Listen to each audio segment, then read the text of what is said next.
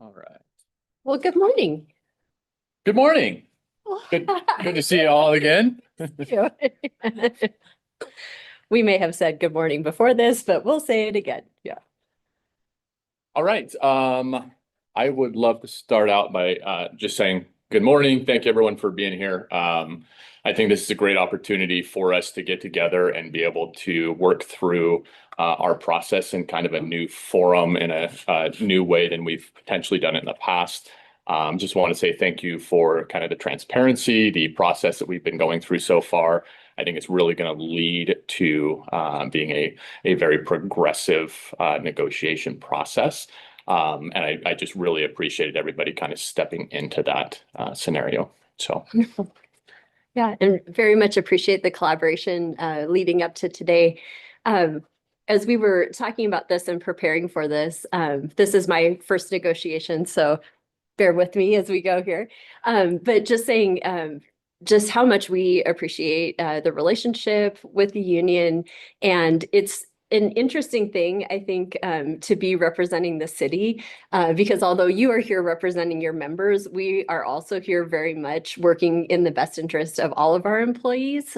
So while your firefighter members certainly are union members, they're also our employees. And so just want to start out by expressing our appreciation, both for the partnership between the union and the city, but also, of course, for the folks that we are all representing here today. And I think our conversations leading up to today, there are definitely some great shared interests that we have identified, things that I think will lead to good proposals, good conversation, and just really look forward to working through the process and landing in a good spot that does right for our community, for our employees, for your members, and just have a productive and collaborative approach. So awesome. Thank you, and off we go. All right. If we want to, I'd like to just have everybody on our side at least do a quick introduction for anybody that's watching so they at least understand who we are. Cam, if you'd like to start. Yeah, Cam Anderson, Sec Treasurer of Local 149 and 6 years with Boise Fire. So I went through Academy with Ryan. All right. Ryan Hutt, E-Board member for Local 149. Like Cam said, 6 years on the department. Jason Shuey, I'm the president for Local 149. Will be lead negotiator for the negotiations. This is my second time doing negotiations with the city.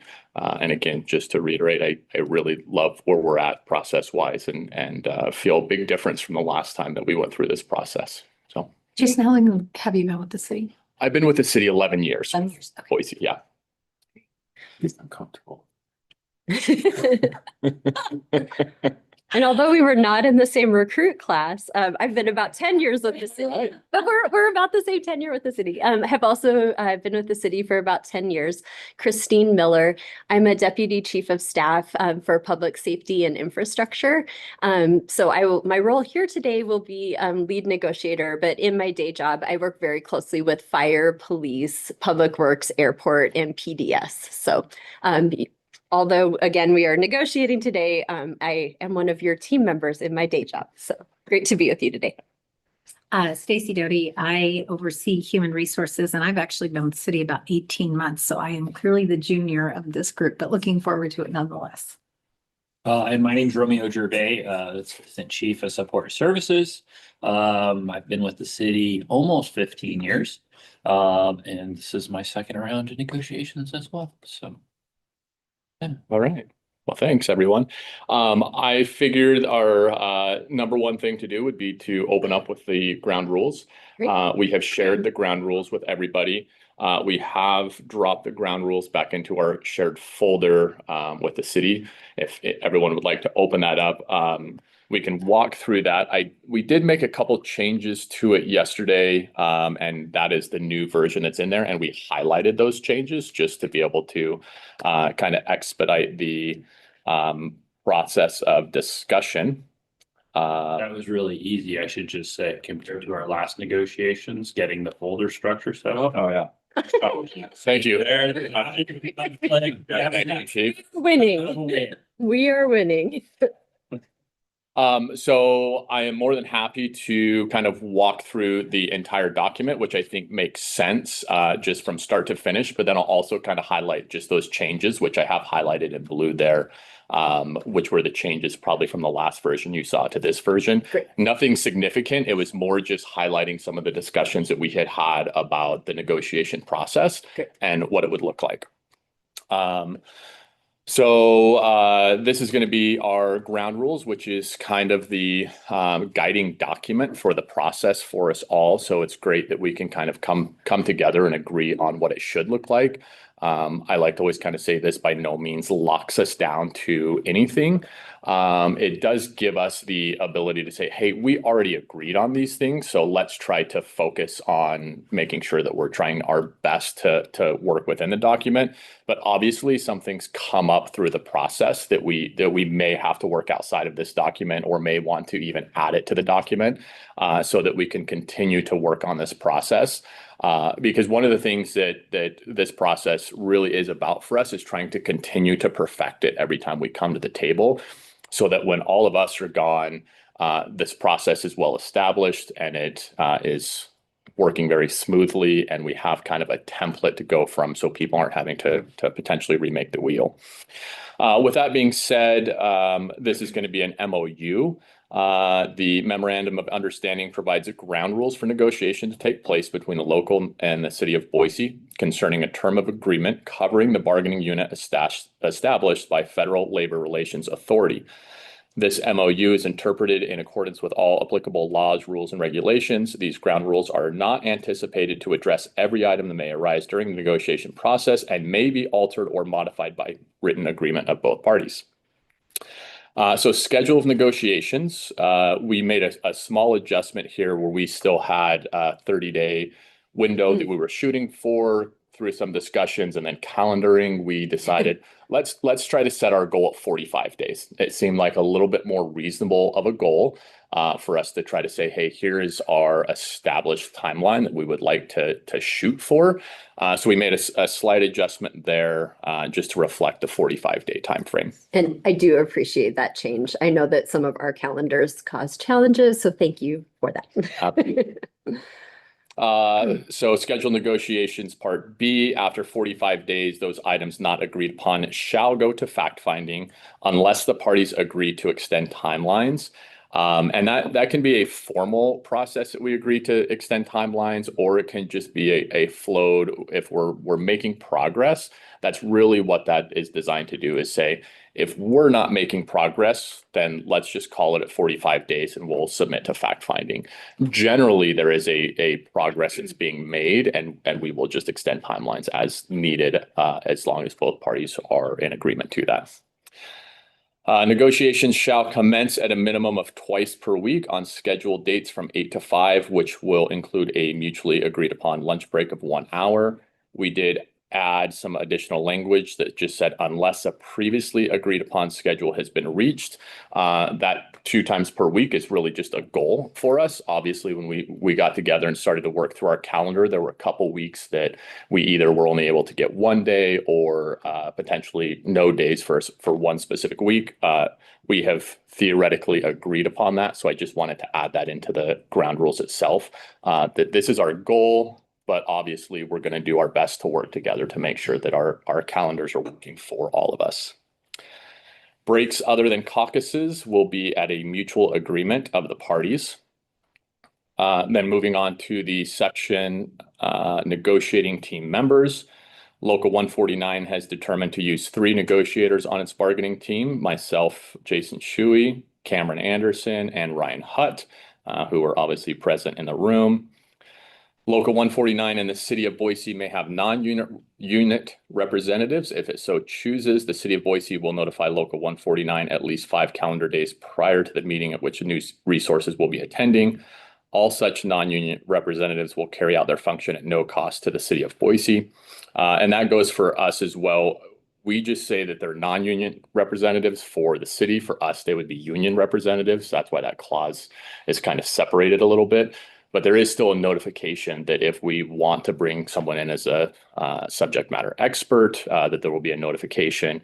If we get to a point where we feel like we would like to bring somebody else in to be able to help support the negotiations in its entirety, for example, an attorney, somebody else in the union, we also will give the same 5-day notification that we would like to bring somebody else in. Only those designated as lead negotiator may make a tentative agreement on behalf of a party. Changes in designation must be in writing and provided to the other party prior to the start of a negotiation session. Each party must have a designated authority to TA at each meeting. And really that language is just designed to make sure that we can make progress, that we have somebody at this table for both sides that have the ability and the authority to make agreements, even though those tentative agreements are agreements that are made at this table, but those agreements don't hold any weight to actual ratification. So that obviously the city has their process where the contract has to be voted on and ratified by city council. We have our process where our members have to ratify the vote as well. We all have to do our best job in representing and signing TAs to the best of our ability to make sure that we are representing that we think this will get through the process of ratification when we do that. We did talk a little bit about scheduling, and based on some of our scheduling, Christine and I had some conversations about if we would be okay with continuing negotiations if one person from each team or one person from a team was not available. And it really made sense to both of us that, for example, some of the proposals I will propose and give some education discussion on. Some of them it may be Cam, some of them it may be Hut. For example, Hut's a paramedic.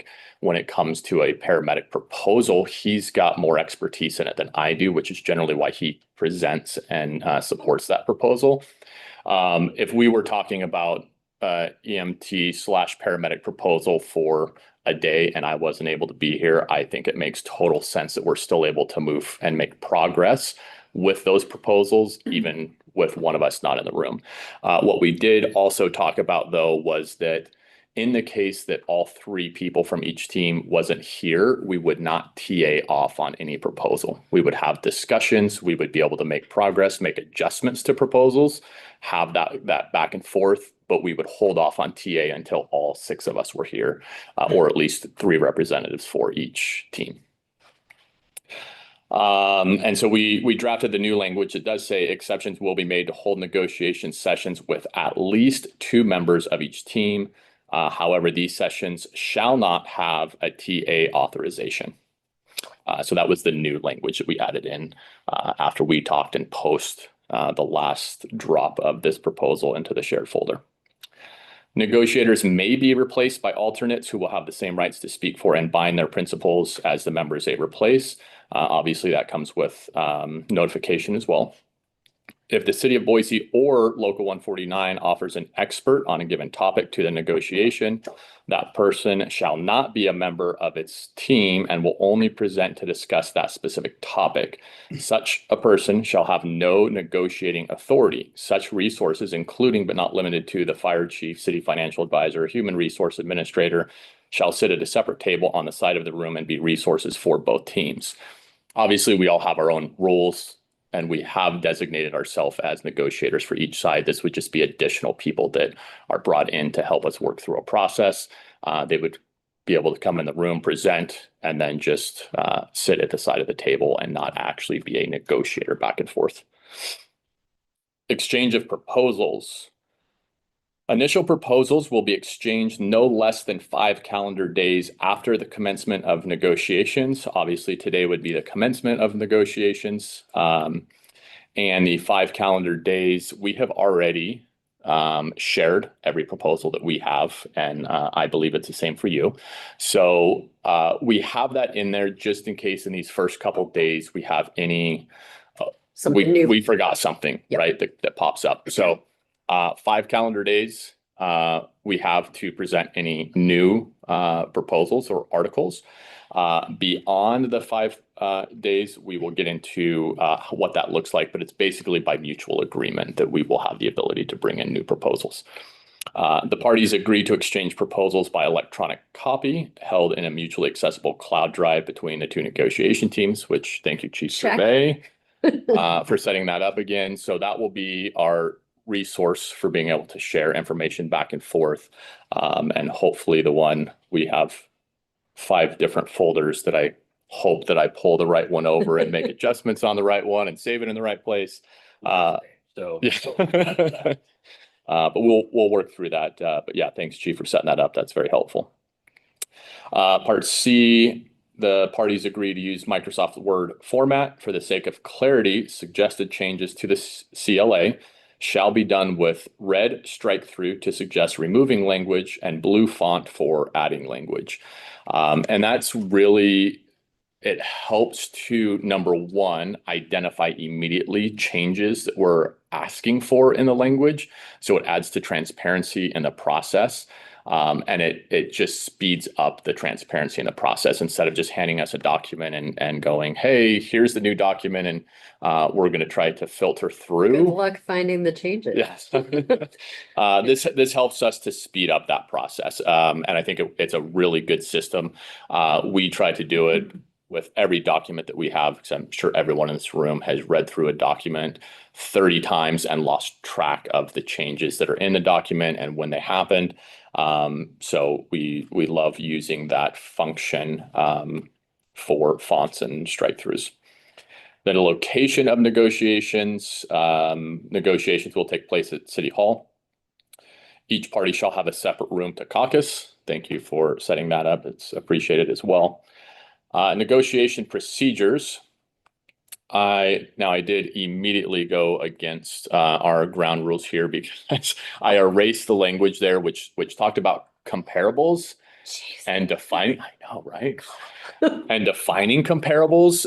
We really haven't done defining of comparables in the recent past. So we decided we all still use comparables. We'll still talk about them, but unless we want to go through a process, and it's a very lengthy process, usually as part of negotiations to try to agree to comparables, we just struck that language. Again, that doesn't mean that we can't, it just doesn't force us to do it anymore through this process. Last time we didn't do it. So it was in the ground rules, and then we never defined any comparables through the process. We each just had comparables that we thought were reasonable and went through with our proposals with those comparables. That makes sense as to some of the historical digging. I was like, I can find what we presented, but I don't know if, okay, thank Yes. you. That clarifies, that actually clarifies something. Yeah. I was like, how did we get there? Yeah, and Okay. and I really think the process again is going to lead to here are some comparables that we're using for something, and here's the reason why we think it's a reasonable comparable. What I have found kind of in the past is we all have different reasons to use comparables, and it's really hard to define exactly what they're going to be unless you spend years kind of prepping and putting all those comparables together, and then they become a very historical part of the process. And because we haven't done that, it just doesn't make sense for us right now. So we struck that language, and once I struck it, I went, ooh, I didn't redline it. I'm just gonna be transparent and say that I struck it, but it is in the historical is in the folder. So feel free to go back and look at the actual word. At least we didn't make the first party foul. Party foul number 1 is over here. We'll take it. I think we'll let it slide. All Okay. right, thank you. All right. B, the order of discussion of proposals shall start with MOA inclusions, followed by friendly cleanup language. During negotiations, the parties agree to exchange proposals in paper and electronically. For the most part, we do everything electronically. It really gets messy and is an absolute waste for us to print everything that we need to do just to be able to present or propose. So we have put that option in there. It's either or. If either side would prefer to have paper, I think it's reasonable for us to just request and print as needed. We can easily print here if needed. Okay, great. I think maybe signing the TAs would be the only. Yes. Right? That's Okay. great. Historically, that's what we've done. Is we printed the TA, so there's a wet signature on it. Actually sign off. Come back. Yep. So Okay. that could be the only, to Yeah. me, that would be the only paper. Yeah, that sounds great. Either party may table a proposal or any part of a proposal. And really that just kind of gives us an opportunity to, if we don't feel comfortable, continuing to talk about a proposal, we want to educate ourselves more or vice versa. We have the right to just go, hey, let's just table this one for a little bit. We don't have to caucus. We don't have to stop what we're doing. Let's just table this and move on to something else. And that way it gives us an opportunity to continue moving on in the negotiations and then just come back to a specific proposal or topic that we want to continue to discuss. These ground rules are designed to assist the parties in the negotiations and may not prohibit a proposal or a counter proposal, whether in the form of a single issue or package of issues. When we talk about presenting proposals kind of within that initial 5 days, sometimes what happens is we get to a point where we go, let's put these proposals together because it makes sense for us to say we want all of these, the city needs all of these to kind of stay together because for some reason they're related. So this gives us a little bit of flexibility in saying, if we're packaging things and kind of representing proposals, we still have the ability to do that. It's not really a new proposal. And also a little bit of historical, these ground rules are probably a 20-year process of going through negotiations. For myself, they were an established set of ground rules that we used as our baseline in our last negotiations. So some of these may seem like they are either a little ambiguous or they may seem like, why does that need to be in there? We joke in the fire service that every rule we have has a name behind it.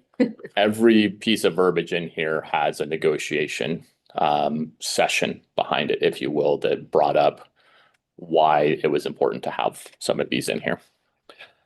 We have some personnel regulations like that. Yes. You can't say it out loud, but we know the rules. Okay, well, somebody did do that. The parties agreed to provide each other within no more than 14 days any new proposal not initially exchanged. After that date, new proposals may be accepted only at mutual agreement of the parties. We always leave this one in kind of in the beginning. We say there's the 5-day rule. We're prepared and kind of have everything, but we never know where the other side is. And so we don't want it to be like so rigid that we're saying absolutely not. This is a little more flexibility in 14 days. Any new proposal should be in by that time.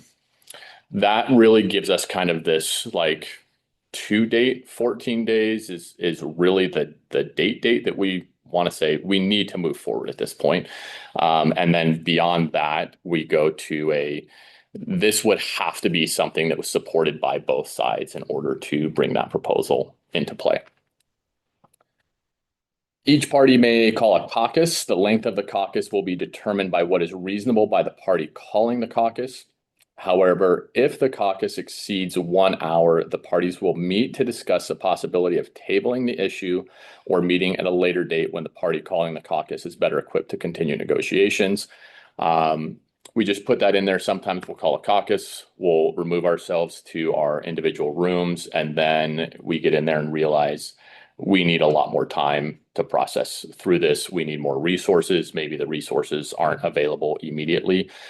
Then we agree to at least come back to the room and decide if it's going to take more time. Maybe we either table that issue to continue negotiations, or maybe we extend and recess in order to be able to take that time and then come back at a later date. That way we don't have one party sitting in a room for 3 hours just waiting without knowing what's actually happening. All proposals and counter proposals will be reduced to writing at the request of either party. So as we go through proposals and make changes, often we will try to make changes in the moment on our computers. Sometimes we'll just discuss those changes. And then at some point we go, hey, we need to stop. We need to kind of get these things on paper so that we are making progress and capturing that progress and know where we're at. So if either party wants to kind of call a timeout and go, hey, let's stop and let's actually get this documented, either party has the right to do that. As proposals are agreed upon, the lead negotiator for each party will initial the tentative language, thereby certifying that tentative agreement has been reached, subject to agreement on the whole. So each specific issue will have, or proposal will have a TA on it.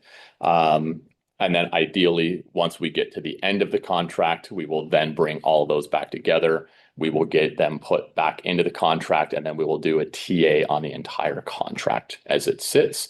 Then that contract is what will then go to each respective party to be gone through in their ratification process. The parties will retain a signed copy of the agreed to proposals upon signing.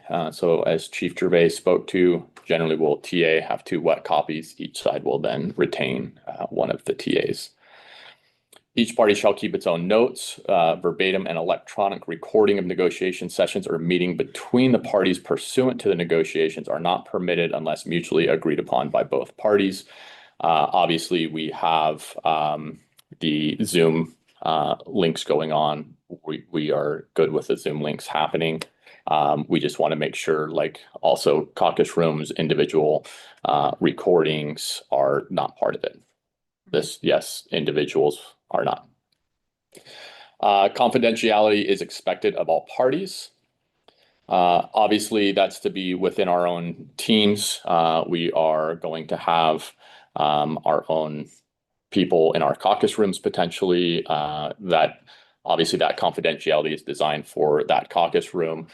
The idea behind it, although we are on Zoom, is to make sure that we are keeping the negotiation conversations relevant to the people that are involved in the conversations, so that we can make sure that our system and our process is good throughout the end of the negotiations. Upon request and extent possible, and to the extent possible, each party shall normally provide an explanation of the rationale for each proposal. We kind of build that into our proposals where we have an intent section. The intent section is a little formal, but it gives a little more in-depth clarification, I think, of some of the proposals. Generally, we'll go through and we'll talk about the proposal, we'll read the intent, and then there will be some just discussion back and forth or some additional information to be shared along with that. And I think that really helps both parties to understand where each other's coming from, which I think is critically important to this process versus thinking that there's some other reason that something is happening. So we have found that that's very beneficial to the process. Each party will respond promptly to requests for relevant and necessary information. The city has been very gracious in giving us information for our proposals. Obviously, when we build proposals as the union, we don't have the resources and the systems for budgeting that the city has. We can request some of those, but it's very difficult for us to be able to cost out to the penny most of our proposals. So a lot of our proposals, we will give examples of where we think something is. And as we get down to the nitty gritty, it's very helpful for the city to kind of share that financial aspect with us once we throw a proposal across the table, and then the city runs back and calculates and runs some numbers to help us make sure that we're on the right track. We throw out a lot of proposals of where we think we are, and sometimes the financial aspect of those is greater than what we expected it to be. So we always kind of say, let's be gracious with everybody in here, because we don't always know 100% of the cost of the city, or we may have missed a part of a cost to the city. So generally, it's never done maliciously.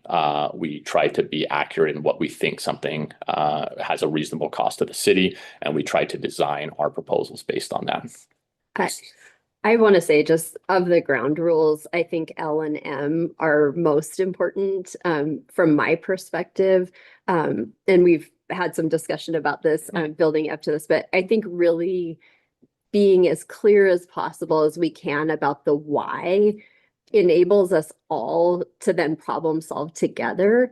The way that I view negotiations is this is just shared decision making, Mhm. right? Like what we're trying to do is identify a problem that we're trying to solve, and then hopefully as this process unfolds, we then are all like, okay, well, if that's where we're trying to get, like, could we get to it this way or could we get to it that way? So I really value and appreciate that, both assuming best intent and to the best of our ability being clear on the why and the intent behind it, because I think that allows us as a negotiation team to work collaboratively and maybe get there in a way that we propose something and you're like, nah, I don't like that, but I see where you're trying to get. Could we go this way instead? So I just wanted to say I really value and appreciate that, and very much I promise to, and I bet my colleagues will agree, just that assumption of best intent, right? Like we're all going to come at things and be like, with our perspective, with our view on it, propose something that we hope no one will take offense just at a proposal. Like it may be like, ooh, that didn't land right. And that was not at all the intent. So I just wanted to specifically call out, I really appreciate those two. Awesome. Yeah, thank you. Thank you. Moving on through to sidebar discussions. Sidebar discussions are discouraged and non-binding. The idea is that we're able to have our discussions here. Obviously, they're non-binding. We don't have the ability to work outside of that. We can have sidebar discussions, and I think sometimes they are beneficial, especially if we're really trying to focus on an intent, of more reasoning behind something. Having a discussion is not against the rules. We just can't be negotiating kind of behind closed doors there. So those sidebar discussions, we'd like to just point out that we shouldn't be having sidebar discussions for negotiation, trying to negotiate. But we can have the sidebar discussions to just try to gain clarity, to gain understanding. And then we will basically bring those discussions back to the table here to have the formal negotiation of them. I kind of jumped right into B. Sidebar discussions may happen as a way of clarifying discussions or communicating information between meetings. However, those discussions are non-binding in negotiation sessions. Email should be communicated to the entire group of negotiation teams. And then execution, once finalized, such agreement shall be executed by a dated signature of the lead negotiators. The last dated signature shall be the execution date. And that, even though it has the lead negotiators and an execution date, we use execution date, but we have a date in the contract that is when the contract actually starts. The execution date for us here is just the execution date for the negotiation process, saying that we are saying that we are done with the process and we are agreeing that we are done with the process. But it's not the actual start of the contract. Effective date might be Correct. another term for when the contract goes into effect. Yes, absolutely. Ratification and City of Boise review. I didn't remember if you called your process a ratification or not. After execution, the parties agree that the executed term agreement shall be referred to Local 149 for ratification under its bylaws and the City of Boise City Council for final acceptance. Upon ratification, Local 149 will notify the City of Boise in writing that ratification has taken place. Upon final acceptance, the City of Boise will notify Local 149 of the executive vote. So our process, ideally, our contract ends at the very end of September. We have a 30-day notification period where we have to give it to our members and give them the entire contract so they have the ability to read through the contract in its entirety before we're able to actually hold a vote of the contract. So the sooner we can get that process started and these negotiations done and get that contract out, the quicker we're able to have that vote. We do communicate with the body on at minimum monthly basis as we go through our standard union meetings. So we will continue to communicate with them where we are in negotiations, what we have landed on for TAs. So they do have a lot of notification where we are in the process. And so that vote is really just here is everything in its entirety. And we do the same thing for them. We redline the entire contract with all changes in it so that we can expedite and be more clear and transparent in what has actually happened and changed in that contract. Will that document be shared as well? We That final redlined? Yes, we Okay. generally, what we'll do at the end is we have a red line version and then we have an official copied version. So we TA the official copied version, but we have a shared red line of Okay. of the entire contract. And that way it's the same going to both sides. Perfect. And They're there's, super fun to do that, just so you know. yeah. I don't have to do that, right? That's not what I signed up for. Wait a minute. So formally, that is the end of the proposed ground rules from our perspective, and we are open to any discussion, comments, concerns. Yeah, I mean, let's go back up to the top. That's a bad start. and- I wanted to get, you know, It's blue font, right? I- Is that what? I mean, I think it's a good sidebar discussion that maybe isn't in the ground rules, but I think is a pertinent discussion. I would rather get through a proposal, talk about the why, than inject a bunch of stuff that I'm like, well, what about this? And we sidebar. I'd rather get your whole thought process out on the table, whether it's a proposal or whatever. And then we can come back and talk about it, but I don't want to. I mean, if there's a quick clarifying question, I'm okay with it, but I think let's get through a proposal. And then we'll go back and we can work through a proposal and ask clarifying questions, because I feel like at times, like in the last one, we were jumping into particular issues and we were derailing the overall discussion where let's let you guys present or let us present, and then we can come back and ask clarifying, point out, challenges, whatever. So I think that format might work better. And so it's not a knock on the sense of I want to go back to the start. It was just like, I really wanted to hear the whole thing and get through the whole proposal first. Right. And then we'll come back. So, so from my standpoint, I think that's a better way to approach it. So, Sure. So not a knock. It's not a bad thing to go back to the beginning, but I think it's 99% there. The first question was Federal Labor Relations Authority. Should we be, well, I guess we should be probably referencing Idaho code there, either in lieu of or potentially in addition to, right? Because that's really how you guys were established in Idaho, at least, right? Is the Idaho code 44-1801? Yeah, I mean, that's what refers to firefighters as a bargaining agent. Right. And I'm more than happy to cite that as well. There is a specific reason that we generally cite the Federal Labor Relations Authority, and that's because if it does go to a court process, there's a lot more documentation under the FLRA laws that apply to our process. They apply to good faith bargaining, which is not addressed in Idaho code. They apply to some other issues as well. So I'm happy to add any. We can add the Title 44 statute into there as well if you like. I don't have any heartburn with pulling the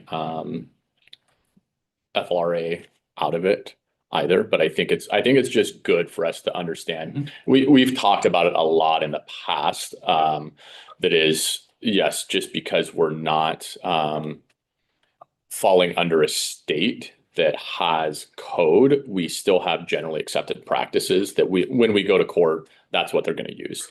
So it's always good to just kind of have that reference, in my opinion, left in there. Yeah, I think the overarching with the Federal Labor Relations Authority, there is certain provisions that, as you're alluding to, Mhm. are kind of status quo that The real charging language though is that Idaho statute which Mhm. says, hey, you can establish, you can do this, Right. right? You have this authority. That's really at the end of the day, that's where the rubber hits the road. for Yeah. that particular one that gives us the authority to have a union and all Yeah. that stuff. So, And to negotiate. and negotiate. Yep. So yeah, I think, like I say, whether we strike it or whether we add it, I'm amenable to probably. It either. feels weird to have it in there, given that generally the FLRA applies to federal employees. And so it may cause some confusion leaving it in there rather than just stating the authority comes from the state code, which is Mhm. what you just Yep. said. So Yep. The FLRA, even though it's federal, it refers to both public and private sector for everybody. Mhm. So it's not just federal union, federal labor, federal workers. It applies to everybody. It's the Federal Labor Relations Act refers to all unions, whether they're going to be public sector, private sector, government entities. So it does give us quite a bit of authority. It is a governing kind of document, if you will. It's very similar, I would say, to I kind of refer to it as like OSHA. We're technically not an OSHA state, but when you go to a court process, they're going to look at, well, what is the standard? What is the generally accepted practice? And that's where the FLRA is going to come into play because we don't have it defined in our state code. We have very limited definition, and that's just based on our state itself. With that, I'm happy to add in the state statute title. I think that would be the most kind of preferred and reasonable way to do it from my perspective. I just typed in your document. Is that what you want me to do with red lines? Yes, that's totally fine. That makes sense. Yep. So I just added pursuant to Idaho Code 14801 and once again, so it'll show my proposed change there. I'm seeing Cam and not you for some reason, but I may have opened up our, This might be our Google Drive one. Or Yeah. through Trello. it may be defaulting to my Google Drive. So oh yeah, I'm presenting off of my Google Drive and you pulled and are redlining off of the shared folder. The only one that I see on there is Eastern one. That's logged into the document right now on the shared folder. Yep. That's one of these two over here. Yeah, because I just pulled it up from my. So I did add. Perfect. Once again, I think maybe we can either talk this after we go through these and just confirm changes and Yeah. come back together, maybe. Yep. Would be the best. Yep, that sounds great.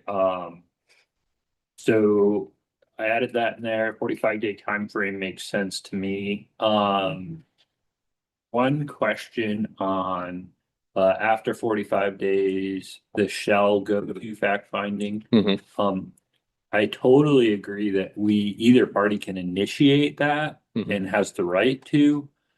Do we want to be that strong, or should we just say either party can initiate after 45 days or something like that?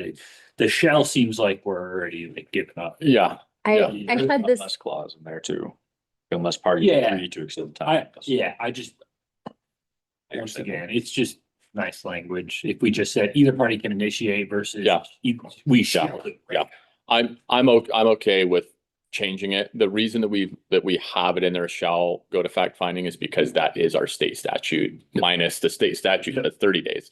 Yep. So it says every issue that is not agreed upon shall go to fact finding at the end of 30 days. I'm okay shifting that shall out of there. I do like the idea that it holds our feet to the fire a little bit for both sides, right? If we're delaying, there's kind of this benchmark out there that kind of gives us a little bit of, hey, we need to figure this out. We need to come to the table. We need to make some adjustments if we're getting closer to that 45 days. So that's the reason, and we'll talk about it when we ironically get into our fact-finding proposal at the kind of at the end of one of these initial days coming up. That is the value of having those proposals in there, is that for both sides, it goes, I don't want somebody else to be making these decisions for me. I want us to make those decisions. So I'm going to do everything I can to come to the table within this time frame to make those things happen so that I don't have to put it in somebody else's hands. I think with A saying the negotiation shall commence and then conclude within 45 days, to me, I feel comfortable having more flexibility in B because we have A saying 45 days is our target. And then either party may initiate unless we agree to extend. Like those two feel, if we're okay with the change in A, then the change in B feels Yeah. good to me. Because I think we're stating that shared intent of like, we're not going to drag this out forever. Yeah. We really want this to be a tight process, a transparent, collaborative, clean process. Yeah, I'm totally good with that perspective. I understand it. And Second part B of that discussion is do we want to include any references to mediation? Because that would be our normal process is normally we try to mediate before we go to fact. I know it's that gray, right? Because Yeah. state code basically doesn't necessarily go that direction. It goes direct. to Right, fact-finding. right. I agree with you, Chief, and I think that is something we definitely should put in here, because we have used that process in the past. I believe that process, we use it in a lot of other things that we do, and I believe that should always be the first step, is a shared mediation process to be able to get there. So we can add in What about, a mutually agreed upon mediation process, just to be able to kind of speed up and not have to really come up with a mediation process on the fly in the moment. It gives us an opportunity when we get closer to go, boy, this looks like we need some help. Yep. Let's draft what we think that mediation process should look like. yeah, I would almost see I it, like that. maybe we add a second sentence there. So the first one is after 45 days, either party may initiate mediation, unless the party has agreed to extend timelines. And then the second sentence is because I think we do want to recognize state law allows either party to go to fact finding after 30 days, Yeah. right? So it could be a second part is that either party may enter fact finding or initiate the fact finding process. Yeah. Too. I think it's two separate thoughts. Is really, I think we're agreeing to the mediation. I don't want to say outside of, but in, Yeah, in support of, Part of it's in support of really is what our it is. Yeah. processes. Yeah. Yeah, and I could guarantee the state would be very supportive of a process that allows us to work through it first before going to fact finding.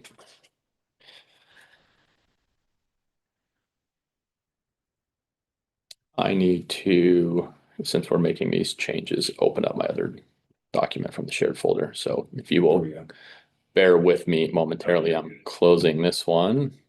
Y'all, this is the hardest part, the scheduling and the shared folder. If we can get through this today, we're golden. We got the TV going. Yeah, we're okay. We got this, you guys.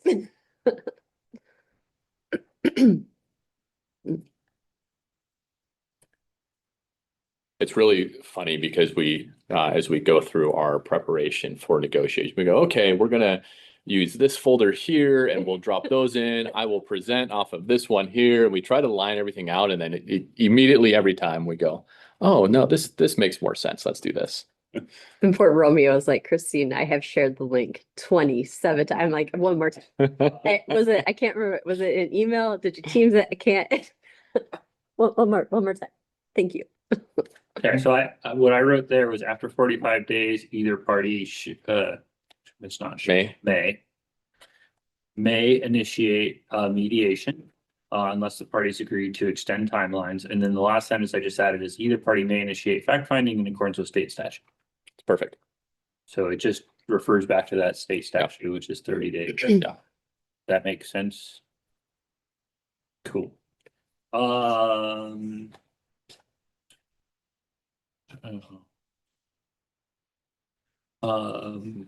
I think Do we're we- good with. I think we are. I think we're My good with only Steve. question there was just, do we want to call out our schedule there, or are we just good with?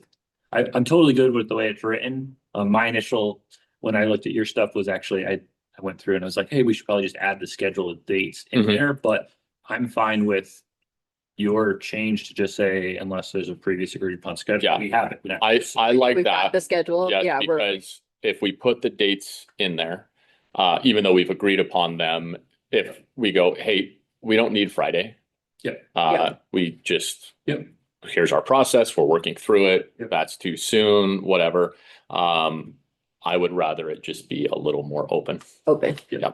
And I'm assuming if a kiddo has a doctor's appointment or something pops up, we can say at the beginning of the day, we'll need to end at 4 today instead of 5. Yes. Just making sure we're all on the same page there. Okay, okay. It is summer after all. I'm assuming something at some point may come up Yeah. between. So true. I am just adding in our bargaining team. So rather Perfect. than saying you're establishing that, I'm copying and pasting over from my other red line document. We can.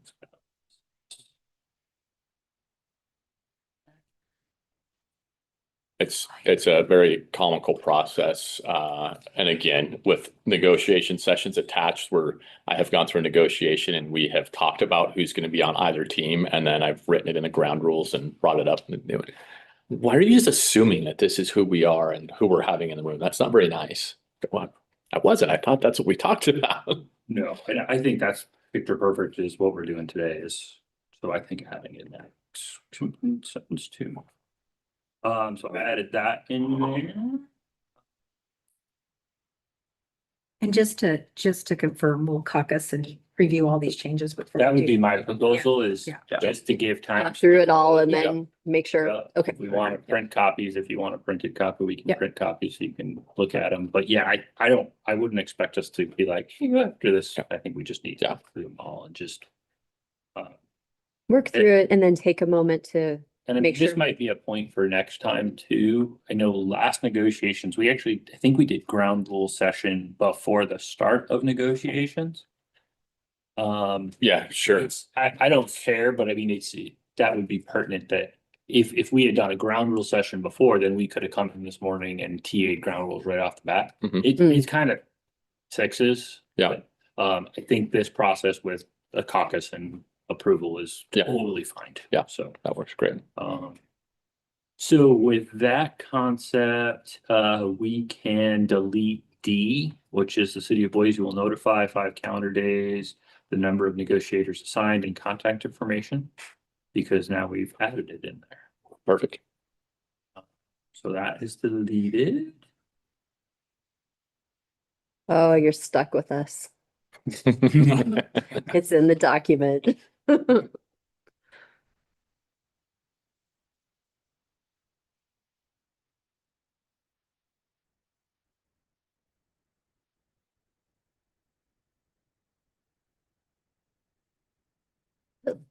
I just want to clarify, so I'm moving down to F in that section. So if the city of Boise or local 149 offers an expert on a given topic, so that one. Mhm. I just not knowing where we may take this, would you all be open to such resources include but are not limited to the fire chief, financial advisor, human resources administrator? Like, just in case there is someone else that might be helpful, is it okay to leave that a little more expansive? yeah. Is that Happy to Okay. do that. okay? I'm saying things, but then not typing. Are you Yeah. still typing, Romeo? Okay, Fine. thank you. We're gonna figure this out. And it seems to me then, of course, they would be shared resources while they're in the room with us, so Yeah. everybody can ask questions of them. They, however, they are advisors and are not advocating. I think you said that in the, like, they are not negotiating, they're Yeah. not, right, like Yeah. advocating, negotiating, but they are here as subject matter Yes. experts. So some clarifying language agreeable there. Yeah, I'm happy if there's any language adjustments that you want to make to it. really the goal was bringing someone into the room doesn't make them a negotiator. Okay, That's all it was trying to make sure we have established who the negotiators are. You also have the ability and the right to say, I want to replace one of my negotiators with one of these people, which is totally fine. We're just trying to keep consistency in what we're doing and just because someone comes in the room that's a resource for you to present a proposal does not make them an actual negotiator. And same would be for us if we bring someone in to help us present a proposal. That's all they're there for, is just to present a proposal for you to be able to ask questions to. We have a couple, an example that I would give. We're fairly well versed in like our wildland deployment system, but we could very easily say, hey, we're going to bring somebody in for the day to talk about the wildland deployment proposal and give us more of an expert opinion and be able to answer questions better than I can. That doesn't mean they're here negotiating for us. They would be here as a resource. We would ask questions, you would ask questions, and they would just sit at one of these tables in the room for as long as we needed them to. If we're stupid not to take the experts. Okay. At least input, right? Yeah. Like I say, why Okay. wouldn't you listen to? and that's what our intent was, is like, Yeah. maybe we could just make this a little more expansive so that it doesn't feel like we're limited. It's like these 3 people or nobody. It's like, Yeah. okay, like whoever we need to bring in to help us clarify, present information. Each Yeah. side can ask, but they're not advocating. They're here to present the facts and Yes. help us Yeah. get to shared understanding. Okay, I threw a sentence in there that We use that effectively in general orders to say like, none of us in this room are very totally, understanding. the wildland one is a picture perfect one that, Yeah. I mean, I think I have a pretty good grasp on stuff, but the reality is there's people a lot smarter than me. Yeah. So why wouldn't we bring? Right. Kerpac. Or, Great. Right. Would- 401k and right. There's someone who Yeah. really knows that in HR. Yep. Yeah, we're talking MERS last, Yep. Yeah. right, having somebody.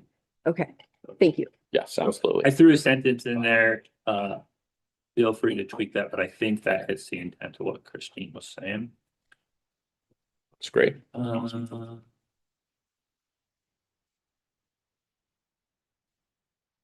Nothing else here, now I blanked on it, so I'm gonna keep moving.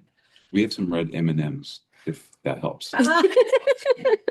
Only your room has red M&Ms. That was good. Does it have an initial on it? Maybe we should have mentioned that to our room. Oh, yeah, yeah. It's like, Mine you- has my face on it already. Printing cook. Yeah. Oh, didn't I have some of those? Knows where they'll wind up. The talked about is I think we talked about this in terms of, I don't necessarily know we need to add any clarification that electronic covers. I think we said somewhere else that they needed to be written exchanges, but I think we're saying electronic. Yes. Yes. Electronic yes. works. It was just either party may ask for a written document. That doesn't mean it has to be Yep. Okay, actually paper Okay. written. I don't know. That's just our pause to go, hey, we need to get some of this down before we lose the intent of where we're at. Red strike through stuff, blue strike through stuff, I think is good. I would say that just thinking through some of my proposals, I may have made some mistakes like you did, so. I don't know what you're talking about. The intent is there, and I think most of our Yeah. proposals are, but I do agree that when we go to that final document for the members and for the city, that's where that becomes super important. Mhm. Is Yeah. that it's very clear so that it's consistent throughout that. There may be some initial proposals that don't have that, or we'll have to tweak. Right. Or something like that before we can even do it before we TA. Yeah. But there could be a couple of. Yeah. I may have missed a couple as well. City Hall, carcass rooms, I think are good.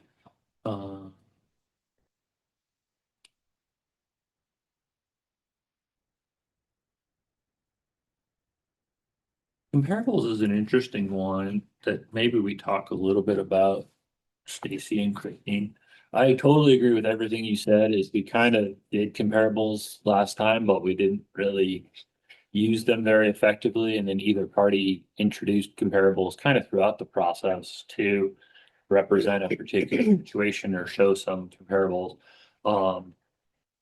Is there any, do you want to have any discussion there on comparables with regards to who we've started to think about? And the reason why I just say that is, if either party wants time to potentially, if you want time to reach out to Spokane,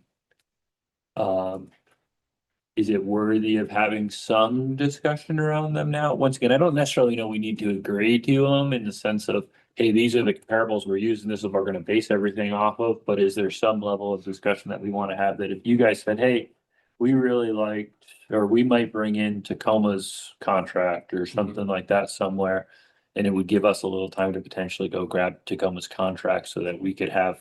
Yes. So I don't know if it's worthy of having that discussion to say, hey, here's some that we've started to look at. Mhm. We certainly have started to look at some. Sure. Just to have some comparables out there.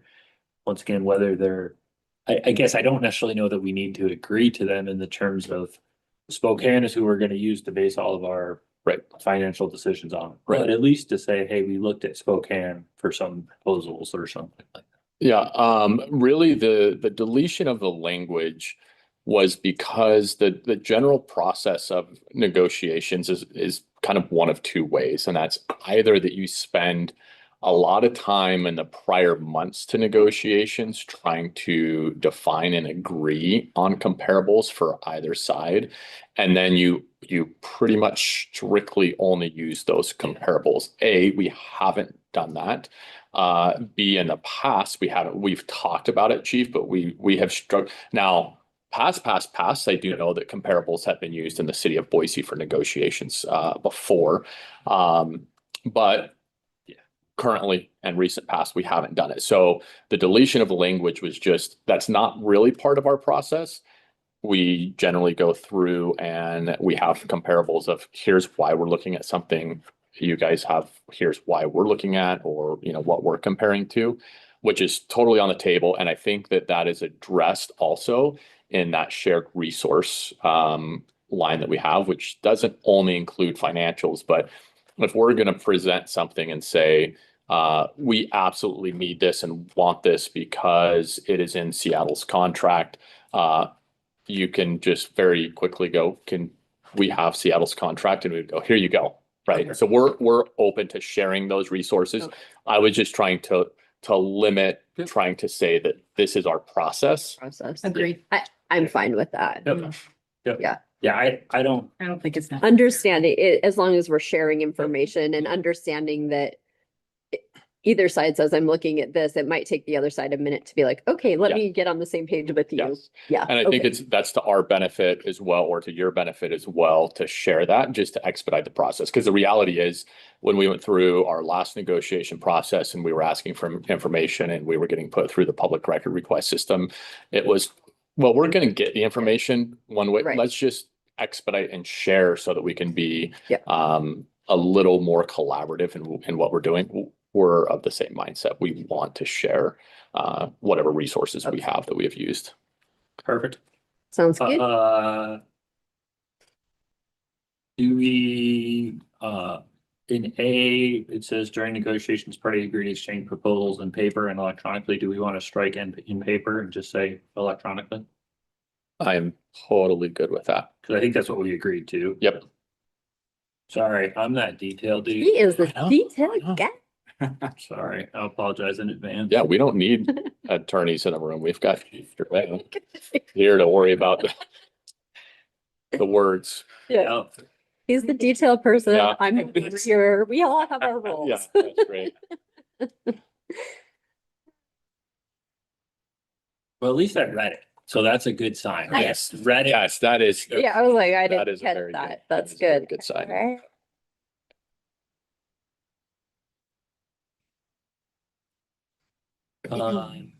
The question on J, I think now, it's basically the verbatim electronic recordings. Do you guys want to add, I mean, I feel like we're violating this rule by broadcasting on Zoom and doing YouTube. So I feel like we should at least, I totally understand what you said, which clarified it for me. Mhm. That this is really intended that we're not going to record sidebar conference rooms and stuff like that.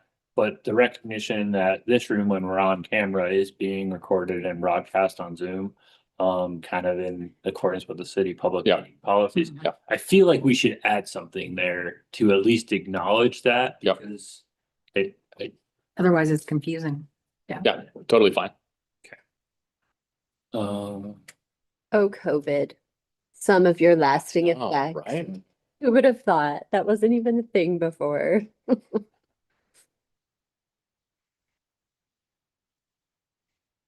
Now you can put pandemic next to that one. Yeah, instead of the It's name. nobody's name, it's a Yeah. pandemic.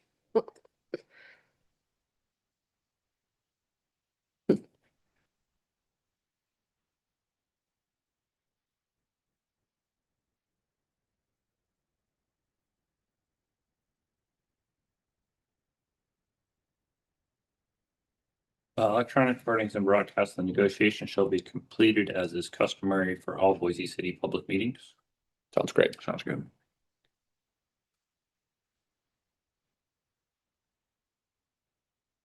I think your discussion on confidentiality makes sense. Within the confines of, obviously, it's a public meeting, so it's broadcast. And I don't, it's hard for me to, that's all, like I said, there is public meeting requirements there. But the concept of intent and maybe some of the sidebars and things like that. So I'm okay with leaving that with the concept that it is public meetings. We can't do out of public meeting discussions and negotiations and things like that. But maybe we shouldn't be going to your members and advocating on a particular issue or something like that, or. Yeah, that's part of it. And also this is in here because our state statute for open meetings is the door or the access to the room, not Zoom. That's more of a city, I don't want to call it a policy. I don't know. Is it a city policy or is it just Probably call it policy. yeah. Yeah, I think at this point it It is, has yeah, become, yeah. yeah. Anyway, so I think it's still kind of pertinent to have in there. Yeah, I think it's fine. Question on sidebar discussions underneath there. Should that email should be communicated to the group, be pulled up to this? Outside of the sidebar. Well, I mean. Yeah. Yeah. Cause that like makes to me, sense. it's like all negotiations. If we're gonna send it, if I'm gonna send you something, I should probably send it to the six of us. To everybody. Yep. So I would just propose striking it out of sidebar and putting it in the standard rules for everything, if that makes sense. That should be where. And I think it's because I'm, It's a lot of pressure.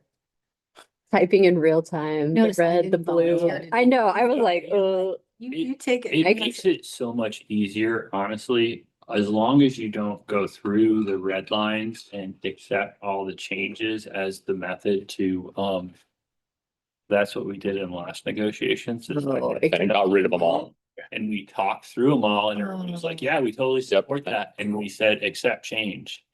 And then I had to it go back disappeared. and reinvent the entire red line. document. Version control. That's when you're really hoping that Word version control has your Yeah. back. Like revert to the 9:15 version. Revert. That'll be my nightmare tonight, Romeo. Thank you. I think we talked through execution and you explained what the intent of that section was with regards to execution Versus effective date. effective. Yep. So I think I'm fine with that.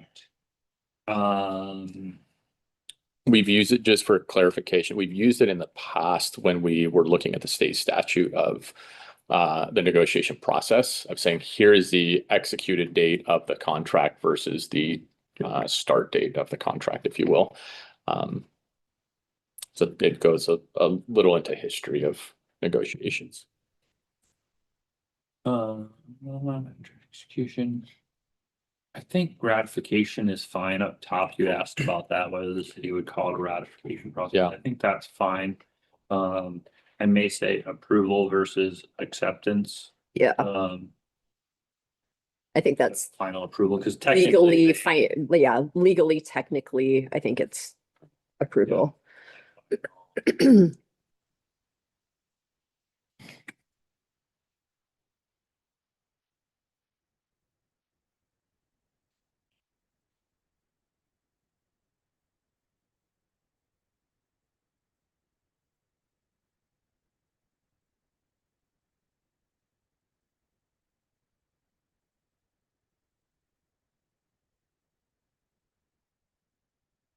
That was all I had. Stacy, did you have anything?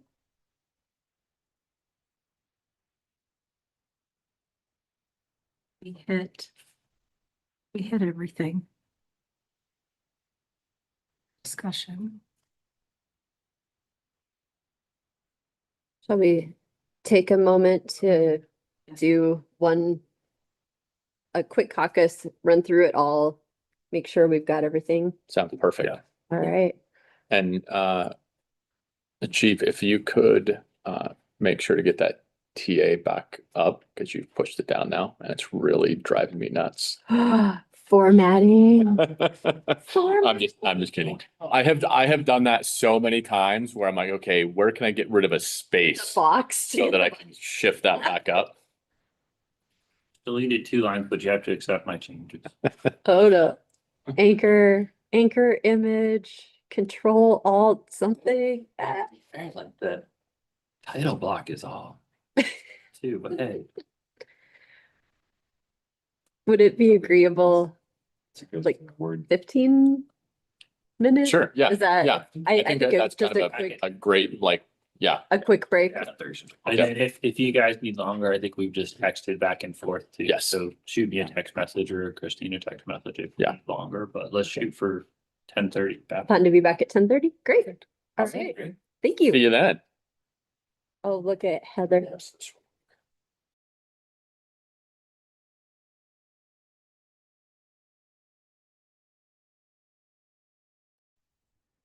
Oh, thank you so much. All right. Welcome back. Hopefully we all had a good quick break here. Do you want to start or shall I? How would you like to proceed? So following kind of the general set of the ground rules, we are at a point where we were comfortable with all changes to Okay, those ground rules.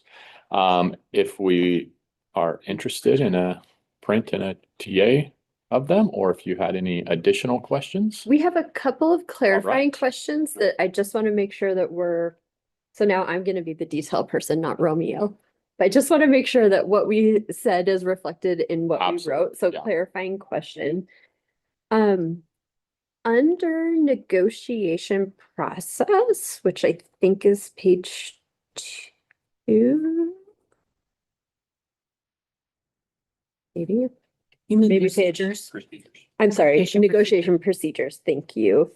Under D, we were back and forth and roundabout on calendar days, given the schedule that we have set and agreed to. Uh-huh. So wanted to run something by you, in terms of, might we change from 14 calendar days to something like 5 sessions?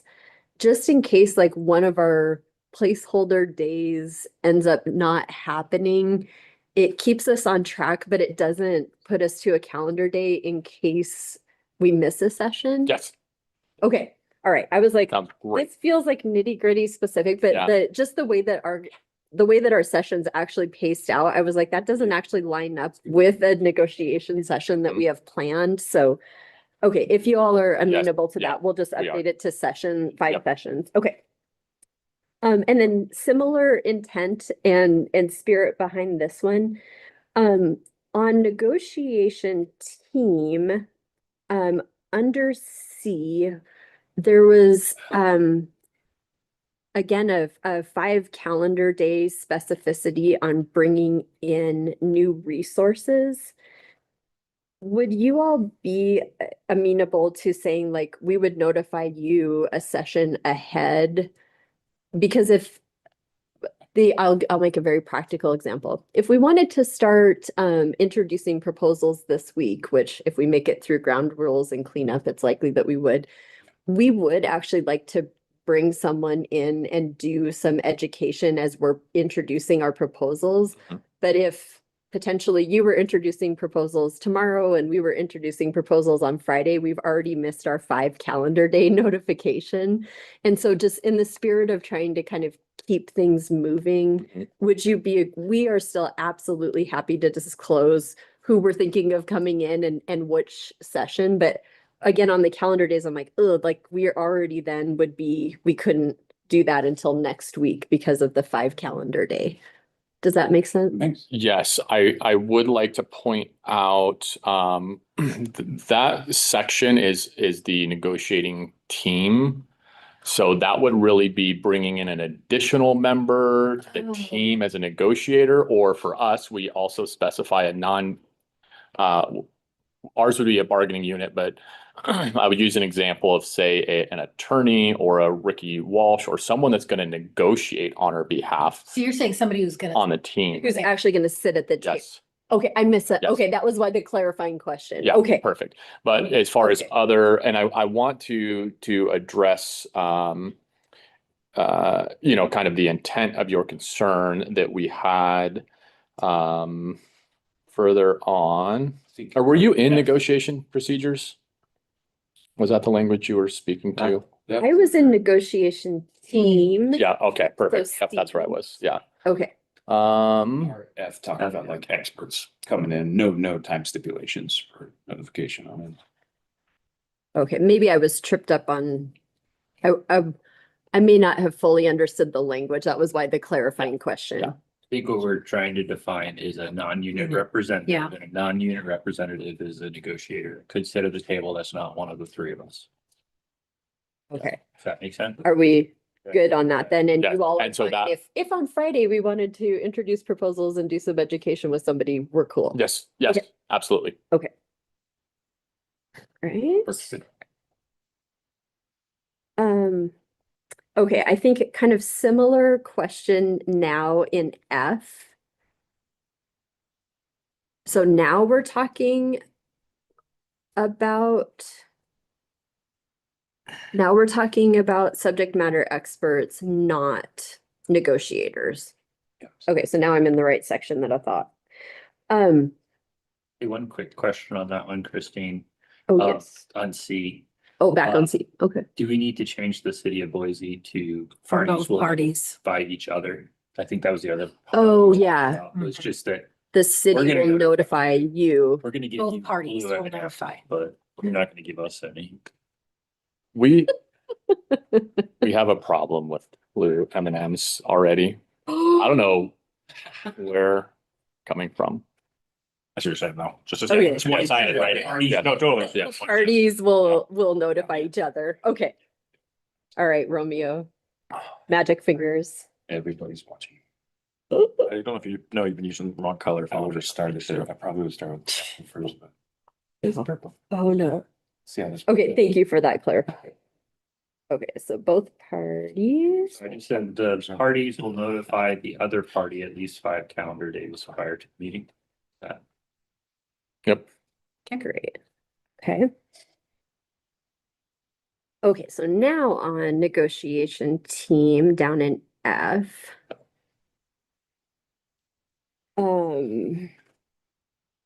So just again, clarifying intent.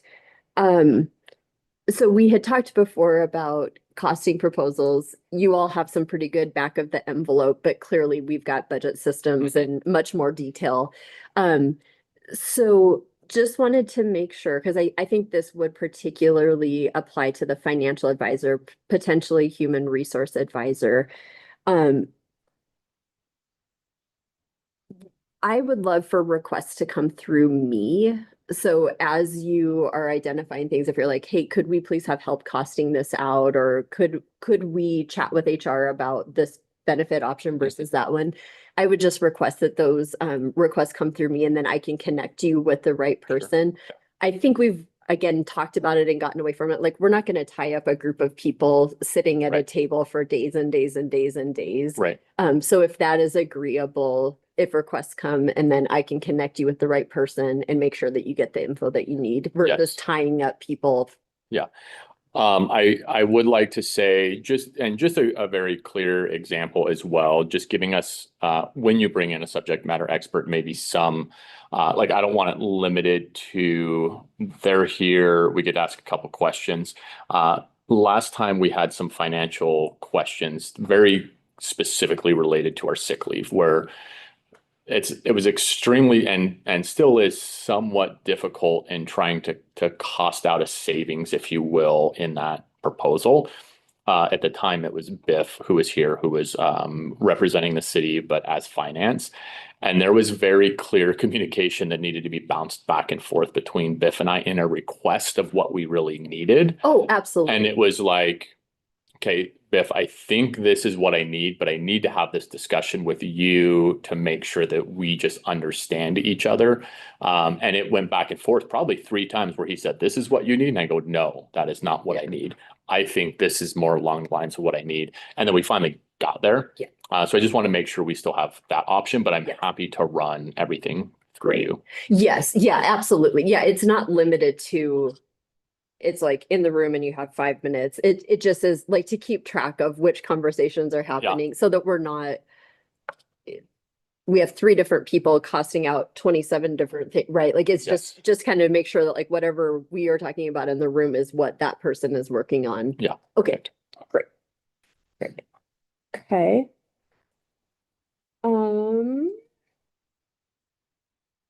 And then schedule of negotiations. I wish I had written page numbers. I think we're back up to page 1 now. I think we had a really good discussion and we have a shared understanding, but I want to verbalize it, make sure that we're there.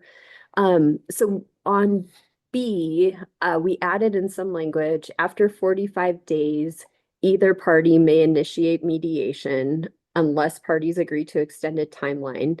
Then we did agree to reference either party may initiate fact finding in accordance with state statute.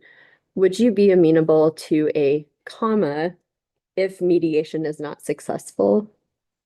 So we had talked about, we would want to utilize Mhm. mediation first, and Mhm. that's traditionally how we've done it. But we kind of put 2 sentences together without the order of operation. Yeah. I agree with the intent. My only concern is that we say we have to do a mediation process, and even getting that mediation process set up could delay us 90 days because we have to potentially use a federal mediator to get that scheduled, to get on their calendar. And it could take a long time to go through that type of mediation process. I could see a reason that we would go, we don't have time to do that. We're going to have to potentially circumvent and just go straight to a fact-finding process, especially if we come up on a contract end date, or we come up on a date that is even beyond the contract end date where we're not really agreeable to backdating things. So I think there's a little bit of maybe in like an and or type of potential. Our goal is mediation. Our goal would be to go through that process. And maybe if we get down that road, and we get to the point where we're developing a mediation process, we can figure out a way to expedite that mediation process, because that's my only concern here. Yeah, I think we're gonna have, I mean, the federal mediation group is fairly well. I think they got non-existent. They doged. did. So I don't know for a fact, but they did, right? we're likely gonna have to have that discussion over if there's an alternative path. Hmm.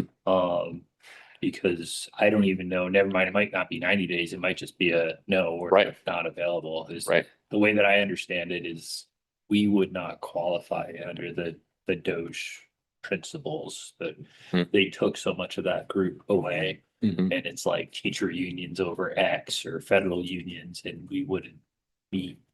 What?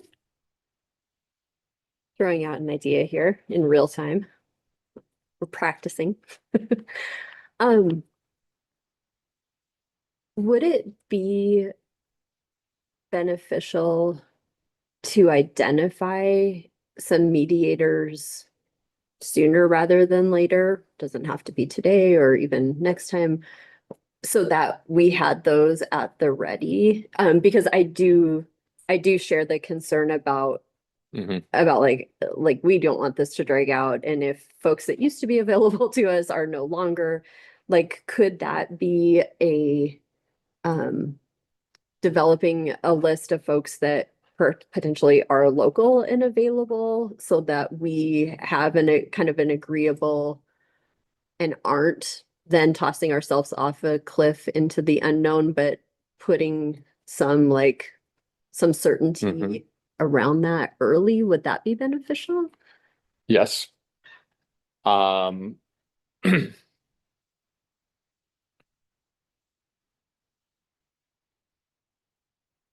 I think if I'm looking at it, I think what I would like to do and feel comfortable doing is just say, we're gonna start working on a mediation process today. And not today here, No. but we'll work on some things, we'll shoot some things back and forth, try to come up with a process that would be applicable to this. I don't think we have to put it in the ground rules. It says either party can initiate mediation, and then either party may initiate fact finding in accordance with state statute. I don't think we can ever pull out and say we're going to ignore the rights of the state statute. So Yep. I would feel pretty comfortable in just saying, let's start working on a mediation process today. We have that as our goal, and we could even add that our goal would be to work through a mediation process first, but still have the either party may initiate fact finding. That way we can start working through that process. We all know that's our goal, is to go through that process. But if we can't come to agreement on a process, I don't want it to delay all of our negotiations kind of moving forward. I think I would be comfortable with the goal language. It's just we talked so clearly about it, but then when I reread that, I was like, wait a minute, this doesn't really. Mhm. So I think the goal of gets us to the spirit of like order of operation. We agree we want to try mediation. We're going to develop a mediation process that will be quick Mhm. in Right. nature. And then of course we have fact finding if we need it. Right. Okay. Yes. Okay. Thank you. Yes. You're Thank you. welcome. I added at the end of that sentence with a goal to complete mediation prior to initiating fact finding. That's great. With a goal. Yep. Okay. That is great. Okay. And we'll make a note and we'll start kind of putting together maybe an addendum to ground rules, or just maybe even a separate proposal. Mediation MOU. Yeah. Mediation process Yeah. MOU or something. I'm fine with that. The glass half full side of me says, hopefully we don't get there. Yeah, So right. how much time and effort do we want I to gotcha. spend on it? Yeah. Maybe we get through a couple weeks and then we're swimmingly going well. Yeah. And we don't waste a bunch of time on it, but I don't think it's bad to at least start talking about it, because I think the reality is the process that we've used in the past, it is. Might not our be existing available. language, I Right. don't think it would be available. Right. Yeah. Yes. Yes. And I agree with that. What we would most likely do is try to go down a process of, there's a couple different mediation processes out there, but probably similar to like a fact finding, a 1-1, and then we have them choose a third mediator. We could go through that process if we wanted, or we could just see very quickly what mediation services are available that are labor management Yep. focused, which is a big part of them needing to understand that base. And then just kind of use that as our baseline. So we have something. But yes, I am comfortable, and we'll start working on it and send some things over. Because I without really working on too do. much. Well, and I really do. I think we all agree, like, we don't want this to drag out forever. So it would be super unfortunate to get to that and then find ourselves in like a, geez, Uh-huh. now we're in a 90-day hold while we pursue something that may or may not pan out. So that, okay, Yep. great, great. Okay, and then the last, oh gosh, now I didn't write down where it was. There was a confidentiality something. Yeah, it's towards the end. Towards the end. It's J of the negotiation procedures. Brilliant. Would we want to add specific to caucus? I'm thinking about what you said earlier, Jason, about like this is a document that lives beyond all of us and could be a blueprint. I do, after all the discussion we had about it's like, and we're live streamed and we're so I was wondering if we wanted to add that absolutely respect the confidentiality, and it sounded like most of what we were talking about was in caucus. Mhm. Clarifying question, did I read that right? Did I understand that right? It's Is that It is right. I mean, I think there's a little more to it. It's a broader kind of process, a broader statement, which again would be, we're not going to try to get somebody in the city to push an issue where we're sharing specific information that's confidential with them, because it ruins our process, right? If we're trying to do all of those things, it really goes into the kind of the bigger picture of really negotiating at the table In good part of the faith. process in good faith. okay? So I'm good with adding a little bit to it. If you want to specify for caucus, I'm good with leaving it as is, where it gives us a little broader perspective of just the process should be kept relatively confidential. We To the obviously parties have, at the table Yes. with the negotiators. Yeah. I mean, I think Romeo referenced that too, right? Like we wouldn't be trying to go and influence our employees, your Mhm. members, right? Like we wouldn't be actively working outside of this process, trying to drum up support for something. Right. So it sounds like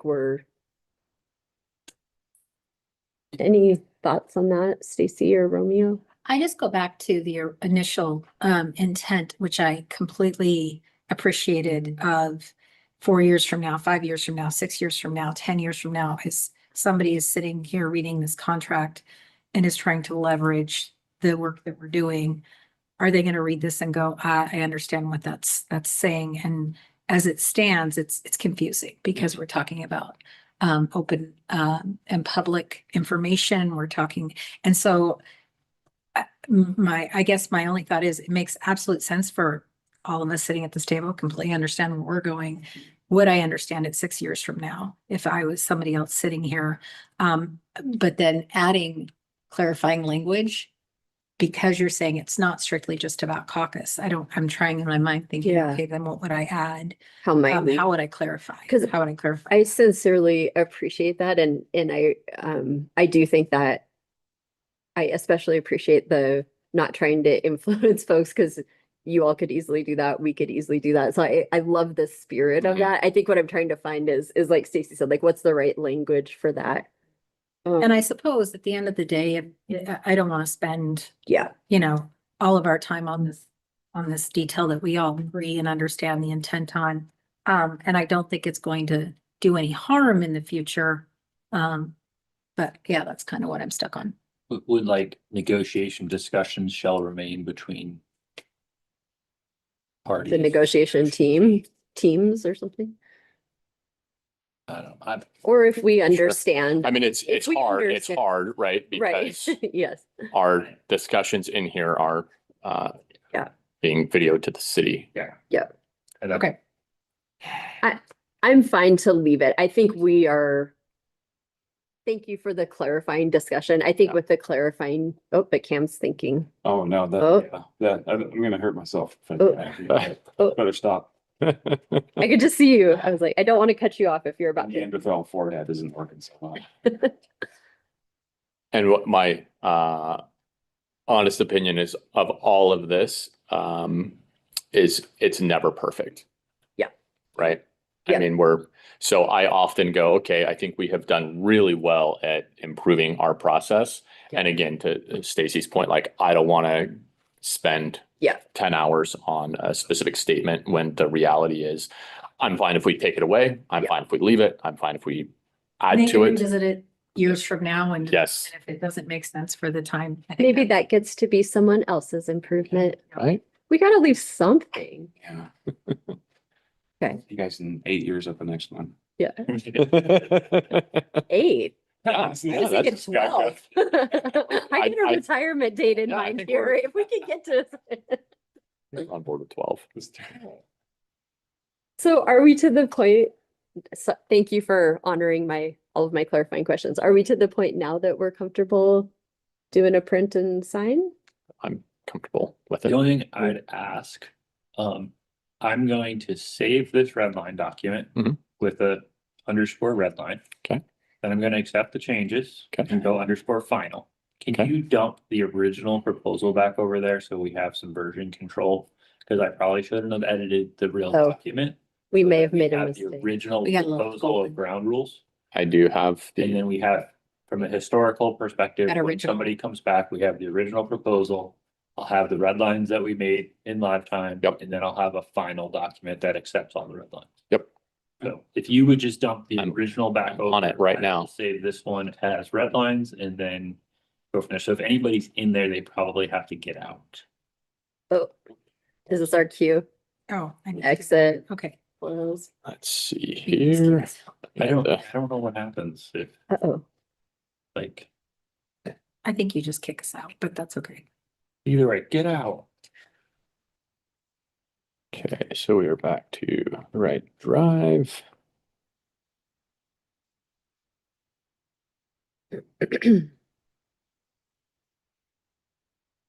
And then Tammy, we're to the point where we may need to engage your help. Please and thank you. Romeo, Alright. do you want to rename the red line one and then I'll drop the original that we'll just say proposed? You did. Yeah, so I've got 3 now in there. You can drop proposed ground rules 2026 in there. Cause I just saved our red lines. Oh, there we go. As red lines, and then I'm working in the final document right now to accept the changes. So we have this. Oh, you already So I think redid the original, or did you? no, if you could please, Romeo, do we need to delete? You The can, if you proposed just ground. drop the one over, it'll just say, do you want to write over it? And you can write over it, cause I have, Oh, now we're getting sophisticated. but I can delete it. Sure, you have a separate copy saved. I have 2 copies saved. Okay. Just in I can case.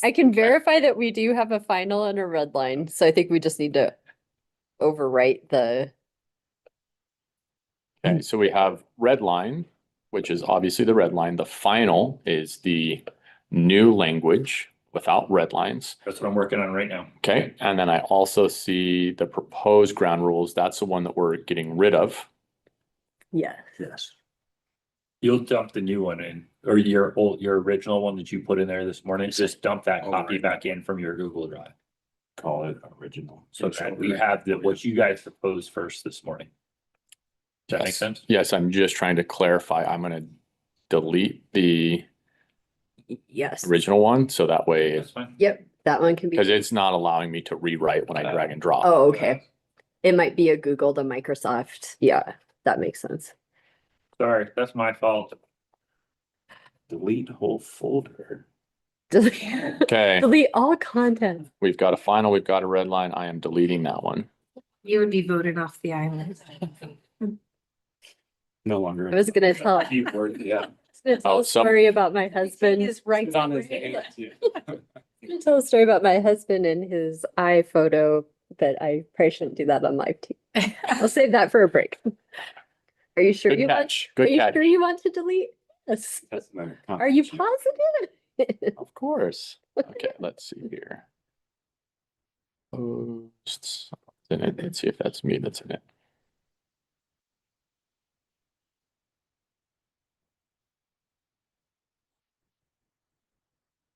One.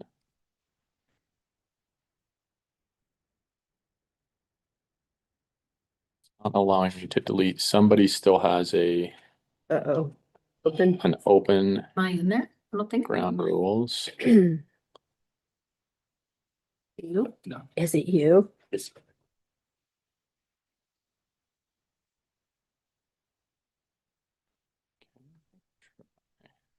Does everybody think they're out? I think so.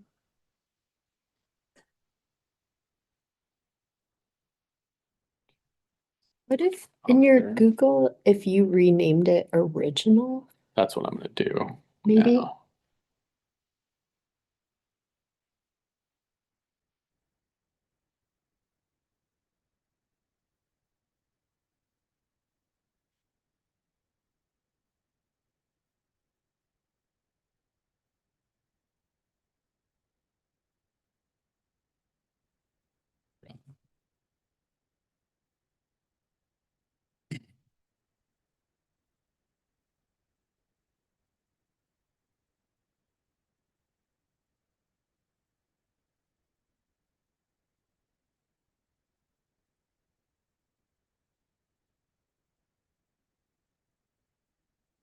All right, we have an original proposed ground rules.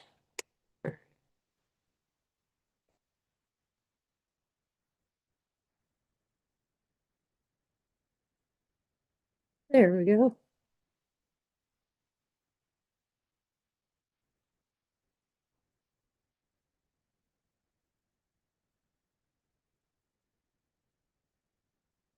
That's another process improvement that we just did there, so we don't accidentally lose the original by accepting all changes. Hey, That was smart, Romeo. well, He's like, wait a minute, I've had to redo this before. yeah. Past me doesn't want to repeat this as future me. To be fair.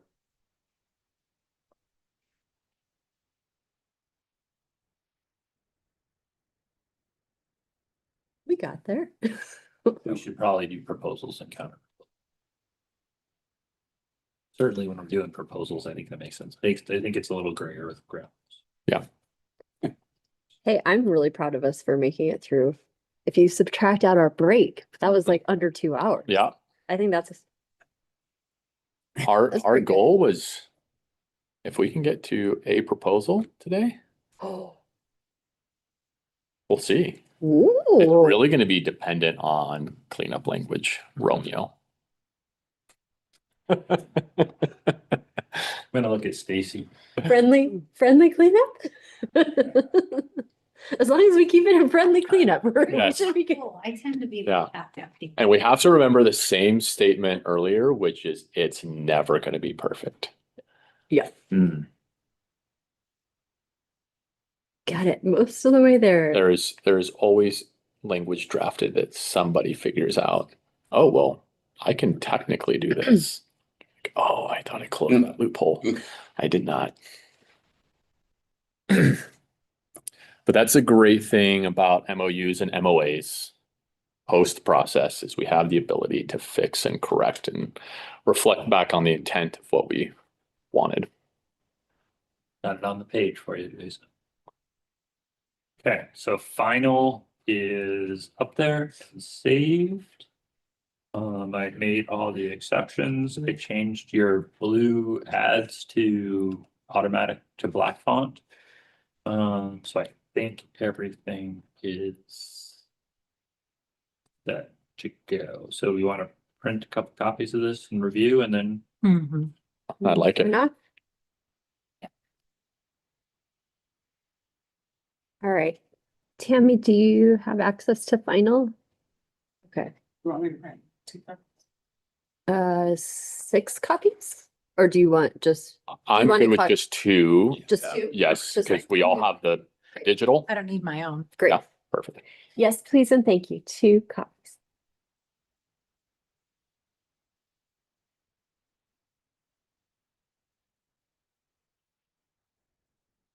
Look at us go. Before noon. I We're know. gonna sign something before noon. I know. I'm excited. Yeah, the blue is still showing as blue. Is it just the reference to strike through and you yeah, I left added? the red strike through in blue font as blue. Are you in exchange of proposals C, Tammy? Final. You may have to get out and get back in, Yeah, I had to get out and get back in. because if you opened it before I saved it, you wouldn't see my updates. Or I can just print it. There's a typo, but Do that. I can fix it before you print. What is it? right here under negotiating procedures. Okay, it's right. But I think there's a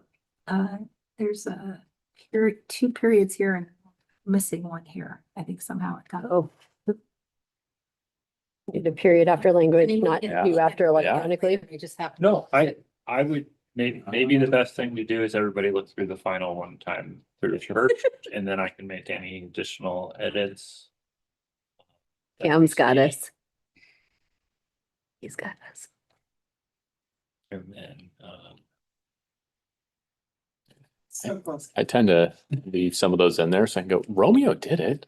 This is a lot better. it Two is- It is, I know, I was like, oh, Like when you know how to spell a word and you go up to the whiteboard. yeah. It's, But the 2 N's or 2 T's, I don't. that looks When you're really doing math at the whiteboard, you're like. Yeah.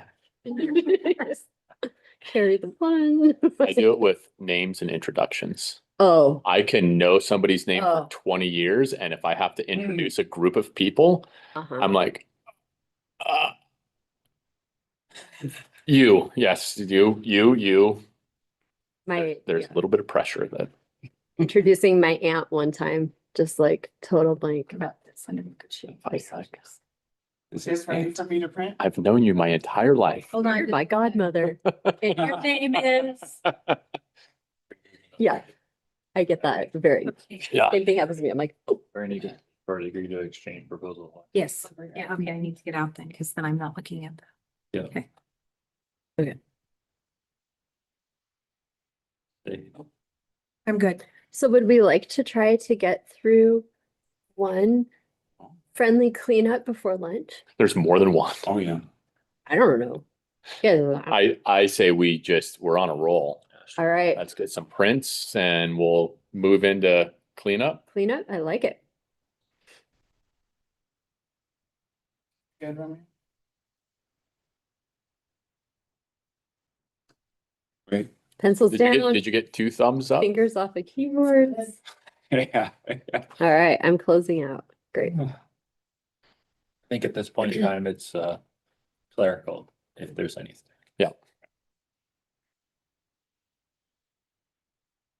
All right. Which we will have another opportunity as we take our TAs into the actual CLA that other people are gonna read. Like. Well, this one we would do. Yeah, you're right. Yes, this is a no. Yeah, Different font Yeah. format. it's a good way to start. Before they hit your That desk. goes. Yeah. Someone else will look at it in I have a similar. in 12 years from now. Double space. I've never done a 10-year. How that contract. happened, but- 6 years is the longest contract I've ever done. 1 year is, 6 months is the shortest contract I've ever done. Oh, That was it was a year, but it was a post oh, start and extremely frustrating. Let's break some records. Let's break some records. I like you all a lot, but it might be nice if we're not doing this again in 6 months. We could just get It's- together. Yeah, it is so, Have a meeting or something. this is so much work. So yeah, let's just Yeah. not do this and do something else. That is a bookend. It's not too long.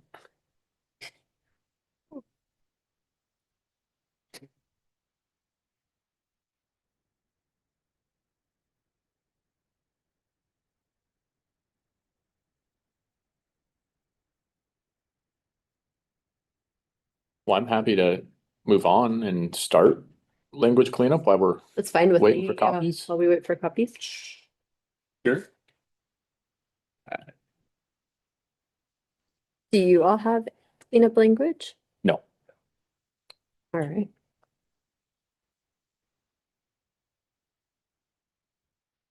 Romeo, Are we starting? would you like to kick us off Yeah. with cleanup language? Trying to get my folder. I was gonna say, and now I need to go through the file folder. Hey, talk through where you're going so I can follow you. So this is the same folder that you were just in with the union. Okay, Uh, In the CLA shared 2026, we have the 6/2 date Mhm. So if you open up 6.2, there's 4 folders in there: proposals, counter proposals, union proposals, or city proposals, union proposals. I doubt we'll get to counter proposals today, but I just did the same file structure for each day Okay. as we drop these in. So we'll drop these into city proposals. Oh, I don't think we need color, Tammy. With the red. With the It's, blue and it's the red, fine. I think we're fine. Yep, Yeah. it is totally fine. Thank you very much. Yeah, it was just that one. We have it in the electronic. We know what we Yeah. need. Thank you. Thank you.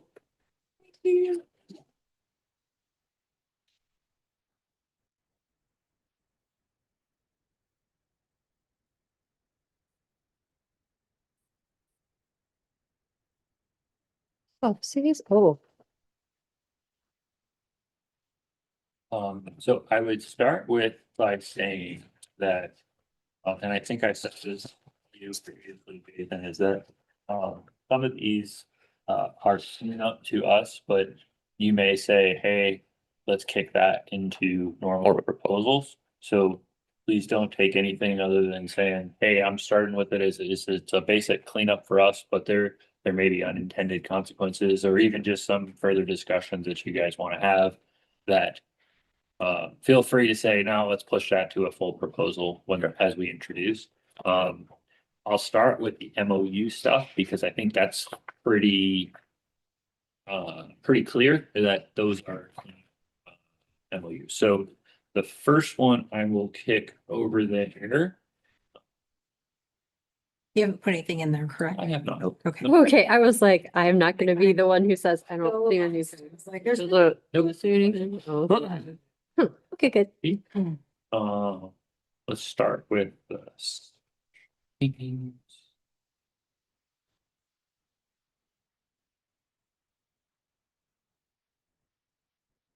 so in proposals now, there should be a app A, so it's appendix A, special teams red lines. So this particular document is our special teams appendix.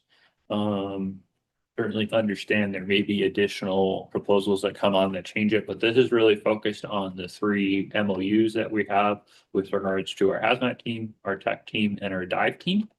So it incorporates the language from the existing MOUs. And I have those MOUs if you guys need to see them or haven't seen them.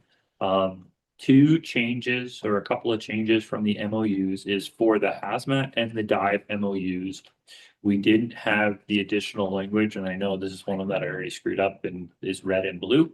But we can change it before the end. The red is the changes from that. The blue is members permanently assigned to the hazmat team shall be hazmat team members. We had that in the tech MOU, but we didn't have that in the dive or the hazmat MOU, but that's the practice that we've been following. Did So- you save a new one? So this can be the original and then you can have the red line version, like as we talked about? We're not gonna redline these. We're I just gonna would say. okay. You know, I would say, let's not redline them, let's do a counter proposal. Do a or- counter. Okay, Yeah, so that it's would, clean. like I say, I think if we all agree to it, then we can just PA it, but Mhm. if we don't, I think we need to do counters and Okay, Okay. just to have that formal tracking to say, here's what we introduced first, here's the counter to it. It would give us time to caucus. The goal with the MOUs would be that we're copying MOU language, so we've kind of already signed and agreed to it. okay. However, this one's a little bit different in the sense that we did provide some additional clarifying language because we had 3 MOUs on the very similar topics, which had slightly different. I think we got better as we went through them. So we had slightly different language in the 3 MOUs. So I could have done them individually, but it all impacts the same sections. Tech had to be different. That had to be different. Chief, can you, as you go through this? Yep. And this one is really awkward as far as like red line and blue line, because I know we've Yep. had red line, blue line MOUs. But just make sure that you somehow highlight the new language that we're trying to just mirror. Yep. So that we catch Yep. where that is. So the red and the blue is all new language. The strike through is removal from the previous one. Now, is that, and I think I was not clear. The removal from the previous, is that the removal from the MOU or removal from the previous contract? So it is removal from the previous contract. So the base text is contract. Okay, Red or blue, and why it's red and blue in this case is because Chief Hummel actually added the blue, so Mhm. it's a second person. So if I type it all, it stays red, but if a second person types, it Right. goes to a different color. Right. So that's why it's in two different colors, is we had a second person had some additional language, and I should have went back and typed it all myself, so it's all red. But the strike throughs are removals. okay, So realistically, in this case, the blue changes should be what's different from the original MOU. MOUs. okay, But really, it just in hazmat, the difference from the MOUs is it adds all members permanently assigned to the hazmat station shall be hazmat members of the hazmat team. That was not in the original MOU. It was in the tech MOU, but not in the hazmat or dive MOU. So I was trying to get these as consistent as possible to each other. The next one is dive, very similar here as well. It's all the MOU language with the addition of that blue sentence at the end, which was not in the dive Swiftwater MOU, but it was in the tech MOU. And then the final tech MOU here is tech MOU language, but it is tweaked a little bit. And this is the one that I kind of sat down with Chief Desolate on and went through it. It reflects our current practices that we have implemented that are slightly different than the MOU. Which really the big being that it gives the tech rescue station the ability to move their 5 minimum, kind of as the captains at that station have. The previous one required approval by the BC to move members and resources across those 2 units. Mhm. That is not effectively what we've been doing. The BCs have been allowing the tech captains to manage their station and 2 units the best way that they see fit. Yeah. So that's what this language represents, is what we're actually implementing today, not what was put in that tech MOU. got it. So those are, I probably shouldn't have started with this one because this one's a little more complicated than. Okay, I picked the next one. It is, but I think a little bit of the clarifying communication up front helped. So I understand the technical rescue one very well, and really it's just a little more added flexibility for the captains, which is the kind of current way, or was kind of the current way of doing business outside of the MOU. As we addressed and created the additional truck, and just for some historical, we created a truck to be part of the technical rescue. We were a little limiting on saying it had to be so many people on this apparatus and so many people on this apparatus, and they're housed at the same station. And depending on who's on vacation that day and who shows up, it made more sense for the captain to be able to go, today makes sense for us to have this many people on the engine and this many people on the truck, or vice versa. And this language really creates and gives them that opportunity. So I really think it's great language, win-win for everybody to be able to manage the department and resources and calls to the best support of our community. I do have one question, Chief, on the hazmat specific one, and Cam, jump in, please. When we initially did, I think the hazmat MOU was the first MOU that we did for the specialty teams. And there was a lot of discussion initially on that about not requiring everybody to be hazmat on those teams. And it really was, I think, focused on a flexibility of, we didn't have enough people maybe for hazmat at the time. And so we said a 4th person didn't have to be a hazmat there, could go out there. Do you know kind of what reasoning and if anything changed on why we started there and then are kind of rolling this direction? I had asked Cam if Cam's To be more flexible with just having to force hazmat members that aren't assigned to those stations, to Mhm. those stations, Right. right? I think that was the main. If that was why we were trying to permanently assign hazmat staffers there, so that if one was off, that we potentially would have enough with the regularly assigned members. But that's how we're doing it now, right? It's all regularly assigned members there on the hazmat. Yeah, to get the bid at the station, you have to be on the hazmat team, not 17 Yep. or 14.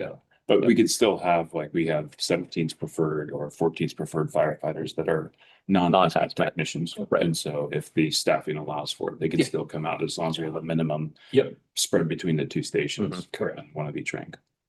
It's just trying to keep the movements as Yeah, limited yeah, as that was- possible, yeah. right? So it's just saying, hey, if you're normally assigned there, it needs to be this, Mhm. where the flexibility comes is if Cam's off, we don't have to fill Cam's spot that has a hazmat person, as long as between 14s and 17s, they have the minimum numbers. Right, this week, that was the big push, like the crew continuity, when we kept talking Yep. about that a lot, Yep. was to Yep. maintain that. Perfect. Knowing, I mean, it's helpful being on the tech rescue team and knowing that situation a little closer, that this is definitely a preferred method. I'm really comfortable with getting this to an official entering of the contract and having a TA on this. Unless you guys have any I don't see anything. that was concerned. any Is specific. there anything for the tech that, is it just past practice about how the tech captain's gonna make those decisions? Mm. Right, 'cause there's nothing Yes. in the language itself. that Yes, says- initially the language for tech was more rigid and more Yeah. limiting, where they had to That's get what it is. approval from a Okay. BC. Which was okay, but it just added an additional step into BCs when those guys really know what they need. And they should be able to manage it appropriately. So, This language came directly from Chief Desolate, because I sat down with him and I just said, Chief, this is your shop. How do you want to handle this? How are you handling it? And he's like, I've never approved a. Right. So I trust the captains. If they're not meeting my expectations, we'll discussions outside. Okay, now, I guess the point was like, could there be this misconstrued about a battalion chief says, hey, I'm gonna make those decisions versus the captain making those decisions? Do you understand where there could be a I potential? do. I mean, I Yeah, still just I- saying, chain of command standpoint, the battalion chiefs could make those decisions. Okay. Like, the staff Yeah, meeting for sure. could say, no, this is how I want you to staff today, just from a hierarchical component. That's not the standard every day. Okay. The standard every day is you run your shift, you run your companies, and but if they need to inject for whatever reason, Still have that freedom. you know, hey, this person is more spooled up on this than that, and captain out there, I'd prefer it to be staffed this way. I think they would still have that ability to say, no, I really want 4 tech members on the truck today because the engine's going out for training down at the training center all day, and I just want 4 tech members out there available. mhm. Okay. I don't think it would preclude a normal staffing discretion of the BCs. It just doesn't specifically say. Something outlined. I didn't know if that was any value or not. Yeah. So with this one, Chief, just kind of from your perspective of redlining and blue fonts, can you just make sure that you've saved a red line, blue line of the initial MOU that we have? So that when we go to communicate this to the body, we've got, here was what we've already Mm. agreed upon Okay. as the language, and then here is now because that's kind of what we're doing, is now saying also here's new language that has not been in an MOU that we're agreeing at the negotiation table to change. And I don't know if it's maybe one document in 2 colors. Blue is this, and then the new language for negotiation is a different color. Whatever you feel is easiest for you. We just need to make sure to have something to communicate that effectively across. I think I can do that, probably not on the fly today. Yes, absolutely. But maybe we can table that, or table this one, if you will, maybe not TA today, and then what I can do is come back next time. With Um, lead. I will, what I would say is anything that's changed from the original MOUs, I'll do in blue or something like Perfect. that. Anything that's, existing MOU language, we can leave as red. Yeah, It may Yeah. complicate matters a little bit, but yeah, whatever makes sense and is easiest for you.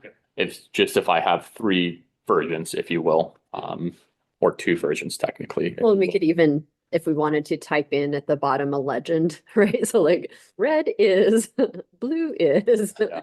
for the members so Yeah. that they can understand. Yeah, Yeah, yes. yeah, I think we'll just do it as like a separate exhibit or something like that, because Sure. the actual final document will Mhm. just be the red line formatting, right? It'll Right. be red or strike through or blue Yep. bad kind Yep. of stuff, right? Yep. So- perfect. All right, yeah, I've got no questions, no concerns, so we can, we'll even say like a tentative TA on that one. A TTA, Tentative the agreement. tentative? The next one is, should be B miscellaneous. So this is wildland captain. So this is the MOU to add the wildland captain. This one is straight from the MOU. The big difference with this particular one, is just, with regards to, there's multiple articles and sections that are impacted by it, and I put them all into one TA, if you will. Okay. The first change is adding wildfire into Article 2, Section C.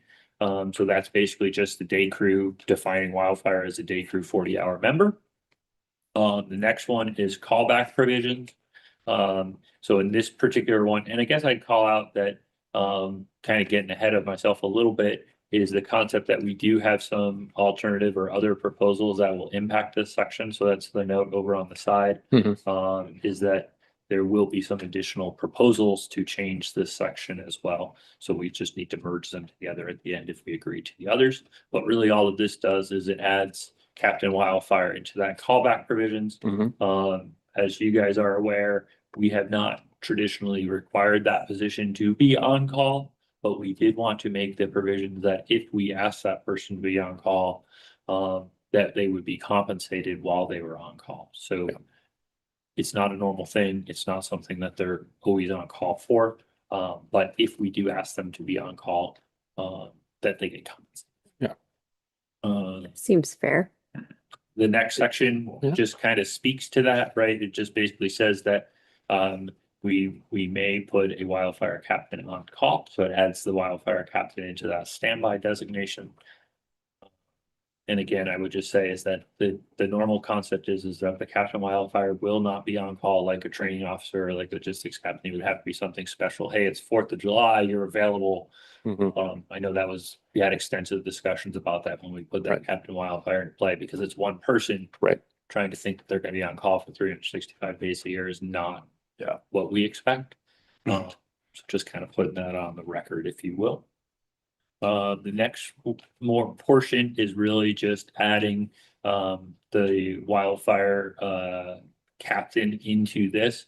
And I did this one a little bit differently, in the sense that we just, instead of calling out every single division, I just called out the 40-hour work week member definition there. Mhm. So it's for the conversion factors for sick leave, or not for sick leave, for vacation. So instead of adding wildfire captain, we already defined them all in the work week member, or in the 40-hour work week member. So it just calls them out there. Same thing in the sick leave section, just adds in the wildfire or the 40-hour work week member, which now includes the wildfire captain.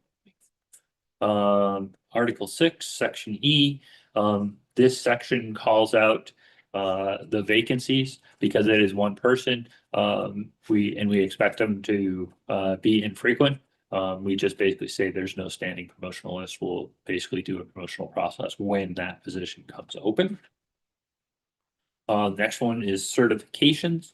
So this just recognizes that the wildfire captain needs to be single resource boss qualified. So any of the single resource boss, engine boss, crew boss, heavy equipment boss, any of those would meet that qualification, but that's kind of their certification required. And then the last one just adds a appendix into the pay schedule, which this is a Bless you. section that likely will have additional changes. So this TA is really just recognizing that we need to add them in there, but likely other changes will supersede this. We'll just need to accommodate them.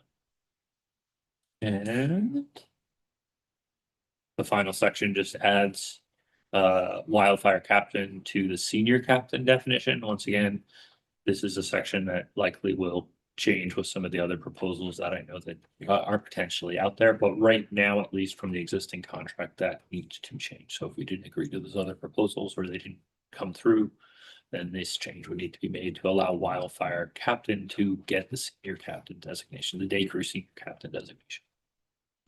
That's it. Got it. So yeah, so those are pretty clean and easy in terms of that. Any questions, gentlemen? No, this was the one that Yep. was already. Yep. Approved. We're good. No changes, yeah. Awesome.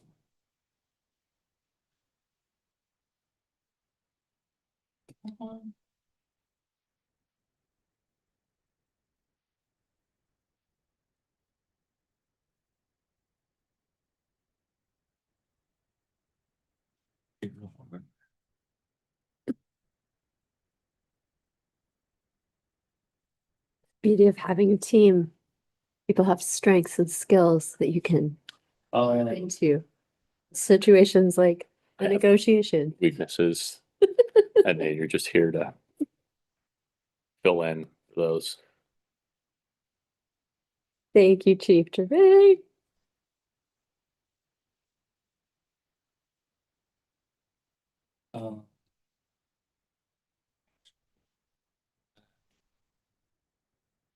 Is vacation accrual notifications. Just drop that out there. This basically has to do, there's two things in this one, actually. It's accrual notifications and annual elections. The first part, so this is section A vacation.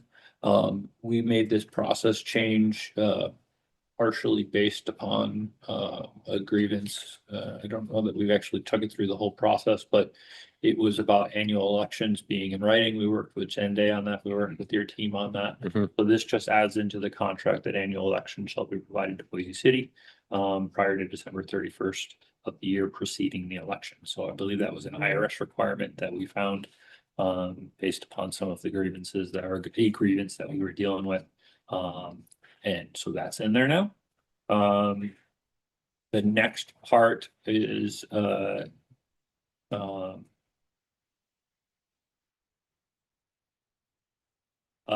changing the sell down dates. It makes me believe, actually, as I'm walking through this one, I'll go through it, but we probably should move this one into a full proposal. Just from the standpoint of because of one portion of this. So in essence, this the next step down does is it changes the composites or the sell down rates from November 30th prior to that to September 30th. What that allows the city to do is to kind of close out the fiscal year and keep all the payments made in the same fiscal year. What that also does though is that if we keep the pay effective dates as October 1st, but then you're getting paid out at the previous year rate. So it's probably worthy of a lot more discussion, or at least a proposal discussion. Yeah. And then it just defines, so it defines second payroll check in October. And the other thing that this one does, is it removes the notification to the members. So right now, when we're between 80% and 100%, members are notified. We were able to kind of work around, as you guys know, we had a process, we went to a new system, the new system couldn't do those notifications initially. We were able to work with a third-party vendor to make those notifications. But with all of our systems in play now and the availability of members to see their lifetime stuff, this is, right now, it's not extra work for HR and finance.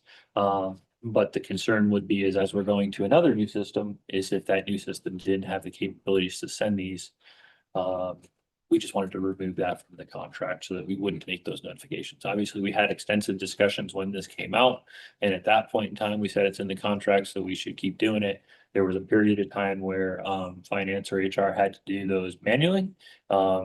Since then, we have been able to add it. But our concern is as we're going to new ERPs, new systems, that this becomes a little prohibitive. It could become prohibitive. Sure. It just removes that notification, similar to what we did in the police negotiations. And always the intent would be, as all of our employees have, you can always see your leave balance, Mhm. right? Like it would not ever be hidden from you, but it's on you to monitor it and Yeah. track it and check your leave balance. Unless the new system can support it. And if it can. If it can, great. Yeah, Yeah. if we Yeah. can do it, wonderful. But we didn't want to be going into a new, very expensive software. It's like, if it can't do it, the cost of making it do it and then potentially having it break when we do the first upgrade, like it would give us a lot more flexibility Yeah. to not have to be customizing something. Hopefully it does do it and we'll look for it. And if it does do it, of course, we'll utilize that feature, but Do you have anything else to add on the September 30th closeout dates? No, you said it really well. Okay. Yeah, you captured it. So- Yeah. So what I would say very quickly and easily is the top portion of the vacation, which really was the kind of MOU conversation that we had and agreed upon language. We're totally good with that. The other language, I think, really should be turned into a proposal because it does have a significant impact on financials for our membership. So if you would just take kind of that bottom paragraph and throw it together as a proposal, that way we can just separate really true cleanup language and inclusion of MOU, MOA into the contract from new language being proposed. So just so I'm understanding, we're converting to proposal the movement from October to September. That's what we're converting to proposal. Everything that's struck, so it'd be, Struck. yes, the removal of notification and the change to the September 30th. Just because we have not, our MOUs, the way we go through our process with those, if it's more than just an intent cleanup, we actually take those MOUs to our body for a vote.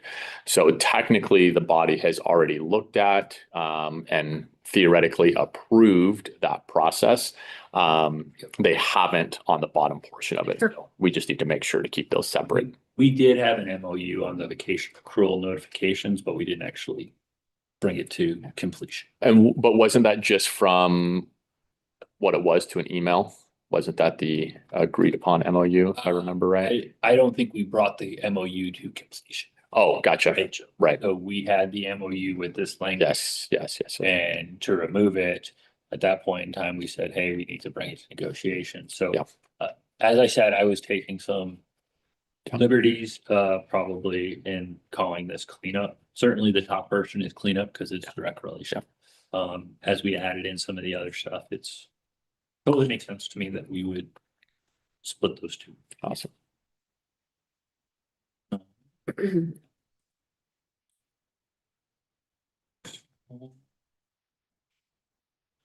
The next one is.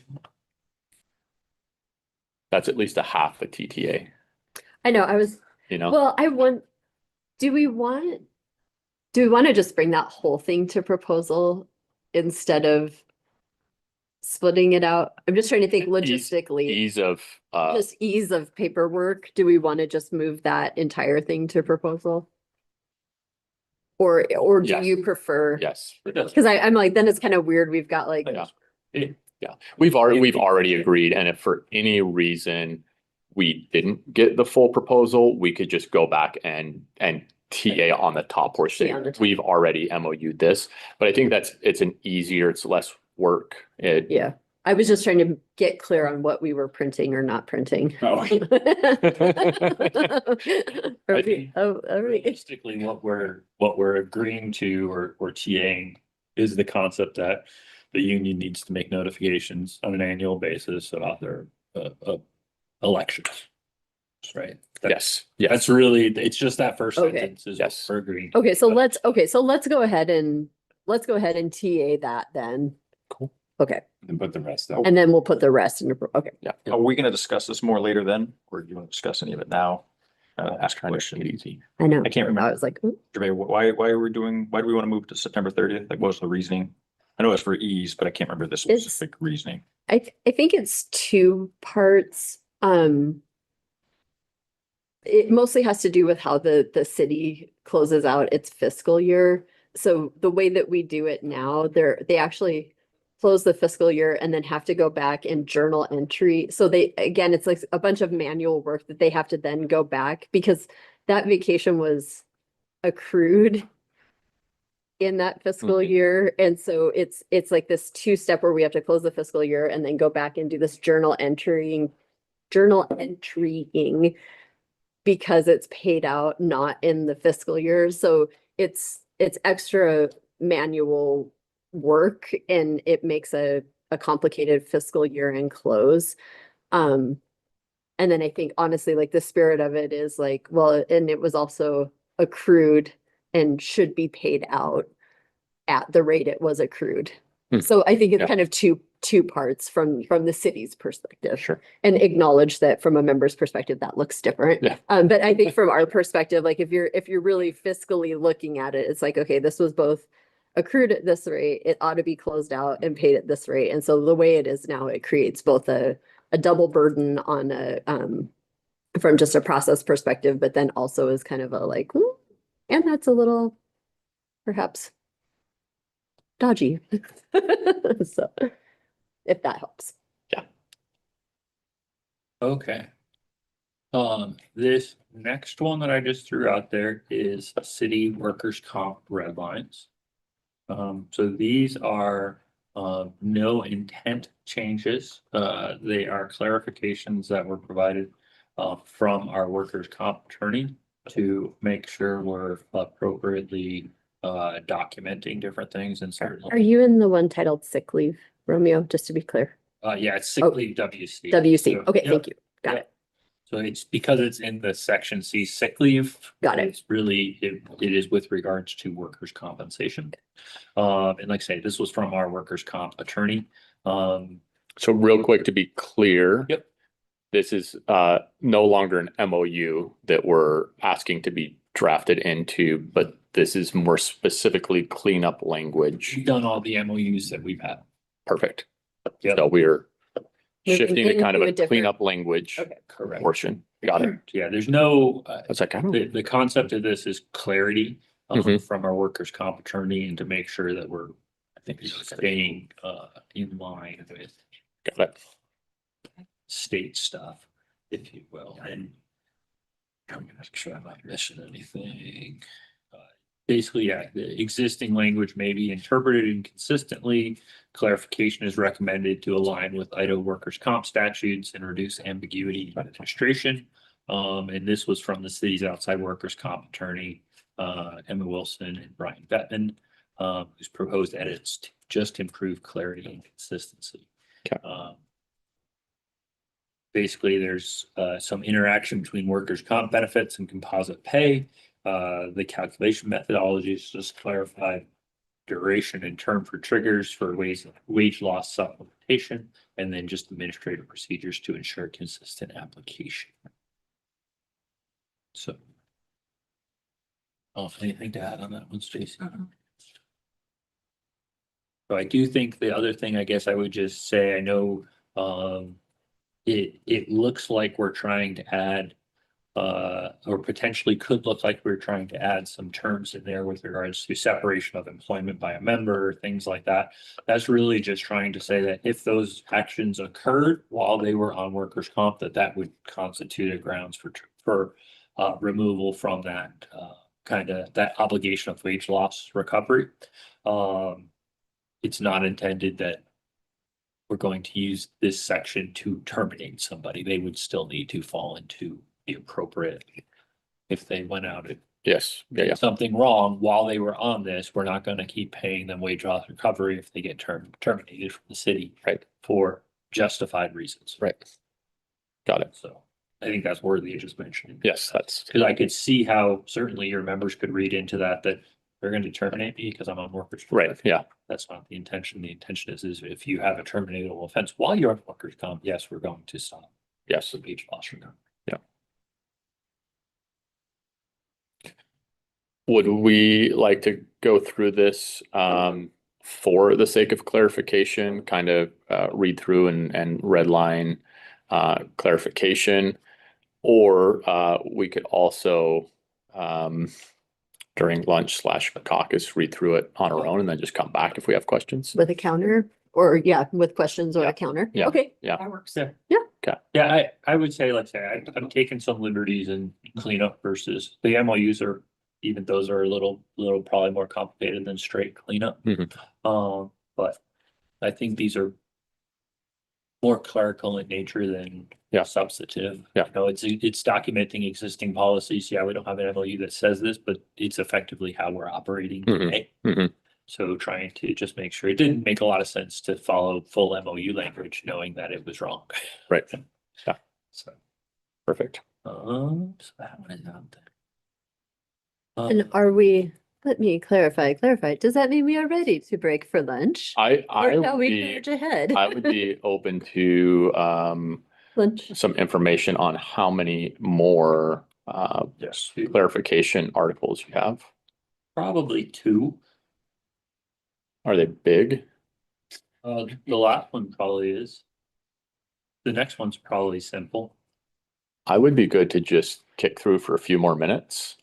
Try to maybe Great. get through those, and if it just goes too long, we'll just call a break and Great. go to lunch. Okay. Okay, next one is HRA VIBA red lines. And what this is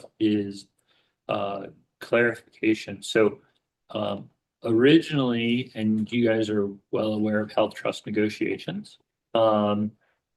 We have provisions in health trust negotiations that require members' rates to be certain things, Mhm. or payments to be certain things.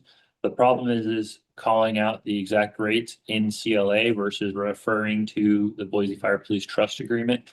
It kind of can create or could create a conflict between health trust and the CLA.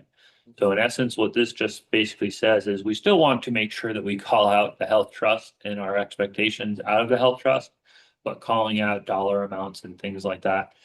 If this were to change in health trust negotiations, it could create or would create a conflict between the CLA and the health trust document. So this just basically just says, hey, in these terms, Boise City shall contribute to the Boise Fire Police Trust in accordance with the terms of the health trust documents. Got it. Without calling out the specific language. So it's just a clarification as a sidebar to when I was going through, I'm like, oh, was just pre-negotiated in health trust negotiations. It's really not negotiated. Right. So clean up on that one. The next one, if I should pause and just say any questions on it. Super clear to me, but No questions. The healthcare trust document always. It's not something that I have been accustomed to in past negotiations. It's kind of this weird gray area for me. Sure is. Of, well, wait a minute, you know, healthcare is normally negotiated as part of a process of negotiations. I understand pulling it aside because it involves us and the police department. And so it's a separate negotiating kind of team. But also there is reference to it in multiple parts of the contract plus the healthcare trust. I want to make sure that we have, even though it's a separate contract, a separate negotiation, that we still have the protection of the collective bargaining statute, which is a big deal for us. So some of this language, if we pull it out of our CLA and for whatever reason that contract is deemed not the same value as a CLA, then there would be some concern on my part of removing that language because it does give us at least some clarity with current statute. So I don't think I have any questions. I just want to make sure I'm going to have to do kind of a little more digging and research just to make sure that makes sense for us, that we're able to shift that language. I understand the intent behind it and where it is. I just want to make sure that we're not missing something. And yeah. No, that sounds good. The next one is deferred compensation. So I just dropped it in, so it should be in there now. This has to do with the social security replacement that we have in the contract. Obviously, we had a couple of grievances on those. We initially had a grievance settlement letter that was drafted by Chief Niemeyer. And really just looking to make sure that we clarify the intent of this section. So that's why I say it's a little bit meaty, but it really is intended to clarify intent of the existing section to make sure we're all on the same page. What's the city's responsibility and things like that. This proposal basically puts the city in the seat to monitor an employee's contributions. And if for some reason that employee maxes out their portion of the 401k, the city will still continue to pay the city's portion of the 6.2% currently, the social security replacement amount today. That's kind of the long and the sweet spot of it. The final paragraph, the problem that we potentially have with the 401k is it's a Percy run or a Percy sponsored thing. Works very well for us. It's an appropriate place to put a 401 or a social security replacement. When we start to look at some other alternatives, social security replacement into some of those others poses some challenges from an HR standpoint. So the 401k From a legal standpoint. is the appropriate place. What happens though is after the year ends, contributing additional funds to Percy for the prior year or to a 401k for the prior year, while there is some manners or mechanisms that it can be done, it's at the discretion of the 401k holder. So in this term, it's Percy, it's not the city of Boise. So it puts some risk on the city that we potentially would run into legal ramifications if we contributed after the year end. So that's what the last paragraph does, is it basically says, hey, the city's gonna monitor it. We're gonna keep you whole with that social security replacement. However, if we make a mistake for some reason, because we can't contribute after year end, the grievance timeframe or the notification timeframe is December 15th.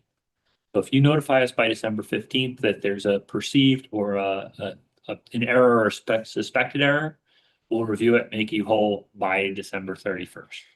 If it's after the year, then we have to close the books because we can't potentially contribute back to the previous year. So we'll monitor it, we'll look at it. If we make a mistake, notify us by December 15th. We'll correct it by December 31st so we can close out the year. But the intention is really to clarify that section to make sure that the city is making the member whole with regards to social security replacement. They're going to monitor it, but then that last check is in there just from the standpoint of we run into some legal potential challenges that if the member noticed it in March, us to contribute back into that 401k to finish out that previous fiscal year runs into some challenges for us.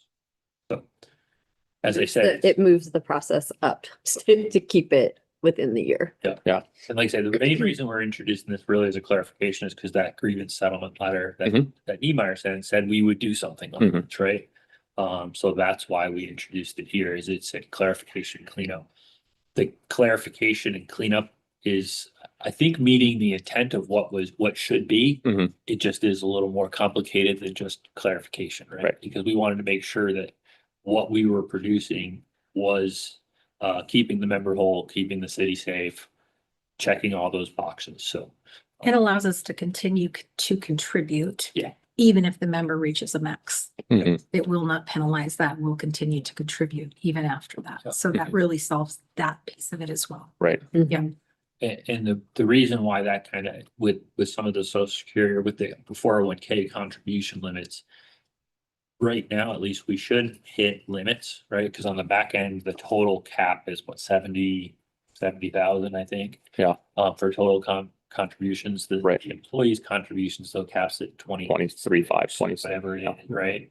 So that gives that back end period where the city can still contribute this to keep it whole. And we'll monitor that and do that. So we anticipated to still work. I mean, granted, if something changed with social security in the right. future, or the amounts changed or those caps changed, Oh. we may have to readdress this. But Mhm. at least right now, we feel that this is a good, we've worked through our legal staff, through HR, through finance, and everybody's like, yeah, this seems to make sense. And HR's kind of stepped up a little bit and said, we really want to monitor it and provide that initial and just keep the member whole Mhm. throughout. Well, and I think not like also for your personal, right? Like everyone needs to do their taxes and close out their finances, right? So to bring this into December should give everybody then. Yeah. Our employees, your members, right? Like it gives them a clean way to Right. to close that out on their year. Yeah, and even if they feel like the way it's written is if there is an error, yes, but if you suspect there's an error, if you're just like, man, I just don't I know. don't know, this math is Provide us great. notice by the 15th, and then we'll have HR and finance research it, and if it's wrong, we'll make it whole by the 31st, and then that would be you'd still have the option that if we came back and said, no, it's all right, you could still grieve it then. It's just a shortened window. Yeah. Cool. Yeah, I think there's a lot to kind of process through that. You all are very well versed in what all this looks like. I understand the intent and appreciate the city kind of stepping up and saying, hey, we agree the intent is we're paying 6.2%. That was a Social Security replacement. That was the goal of the whole conversation. Yep. So let's do our best to make that happen. The vehicles, Mhm. may change, but yeah, so we'll take a peek at this and hopefully it makes sense. We also had a proposal, but I'd like to really maybe throw that out today with you here, Stacy. Sure. If we get to it, but really to make sure that it still works legally, financially. Yeah. Also, so perfect. Okay. That was, yeah, I think on our end that I would consider cleanup. Didn't miss any today. I don't think so. I think that was it for the cleanup. Perfect. Look at that. I know. Ground rules agreed to and all of the cleanup on the table. I like it.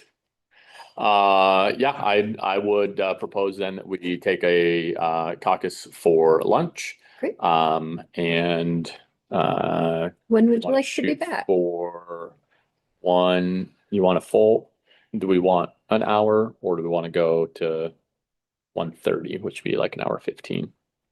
I'm shooting for 1:30 because I think want that's- to try to address and be able to take Get a some break, time. take a break, have some Yeah. lunch. Yeah. Yeah. That's fine. 1:30? 1:30? 30? Great.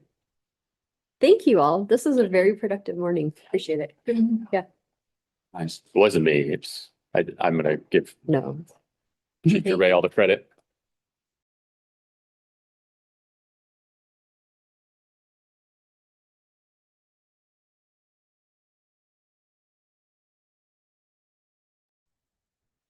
Thank you. All right, we're fed.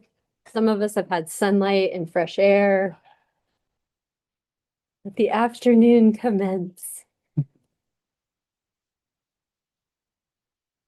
All right, we got to somewhat review most of the proposals that were given. The special teams proposal, we are good to get a TA on that one. The wildland captain, we're in the same boat with that one. The deferred comp language, we have some more questions related to that, but what we were considering is really rather than delving into the questions right away, if we are at a point that you all feel comfortable with a proposal being given, that we would start with the proposal that we had, that it was also related to the Social Security money, and see kind of where that lands, and then see if we can pretty quickly go, here's one that makes sense and we're good with that, or here's one that makes sense and we're good with that, rather than going through all the motions and then audibling to something else. I think that's fine. Yeah. so that's kind of where we landed with the deferred comp. We're happy to have some adjusted language, and we think that that can definitely help to solve our issues. We have a couple questions over it again, but we'll hold off on those. Then if I go back here, the HRA VIBA language, that's going to definitely take kind of some more conversation because it's Didn't even print. oh perfect. And the sick leave red line, that's kind of the same way. We really need to spend a little more time with it, and we understand the intent behind it is really just cleanup. We just want to try to confirm whether any of that cleanup does change any way of doing business, or even if it's say a law or a provision or something that work comp has, we want to see how that interfaces and reacts to what we have now or what the language says now. And that's really what it's intended to do, is to align it with the state With law. the state code. Yeah. Stuff, so. So that one just takes a little bit more energy and effort, but again, we're not in a unreasonable or no type position. We just need a little more time to review that. So we'll do that kind of offline. And the vacation accrual one, we talked about splitting a little bit. Alternate A. Perfect. So we're ready to TA off on A. You even split it in the folder already. I did. I just wanted something. We would have a Did it. alternate. That we Perfect. Say, hey, we didn't agree to this one, but we did agree to alternate A. Perfect. All right. So if we want, we'll jump right in, TA those few initial Great. language cleanup clauses, and then we can jump right into a proposal from the union. That works. I think we may have made a slight faux pas. We have but one copy. Are we okay to sign one copy and take a photocopy of it, or do you want actual wet signatures on two copies? We I- can make a second copy if we. I am happy either way. I'm happy to take the copy. You can keep the one with the wet signatures. How about we split the diff Oh, on that one? How about I keep one, you keep, Oh, yeah, or we could do that. we don't even have a TA. Oh, do we need it with the okay. That's fine. Watch this. TA. I don't have a stamp like the union has. I mean, it's a footer. It's fine. Okay, so that is the vacation alternate A for the record. And then the Captain Wildfire.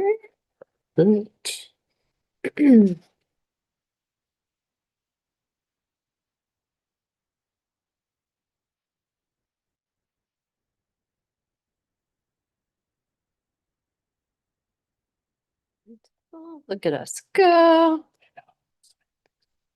I think our book about the best negotiation ever is one step closer to reality. We're going on a book tour, by the way. We're making it happen. We're really, all right.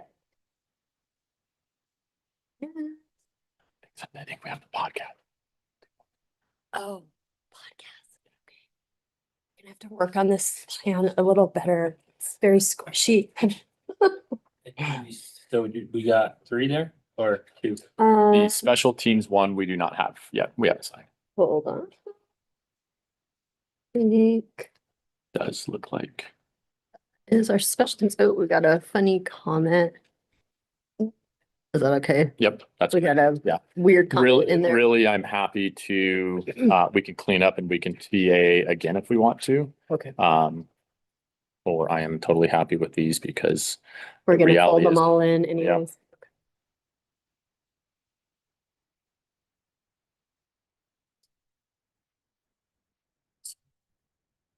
I'm gonna ask Tammy for an assist. Please and thank you. Could we please get copies of those three? And then if it's okay with you all, at the end of the day, we'll scan everything that we've TA'd and signed and drop it in a separate TA folder at the end of the day. Perfect. Okay, That works. great. Perfect. Thank you. All right. So we're going to open the Social Security benefit proposal out of the shared drive from the union proposal side. Okay. And you should see, it may say 6.2% is the title. Okay, And then we will go through and just kind of discuss the reality of the intent behind this proposal was from the grievance that we had, the couple of grievances that we've had over the Social Security benefit. And trying to really clarify some of the intent, trying to clean up some of the language to reflect some of the intent. Ours went a step further in also looking at what are some other options to help work through this process. And Stacy, I really wanted kind of your opinion here very quickly. If you feel like something is not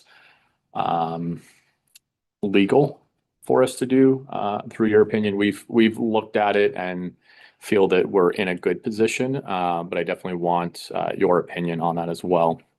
So I'll read through the intent here, and then I'll kind of talk about a little bit beyond the intent, kind of some of the reasoning behind what we're looking at doing here. So this is a Social Security benefit modernization is what we're calling it. The intent of this proposal is to modernize, clarify, and improve the administration of the Social Security replacement benefit provided to members of the Boise Firefighters Local 149. The current contract language was developed following the withdrawal from Social Security coverage and was intended to replicate the employer's 6.2% contribution through a single deferred mechanism. However, recent experiences, including issues raised in the 2025 grievance regarding the Social Security benefit, have demonstrated the need for clearer, more consistent language and administrative processes. This proposal maintains the city's existing financial commitment equivalent to the employer's Social Security contribution, while improving transparency, consistency, and member flexibility.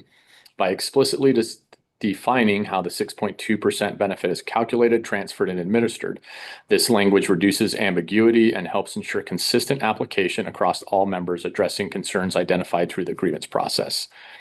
In addition, the proposal allows members to direct the benefit into a range of qualified accounts, including deferred comp plans, 401k, Roth 401k, or 457b, and or an HRA VEBA account. This added flexibility reflects modern financial planning needs and provides members with the ability to align the benefit with their individual retirement and healthcare strategies. Clear default provisions and safeguards are included to ensure continuity of contributions, compliance with contribution limits, and administrative efficiency. The proposal also reinforces the long-term purpose of the benefit by maintaining restrictions on cash payouts, ensuring that funds are preserved as a true replacement for Social Security.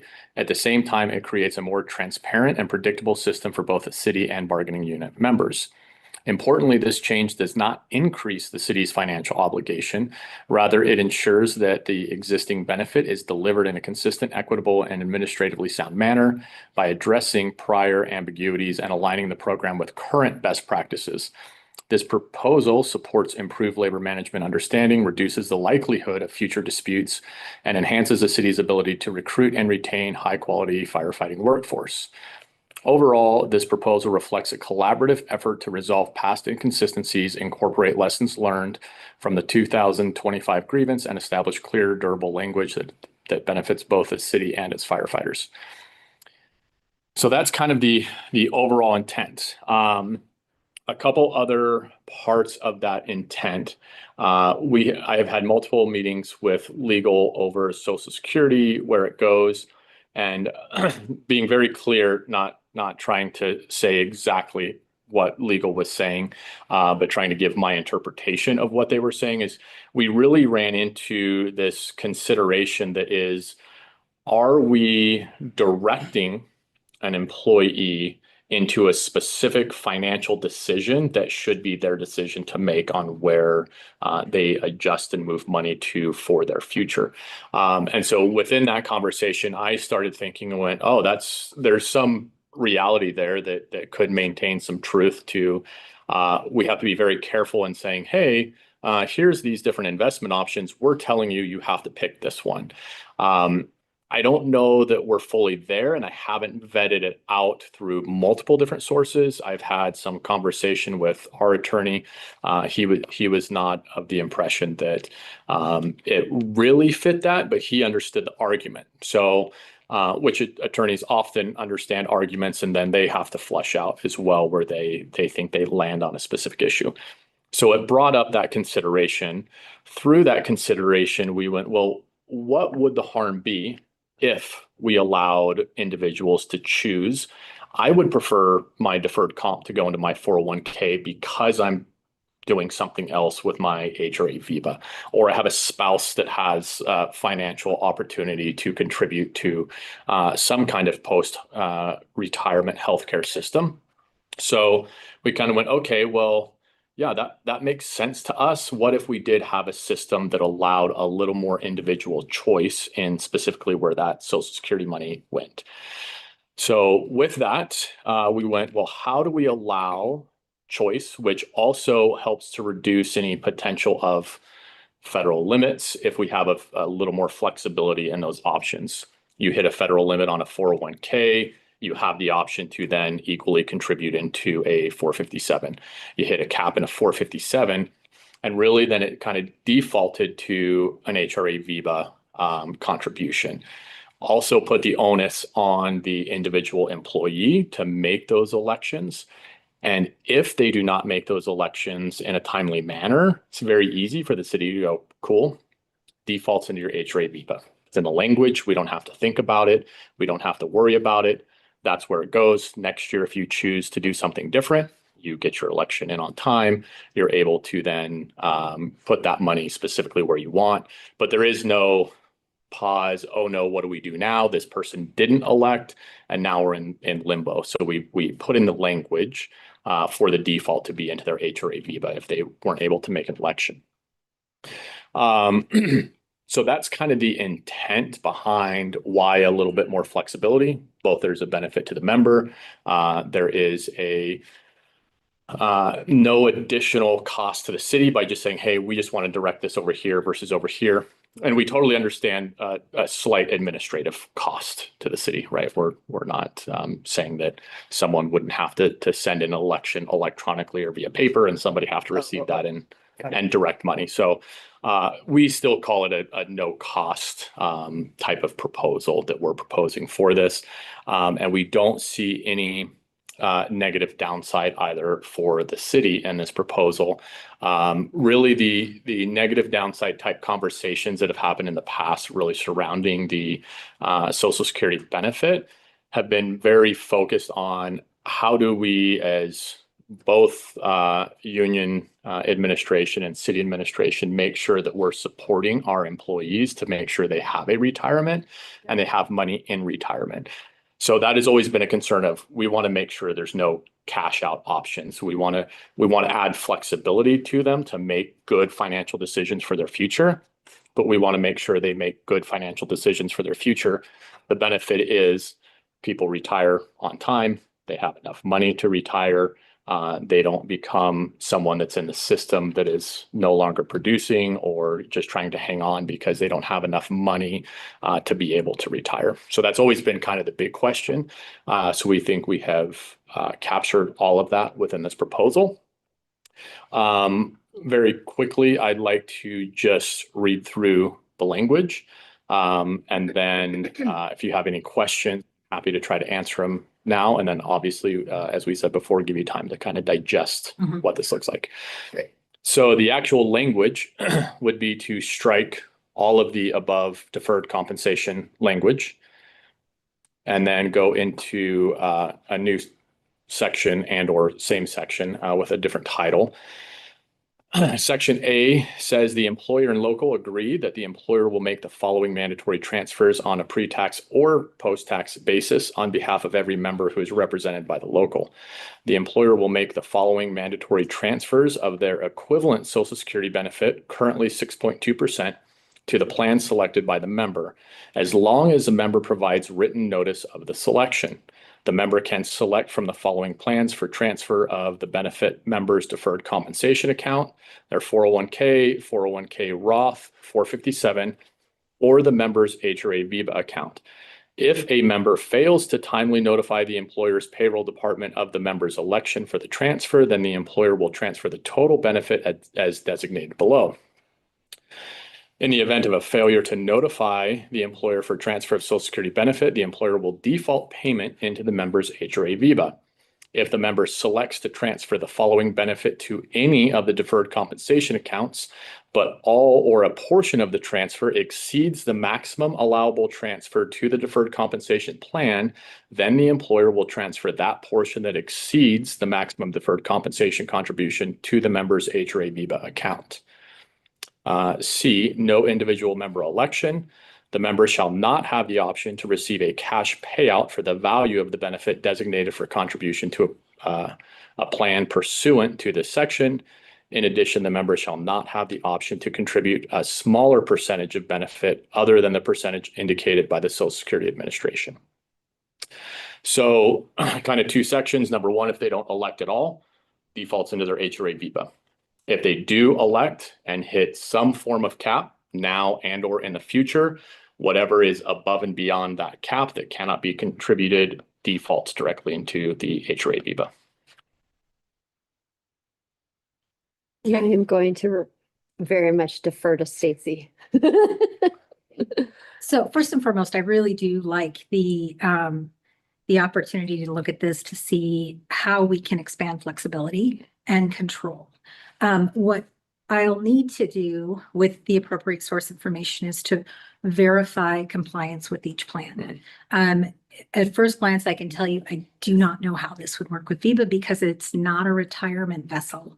It's a healthcare savings plan. And there are huge restrictions on how you can do contributions into the VIBA that really come out as an equivalent contribution across the entire organization. Whereas you're talking about a Social Security, which I'm now, as I'm educating myself on what does it really mean that it's a Social Security plan in lieu of a Social Security plan, which fire has formally defined as a Social Security replacement in comparison to police who've not formally called it a replacement. It actually restricts it even further. So what I'll need to do is go back and look at every single vehicle that you've looked at and look at what we can and can't do, and then be able to come back and say, here's what we can do. Here's what we would be able to do. Here's if, for example, there's some mechanism by which we could contribute to VIBA, which I don't think that there is at this point, at least on what I understand. I could come back at that point and say, okay, here are some options that we could consider. So it really just is what can we legally do based on each financial mechanism? What are our options? And honestly, when we started talking about this, my mind went to the 457B automatically. Why aren't we using that? Why aren't we utilizing that? We utilize it across the city. Wouldn't that be easier if we gave them the option to go to both? And then we started talking about the restrictions based on the fact that it's a Social Security replacement. So I'll have to create some better definition around each one and come back and we'll walk through that and see what our options are. Yeah. That sounds great. Yeah, I'd love to have more flexibility. Yeah. Certainly. I would be really curious. I'm in this kind of interesting place where when Social Security opt-out happened, I didn't work for Boise. I worked for Caldwell. I worked on the Social Security opt-out plan at Caldwell and worked with Tom Lovell here in Boise, who's a retired battalion chief, pretty tightly working through that. And so I'm really curious, where the Social Security replacement, if that was an intent to name it that, or if that was just we're moving Social Security money over here, that's what we'll call it. So A is why. B, if they're, and I was talking with Cam and Hud at lunch about kind of hearing a little bit of pushback on that term. would be to really learn a little bit more about it, because there were no sideboards on contributions when I was initially working on it. So I'd be curious to see if those sideboards had been created post that time frame. And then the HRA VIBA, I know there's a lot of law around it, and one of the questions that I had, because it is, from my understanding, a kind of all or none type contribution. Every member has to be enrolled in it potentially, or no one can be enrolled in it, which is similar to like the MERT plan, that is a medical expense reimbursement plan. However, we elect kind of individually on a sick leave accrual basis for money to go into an HRA VIBA at different rates for each individual member. So I'd be really curious how that could work, but then we couldn't make the same thing work over here. Yeah. So, And I'll come back and we'll be able to answer all of those questions with source and here's what we've learned and here's what we can and cannot do. Yeah. To make sure that we all understand exactly what the implications are. And then we can look at where it lands with, how do we increase flexibility, which I think is a great option. Yeah. If we can do it, I think we should. It's just a matter of what are the components that we have in place today that we could potentially make work. sure. And Right. philosophically, very, very supportive of that Mhm. choice and putting the good decision making in our employees' hands as best we Yeah. can. So very much with you on the intent Yeah. and just making sure that we're doing it in a way that doesn't goof them up in the future accidentally. Yeah. If we missed a IRS reg Yes. or something. Yes. Yeah. Yeah. And our part of that flexibility too, which is interesting because us and police have it as well, is we have medical coverage in retirement. So that's really where some of this thought process came from, which is how much money should a person have on their HRA VIBA in retirement to be able to access for healthcare.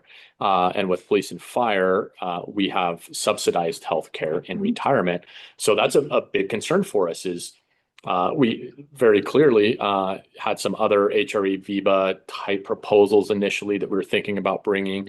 Then we went, well, what if we put too much over there? That could be a problem as well. So really that helped open this up to, we shouldn't be trying to make the decision of what is best for everybody in this big, overarching umbrella. Flexibility of let the individuals make their own decisions, because really that's a benefit to all of us, because they get to make those decisions. That's going to make sure that they are able to go through their career and be comfortable retiring at the time that would be optimal. And just to make sure, I really want to make sure that we're really understanding. So it's really the employee choice is an important driver in this. Really making sure that we're avoiding those max limits so that we don't accidentally trip someone up and then we've triggered a max limit. Yes. And then really understanding the HRA VIBA, can we, can't we, what could we? Yes. Okay. Yes. So those are 100%. the core things we're collectively trying to problem solve around. Yeah. Okay. Yeah. Nailed all three of them. Okay. Thank you. Question on the Viva. So it seems like the proposal would default towards the Viva, Yes. which it seems like, I guess why? Just so I can, Ease for the city. We would be fine with kind of a defaulting almost anywhere. We just As thought long as there's a default. As long the as city there's a needs a default. default, right? That's part of our problem now is, okay, someone chose something and it's not there. Now we have this delayed process of how do we get somebody to choose something different? And again, it would be in a very short-term window, right? And you think about it they've put money into their 401k, they put too much money in there, they reach caps, a little bit goes in their HRA VIBA. Well, January rolls around, they make their adjustments to what they want that fits them. So it's a very small amount of really forcing them somewhere, but it just gives the city an option to just go, box checked. We don't have to think about it. We don't have to go through grievances and all these discussions. It's just very easy. Well, and clarity for our employees and members, like they know what's going to happen. Yes, yes. Right. It becomes a predictable. Yes. And Chief, the other part of that was out of every other contribution cap, the HRA VIBA was the most open. Okay. no, because I think, like I said, our proposal, I think solves the same problem slightly differently because the employer contribution should be high enough that we could contribute more even if the employee contributions cap out. Uh-huh.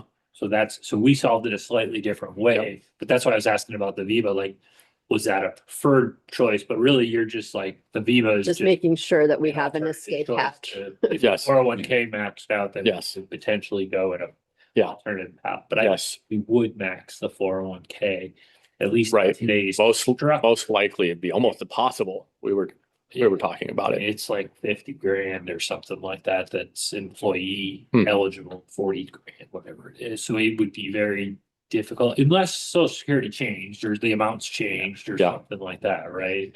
And there's a consideration again for the kind of this individual financial planning and retirement.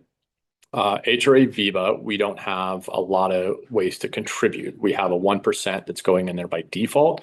A large portion of the department, when we initially started the healthcare trust, got a portion that dumped into their HRA Viva. Young members that came after that point had nothing until our last contract. Except for the sick leave, but the sick leave was very difficult for a lot of people to hit that max to go in there. So there was virtually no good vehicle for us to be able to contribute to HRA Viva. One of the reasons that we're trying to create something that is a little more flexibility to go into that HRA Viva. So that was, again, another kind of Makes sense. reason and portioning of it. And the Percy, when we retire, there's also very interestingly a section of your Percy that you can use to pay premiums that is also kind of a tax vehicle. And so most people want to be able to kind of contribute in multiple ways, a little bit into their from their Percy to be able to utilize that tax vehicle, and then a little bit from their HRA Viva at the same time to be able to make up the difference. Kind of an ideal situation. But again, I think anything that we can do to help give the employees the choice to make the best of their financial situation, especially at no cost, I think it's the best thing that we can do for them. Okay. That's helpful too, because I think we were trying to noodle through that. It's like what specifically is it about the HRA Viva? So that's Yeah. super helpful. Yeah. Okay. Any other questions on that proposal? And obviously, at any point, if something pops up, feel free Oh, to I'm sure I'll have questions. just Yeah, clarifying questions as we dig into, there's so much that I want to say, here's what I know, but I want the full picture before I come back and say, here are the aspects of the Viva, here's the aspects of the 457B, here's the absolute restrictions, and vet that entirely before we come back. So yeah, we'll have the right information. We'll be able to lay it all out. Go from there in terms of what would a viable proposal look like. All right. Yeah. Great. Thank you. Thank you. All right. Boy, look at that proposal number 1 on the table. We kind of put in our folder 3 different proposals that we were just guesstimating this morning, what we may have an option to potentially get through during the day.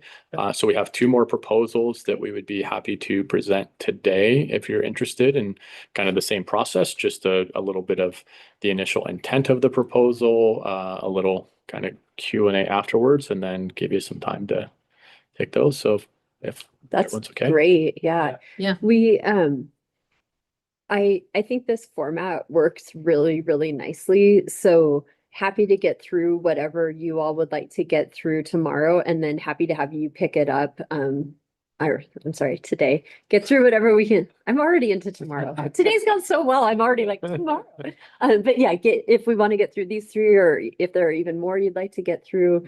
And then we're very happy to have you continue and roll into tomorrow, and then we can jump in, and if Yeah, it's agreeable, then yep. do ours, just try to get everything out. Yeah, I think that's ideal for us, and kind of our same process, thought process that we had was, let's try to kind of get that intent out, get the conversations going to understand why we have these proposals out there, because I think everyone has had our shared folder, knows where the proposals are, but I think this conversation of the intent is the Really really helpful. important part of it. So All right, cool. We will jump right into our next.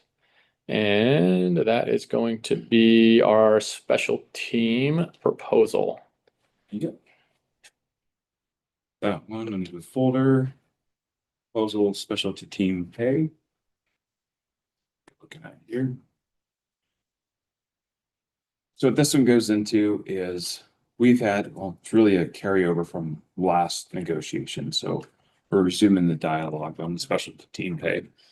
We have currently as it sits in the contract, we have a flat rate, dollar rate specialty team pay, which is of 2006 that was implemented. And so as we look to its 28th year anniversary of the pay. Good Really time. memorial. Happy anniversary. Yeah. Yeah. Bringing it up to what its original intent was in the sense of a percentage pay. So we've averaged out to see, hey, what would that be? What does that look like? And part of where this comes into is right now, if you want to join a specialty team, we're fire first, and then we got specialty teams as a secondary. 4 different teams you could choose to be part of. If you do select to be on that, there's a 2-year commitment. Part of that 2-year commitment is, look, they're going to invest some time and money into getting you trained up and spun up to be a specialist in whatever that specialty team is. And then we run into attrition right off the bat. Some people will be like, hey, this is what I thought I wanted, but it just doesn't make that sense. It's basically a volunteer position. I'm in a ditch.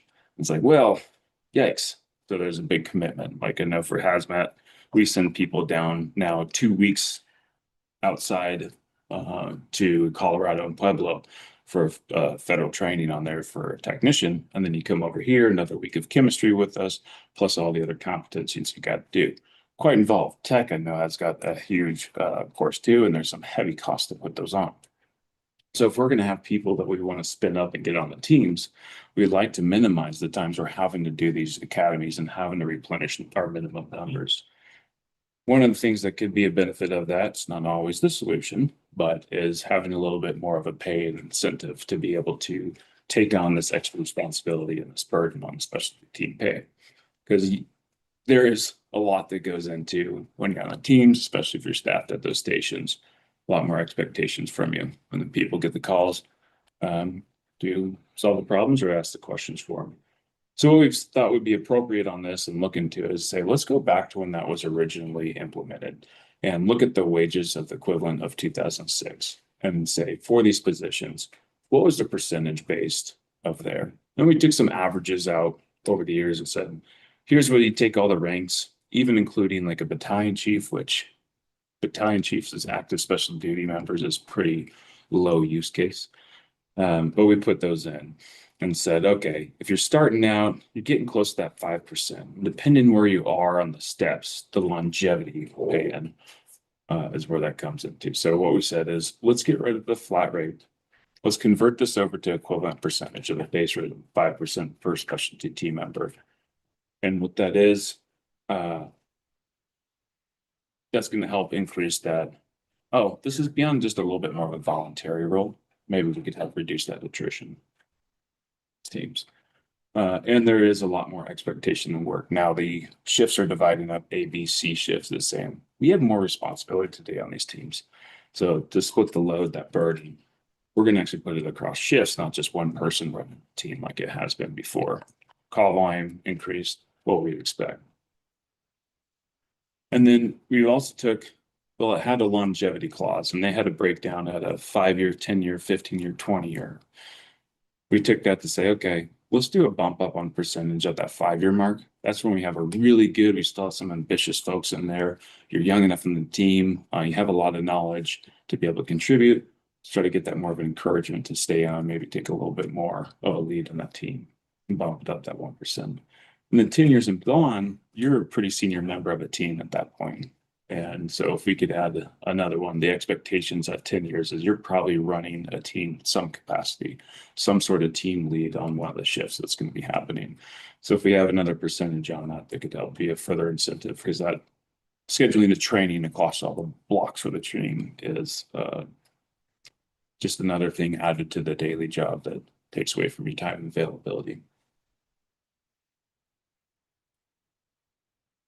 Cam, you had mentioned at one point the turnover within the specialty teams. What is the turnover like that with the specialty teams? Yeah, and that's a good one to ask. I don't have any of the data for it. It's probably more, it is more anecdotal knowing that you go in through an academy with some guys and like, oh yeah, and you do the training together. And I don't think so. It's not worth it.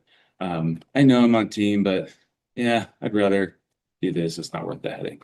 Okay. Well, what about that? I'm paid thing, man. It's just volunteer.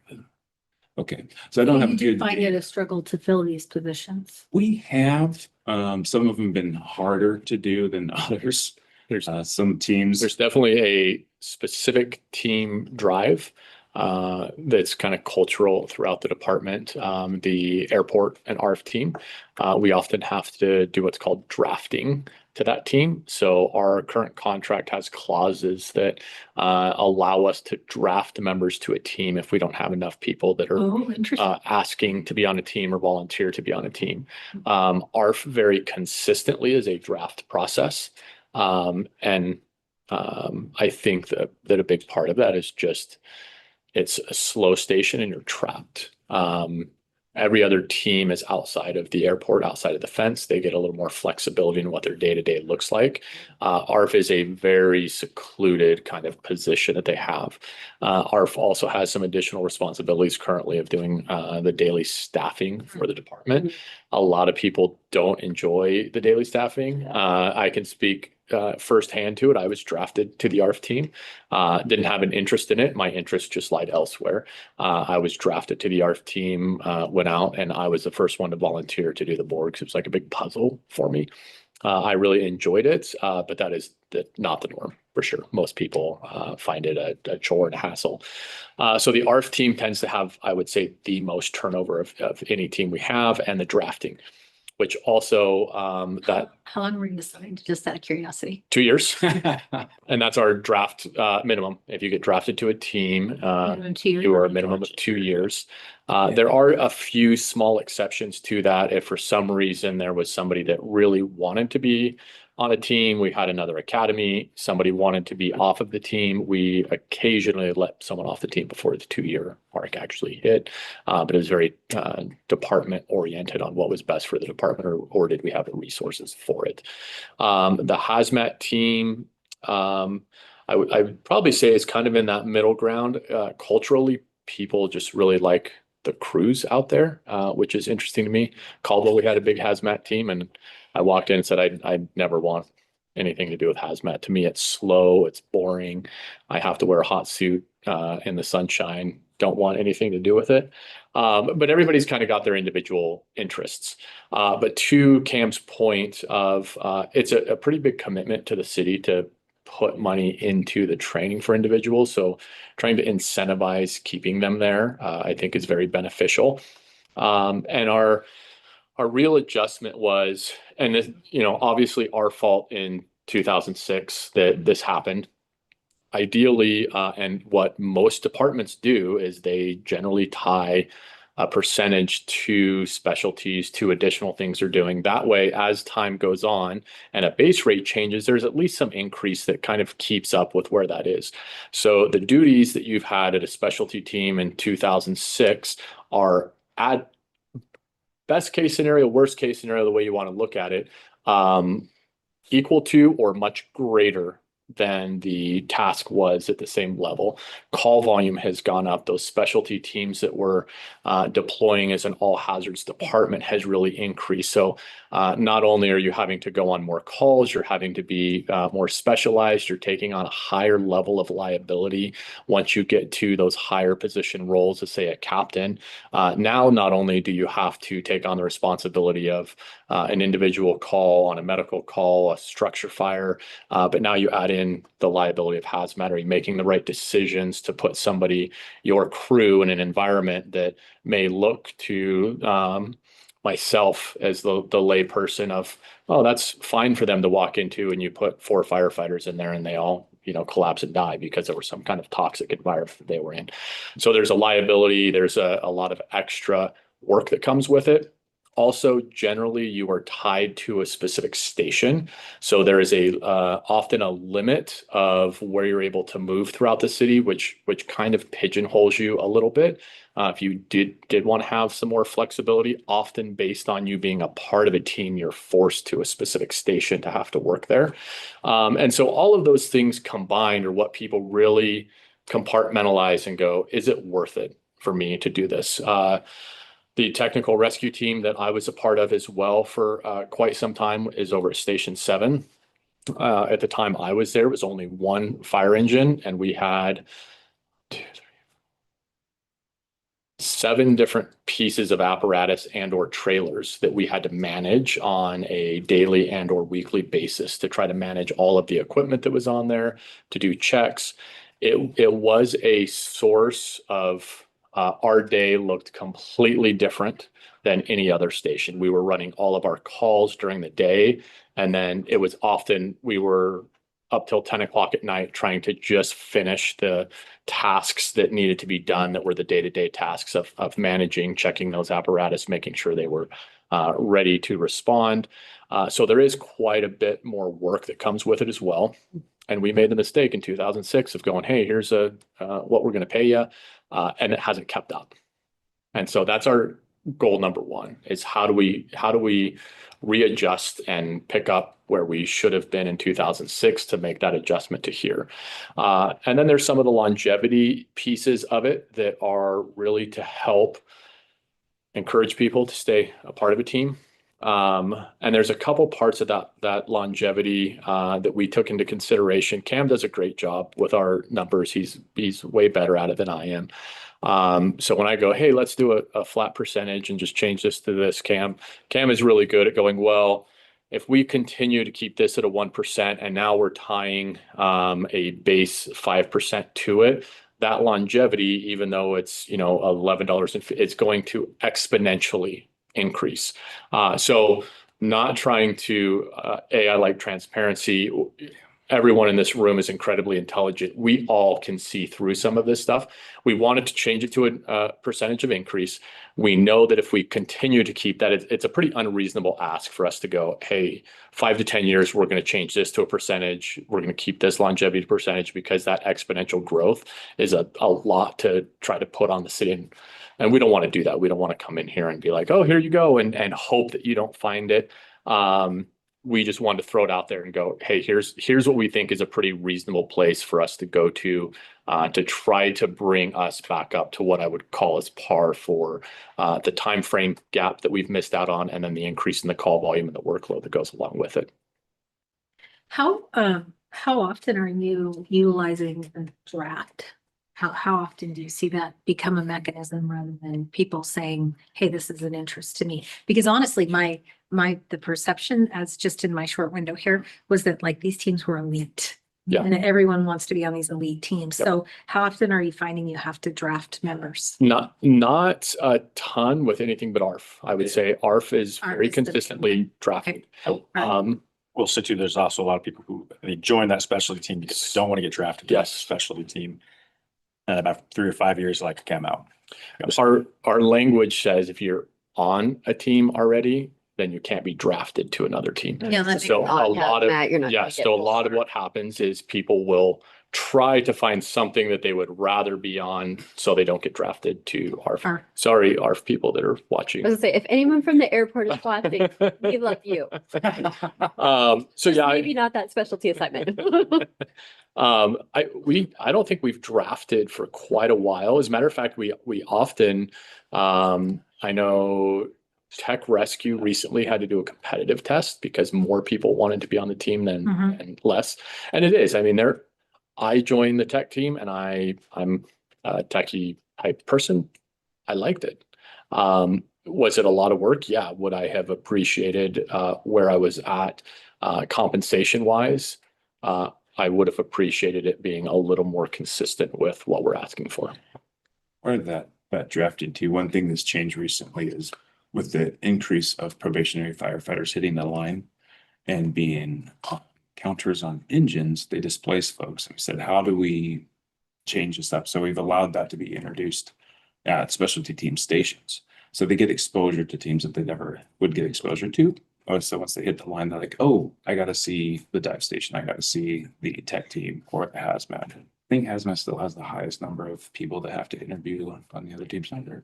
But they get to come out and take a look at those. So that's been a new change. But before, people are like, oh, I don't know hazmat. I don't want to do hazmat. No way, no way. And then they get exposed to the stations and the crews and what actually happens at hazmat. Same with tech and dive. So the ones that sound good at the surface, or they get to actually see that. So that's helped with recruitment. One of the ones I'd say for people that decide that it isn't for them is if they're not assigned at a station. They don't get to have the full exposure, but they get displaced often. New staffing models are helping with this, but if you are assigned to, say, Engine 6 and tech team is down one person, you might get bumped and displaced from your house. And so if that starts happening more frequently, if their numbers are low, they don't have enough to hire academy, that kind of gets them irritated as well. And they said, it's not worth it for getting bumped out of my house as frequently as I do. Yeah. So they might put a submission letter in to get Yeah. a team. Very anecdotally, I would say that our average is probably sitting around like the 5 to 7 year mark for turnover in those different specialty teams. And a lot of that really has to do with, to Cam's point, you're on a team, you're interested, you're having fun with it, and then you realize how much constraint it puts on your career, how much constraint it puts on your kind of day to day. And so I think that's really, from what I've seen, probably the highest point at which people start going, okay, I'm not there, not interested anymore. There's also, we get a little bit of attrition because some of the dynamics, which also often keeps people from wanting to join a team, is once you join a team, you may be told, if I promote, I cannot stay on the team, or there's some other limiting factors that go along with it. So people start getting into that growth point of their career in that 5 to 7 year mark, and they really have to look at decisions differently. You get trapped at a station. I was forced almost my entire career to stations based on specialty teams specifically. And you get to a point in your career that you go, okay, is it worth it for me to stay here? Because I don't have the exposure. I don't have the ability to work on a truck. I don't have the ability to even choose a station. Because even if I choose another station, I tried working at 12s for a while. I tried working at 9s for a while. I was on the tech team. I would constantly get pulled out. Back. So really, that's kind of the point in a lot of people's careers. They're like, okay, I'm tired of being forced out to a station. I'm going to drop a team. So And you, at this point, I imagine your belief is this would compel someone to work through that because the compensation would be greater than the need to seek stability. yes, Okay. yes. And it does it in two parts: the original base, and then also some longevity that's kind of built into it, which really helps to keep a lot of the expertise. I will say, when I was on the tech team, we had a pretty big mass exodus towards the end of me being on the tech team and going into the training division, which is a lot of experience that we lose. And then that team does this just rollover where they're trying to gain that education, that experience again, which then you get a lot of academies, you get a lot of kind of that turnover, because it's tough when you get onto a team and there's a very quick and high expectation that you're able to perform on that team without a lot of time in the seat. And when you have that high turnover, people kind of go, whoa, I don't know if I feel great or feel comfortable being in that position. So that will be another reason for them to bail. Where if we had some senior members that really kind of were able to hold on to a team, that really helps. And I can speak to one, Brent Matthews, who's on the tech team specifically.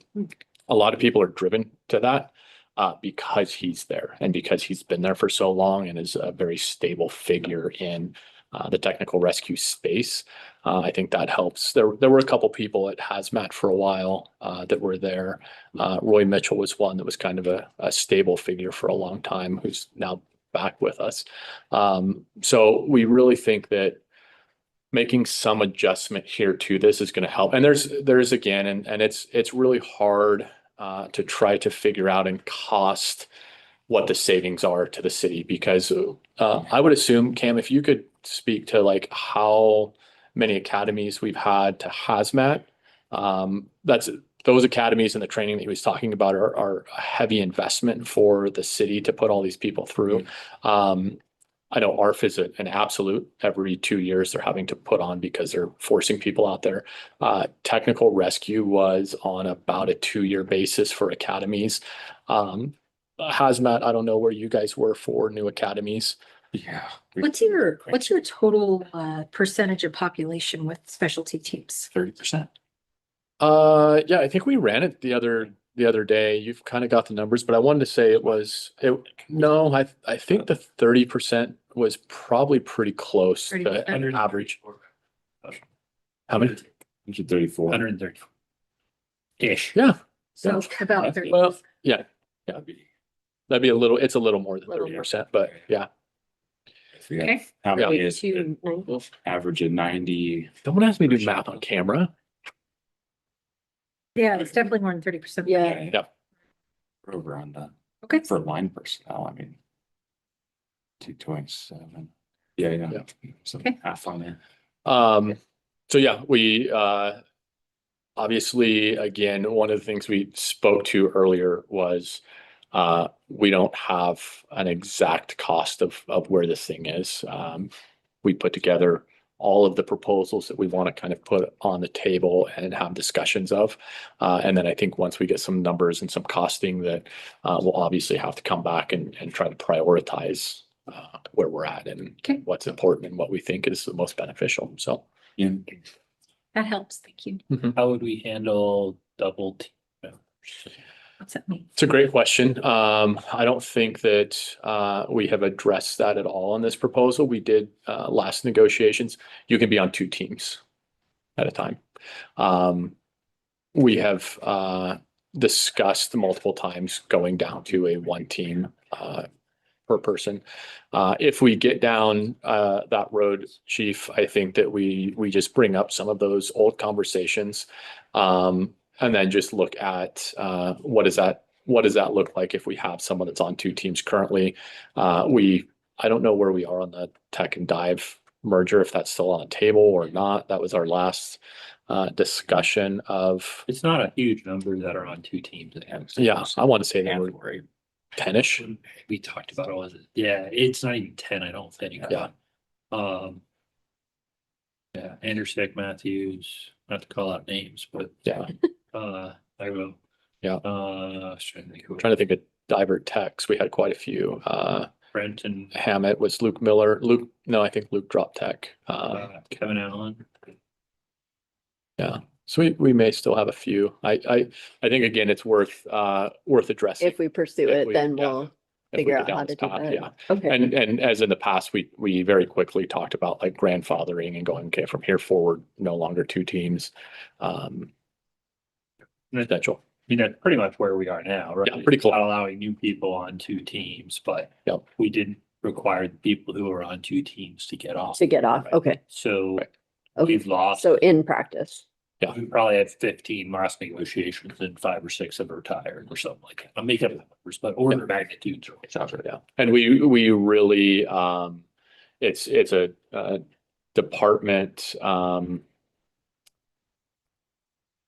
priority is really what drives who gets accepted to a specialty team. So What's needed operationally yes. dictates, okay. Great. Yeah. Any other questions? Thank you for the background. That's really helpful. Yeah, absolutely. All right, moving on. This one. Also on the specialty team thread. This one comes specific to the hazmat. This is through the state of Idaho. So our hazmat team or a regional response team for the state of Idaho as well. So there have been some changes to the state with the legislative appropriations of funds coming through to restructure the teams. Part of on that restructuring of the teams, they redid the agreements to provide some compensation for teams in the state that go out on responses, regional responses, so state ordered responses for the teams to go out. So this proposal, the hazmat regional compensation proposal, what this does is it addresses something that's in place now. So Sarasota through Idaho Office of Emergency Management, who we've worked with on this one, an agreement came out between Idaho, the military division, Boise Fire, to say, hey, if you are a regional state response team, when you guys go out on a state ordered response, you'd be compensated for additional 10%. So the city doesn't pay anything, or it's almost like a wildland assignment where city's fully compensated for anything the state's offering to pay. If we went out today, so say if we had that methyl methacrylate spill in Idaho, or if we had that white liquor tank go out in Idaho, that would be something that would be a state response saying, hey, we need you guys to go respond to this incident. It's gonna be a minute. And then we go over, or one that we had, the Highway 55, the 331 tanker of propane that we were on scene for 52 hours for. That would be something where this would come and kick in. The state says, this is a level 2 or a level 3 incident. We are requesting Idaho Regional Response Team 4 response. So then, and they covered the backfill like they currently do. So if that happened today, we're still covered under that agreement. This just shows and points to say, under these scenarios, there's a compensation mechanism. Here's the document through the state that authorized that compensation mechanism for the hazmat team. And I have that document. What's appropriate folder to send it in? Would you like it in the proposal one or the information? Too, so, Oh, you have it all. yeah. Okay. Just a thing. Ours is newer. Right. Anybody needs to reference. Yeah, I mean, long story short, the city signed an agreement with the state. Yeah. And this is party to the agreement.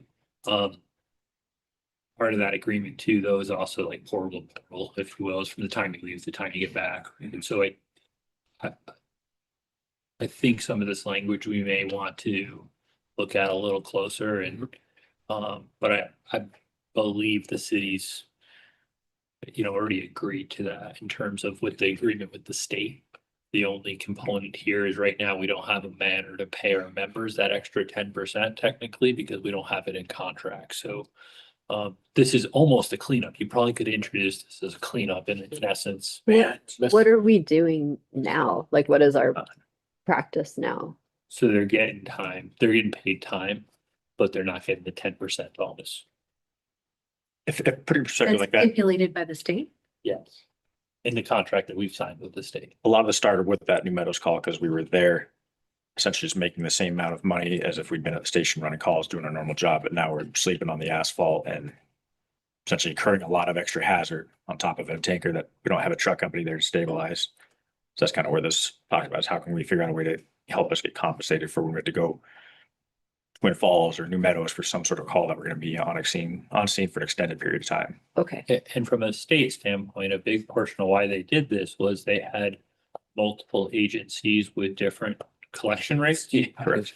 So by putting this into their contract for one of several teams throughout the state, but by putting it into their contract, they've standardized what that rate and the payment is. So So is it fair to say the state's paying this 10%? the state Yes. reimburse us and pay backfill for the stations too. So we send the hazmat crews out of 17s and or 14s, depending on what the call is. They pay for their time once they leave, and then they pay for our backfill expenses, so the city stays at the same service level. Okay. They do that Got it. too currently for like cost recovery. So say if we go on, like we had a sodium hydroxide spill over off of Eisenman, and we used decon equipment and suits. And what we did is we filled out a cost recovery packet and we send it in, and the state will cover all the cost for resupplying the station, personnel costs and those type of incident. And they'll work to bill that to the spiller that's at fault. Got it. It's just kind of a pass through. Okay. Yep. Okay. Yeah, that's great. Got it. Okay. I think I understand that as well. Like, yeah. Right. Yeah, I think that if I have that agreement, we can share it with this team and they can read through it. But like I said, it's been through council and everything like that. So it's pretty a standing agreement we have. I just, like I said, right now, we just don't have the contractual language to pay our members that. So that this just really just cleans it up in accordance with our existing state contract. part of that language we want to put in is it references the state code, so the city's not on the hook. If that were to change and go away, it's not like, well, we're still entitled to. No, it just goes away. It's not something that we have anymore. Yeah, that's a good point. I mean, like, Yeah, that's actually. Oh, that's a great Right. point, Cam. Yep. Yeah, if the state takes that back, then Yeah. We want to make sure We that wa- the city's not. Yeah. No. for- And there's- Yeah. There's a lot of contracts out there, to Chief Gervais' point, that have individual rates in their contracts. But what also happens is, then the city is on the hook for that. If, a compensation rate becomes lower, then the city has to make up that difference because it's in the contract. Mhm. That's a great point. So we are, don't have any other proposals in here, but if we would like to, just take a real quick, short 10-minute caucus, we can run back to the room, look at some more proposals, drop them in the folder, Great. and then come back and present some more. great. that'd be awesome. Yeah. Awesome. Yeah. Perfect. I feel like we've got such good momentum today. No, we're gonna. I think we just hit our goals already. Yeah, Yeah. Romeo's like, no. He needs I- to wash his hands. Yeah, Romeo needs to wash his hands. I think.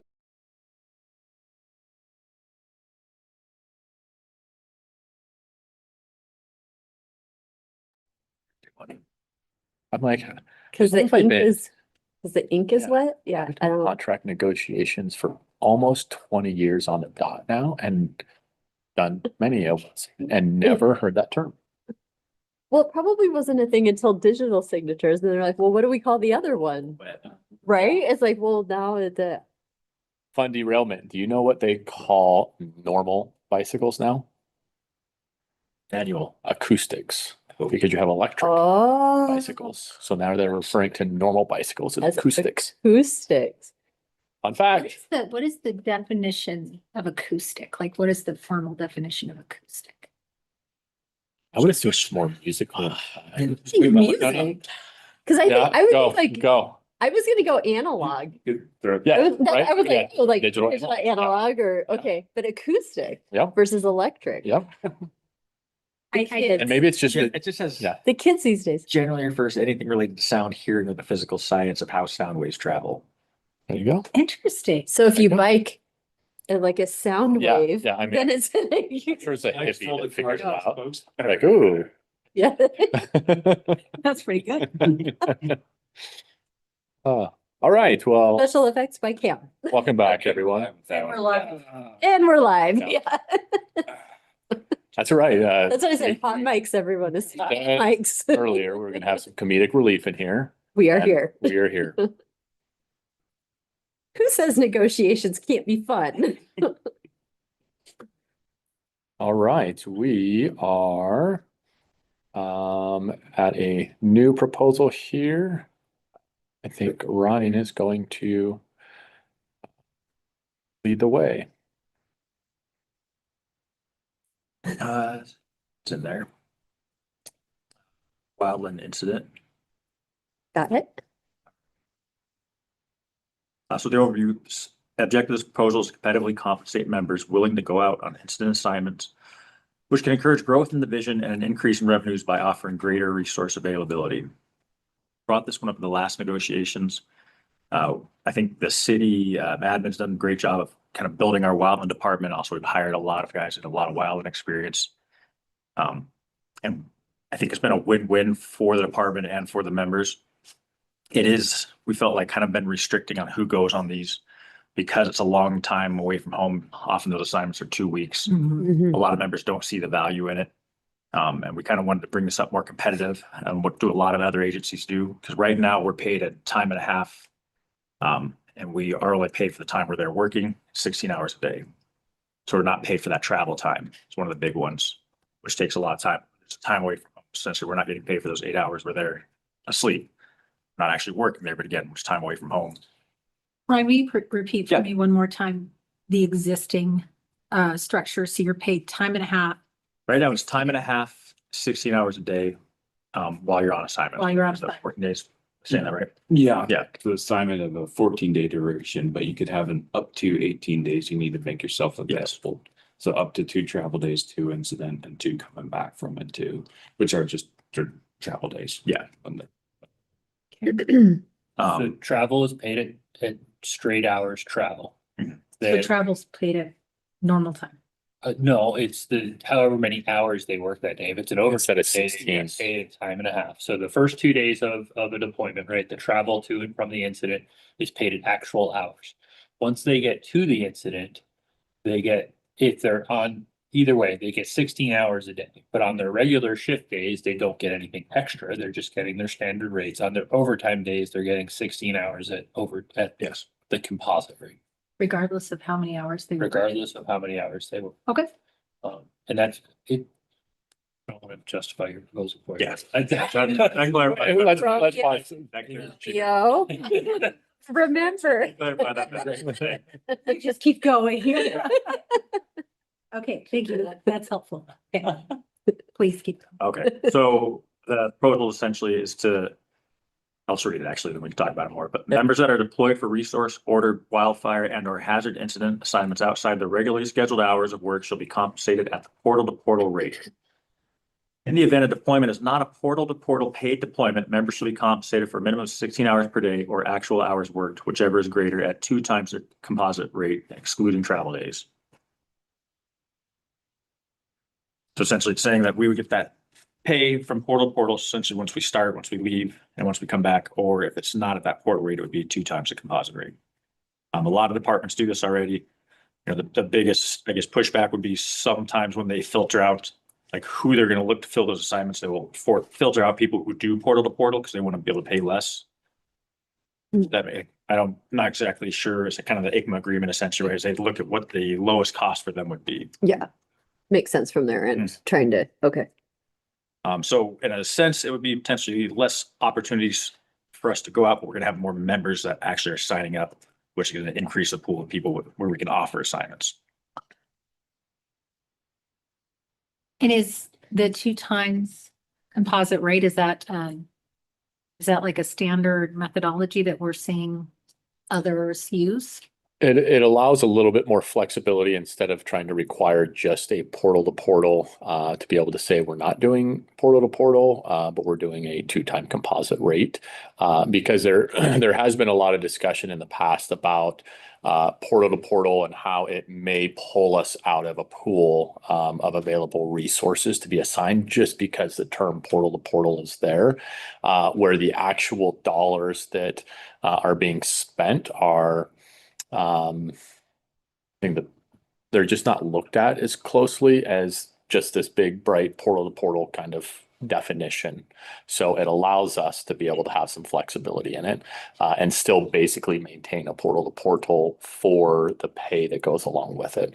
I think the big question that's kind of come out in this really has been, we don't want to limit our ability to get assignments.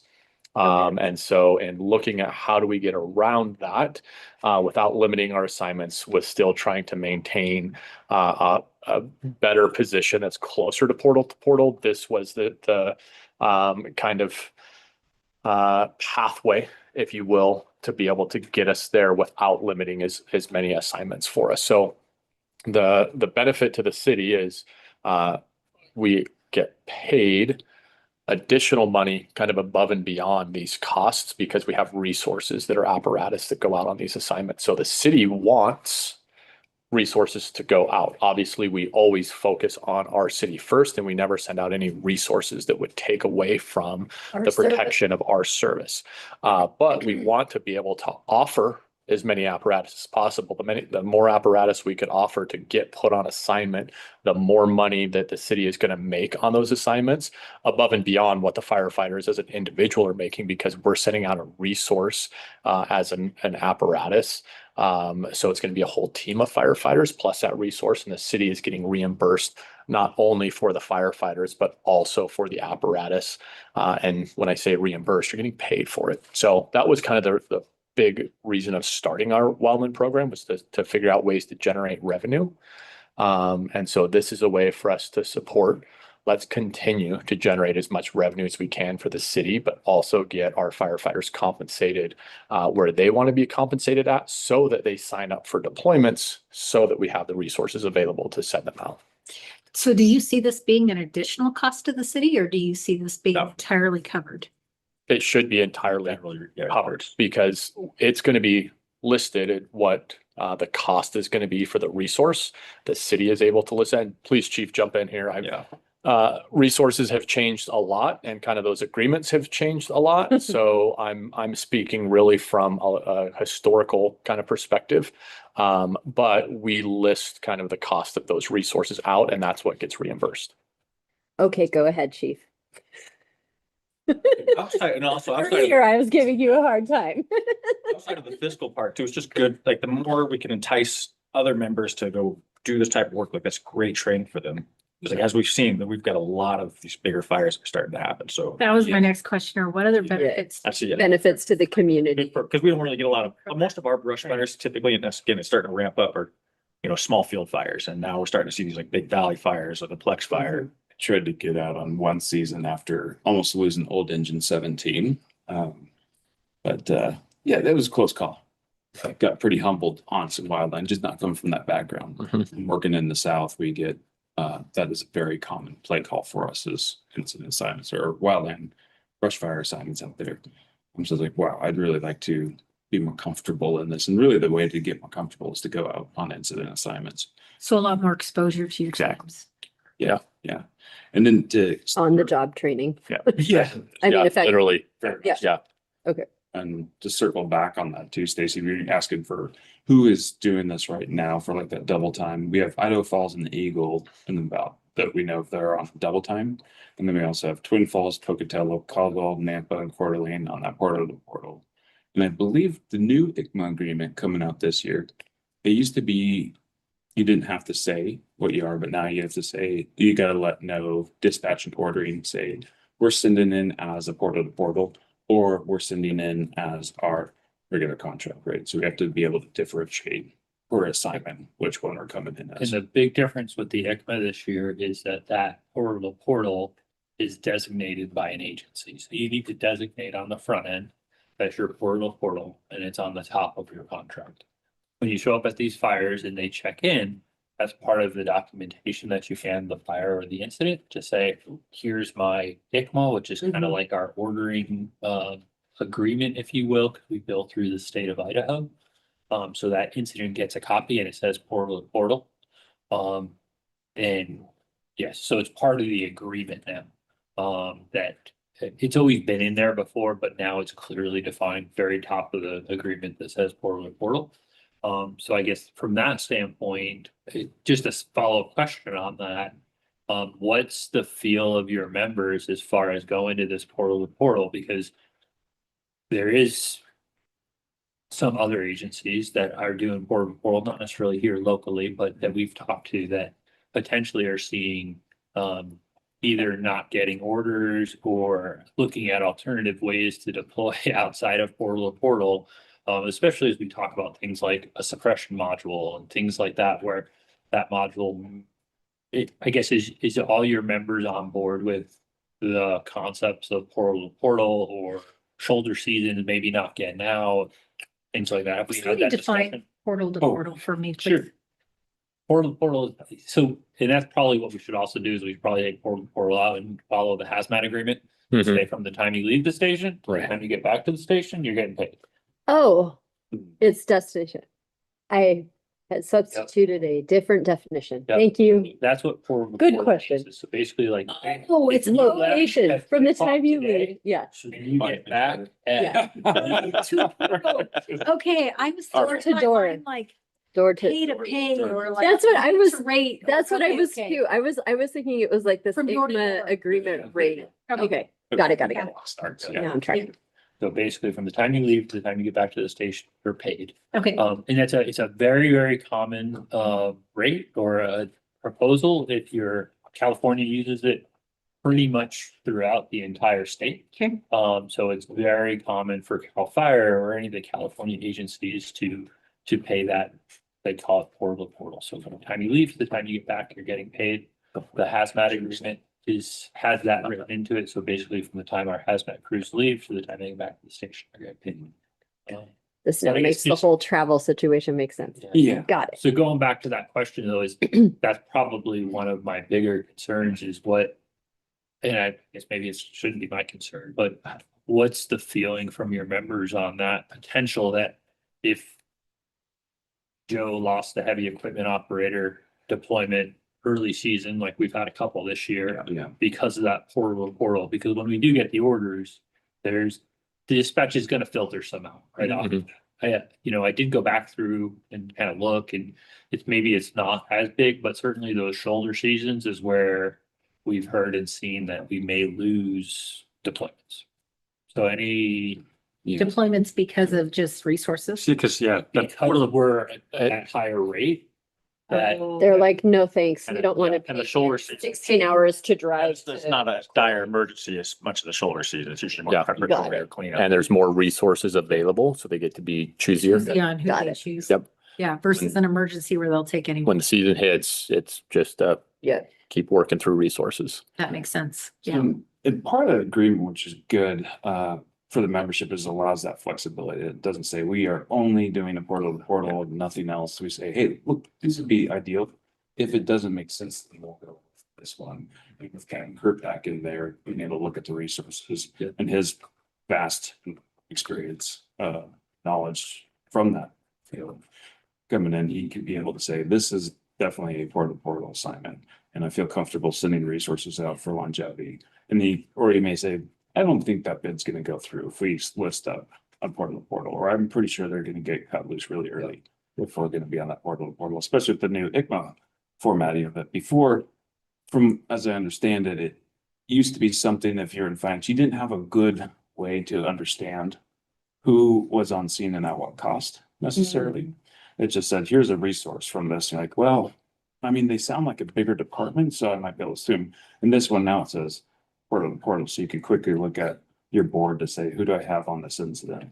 And these ones are more costly. If the emergency is mitigated, now we're looking at, hey, can we control our finances on this scene? It's easier to come through, so not necessary on that resources.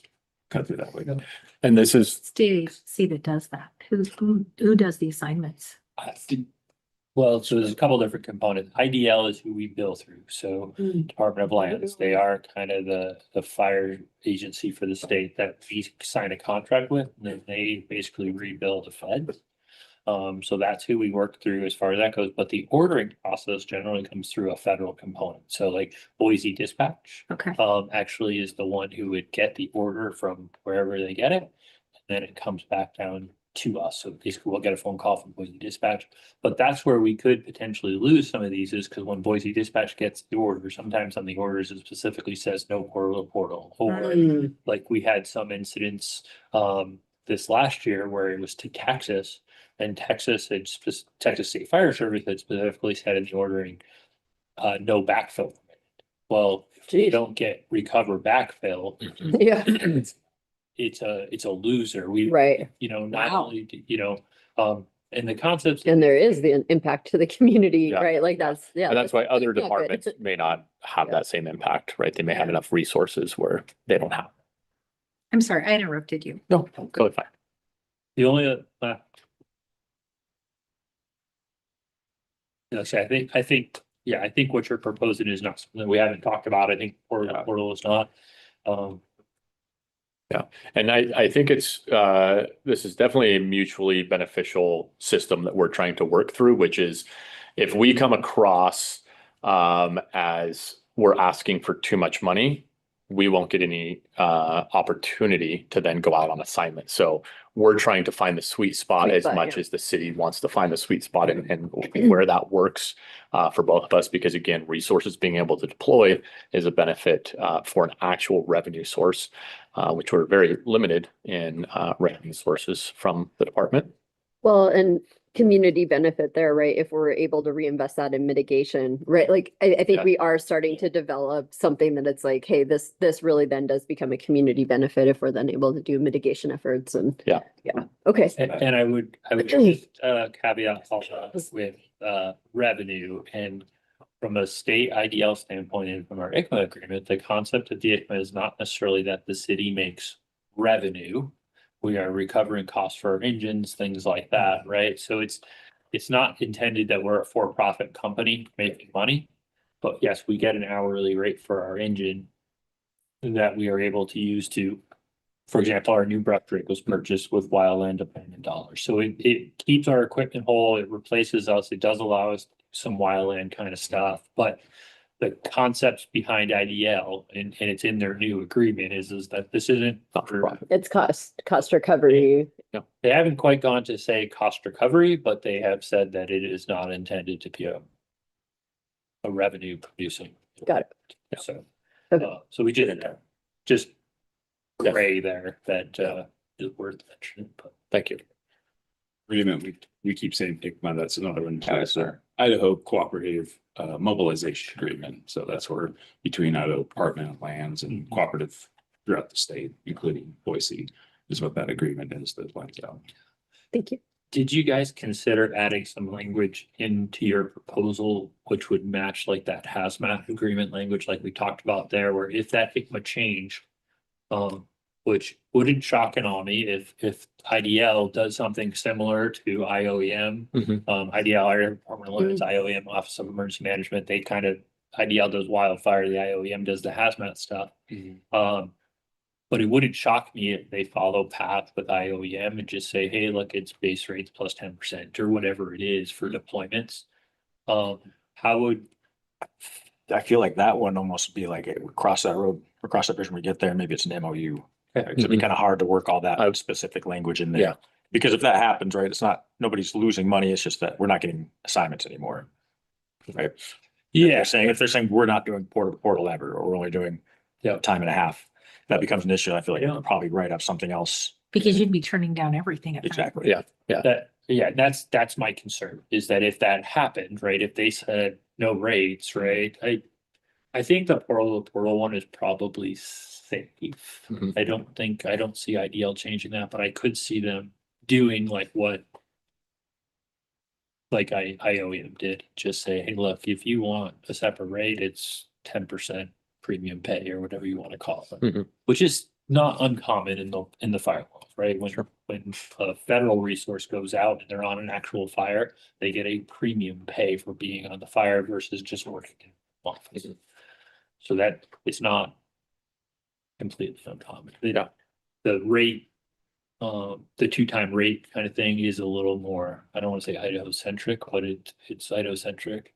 And I would say that there is multiple different rates that exist out there, some like this, some like ours, some just straight rates, some portal to portal, some their own rates for any time they go out on deployment. They just, I don't want to say they made up a rate because that's probably not accurate, but Right. they determined a rate. Calculated a rate. They Yes. calculated their own rate for their agency for deployments based upon what the resource is, things like that. So there's probably as many rates as there is ICMAs or almost. Yeah. So. Yeah, we're happy to Yeah. consider, take it Yep. back and, yeah. Okay. Perfect. Awesome. Any other questions related to that? All right, let's see what we got next. All right, I dropped a few more into the drive. Stand by. Standby. Refresh your browsers.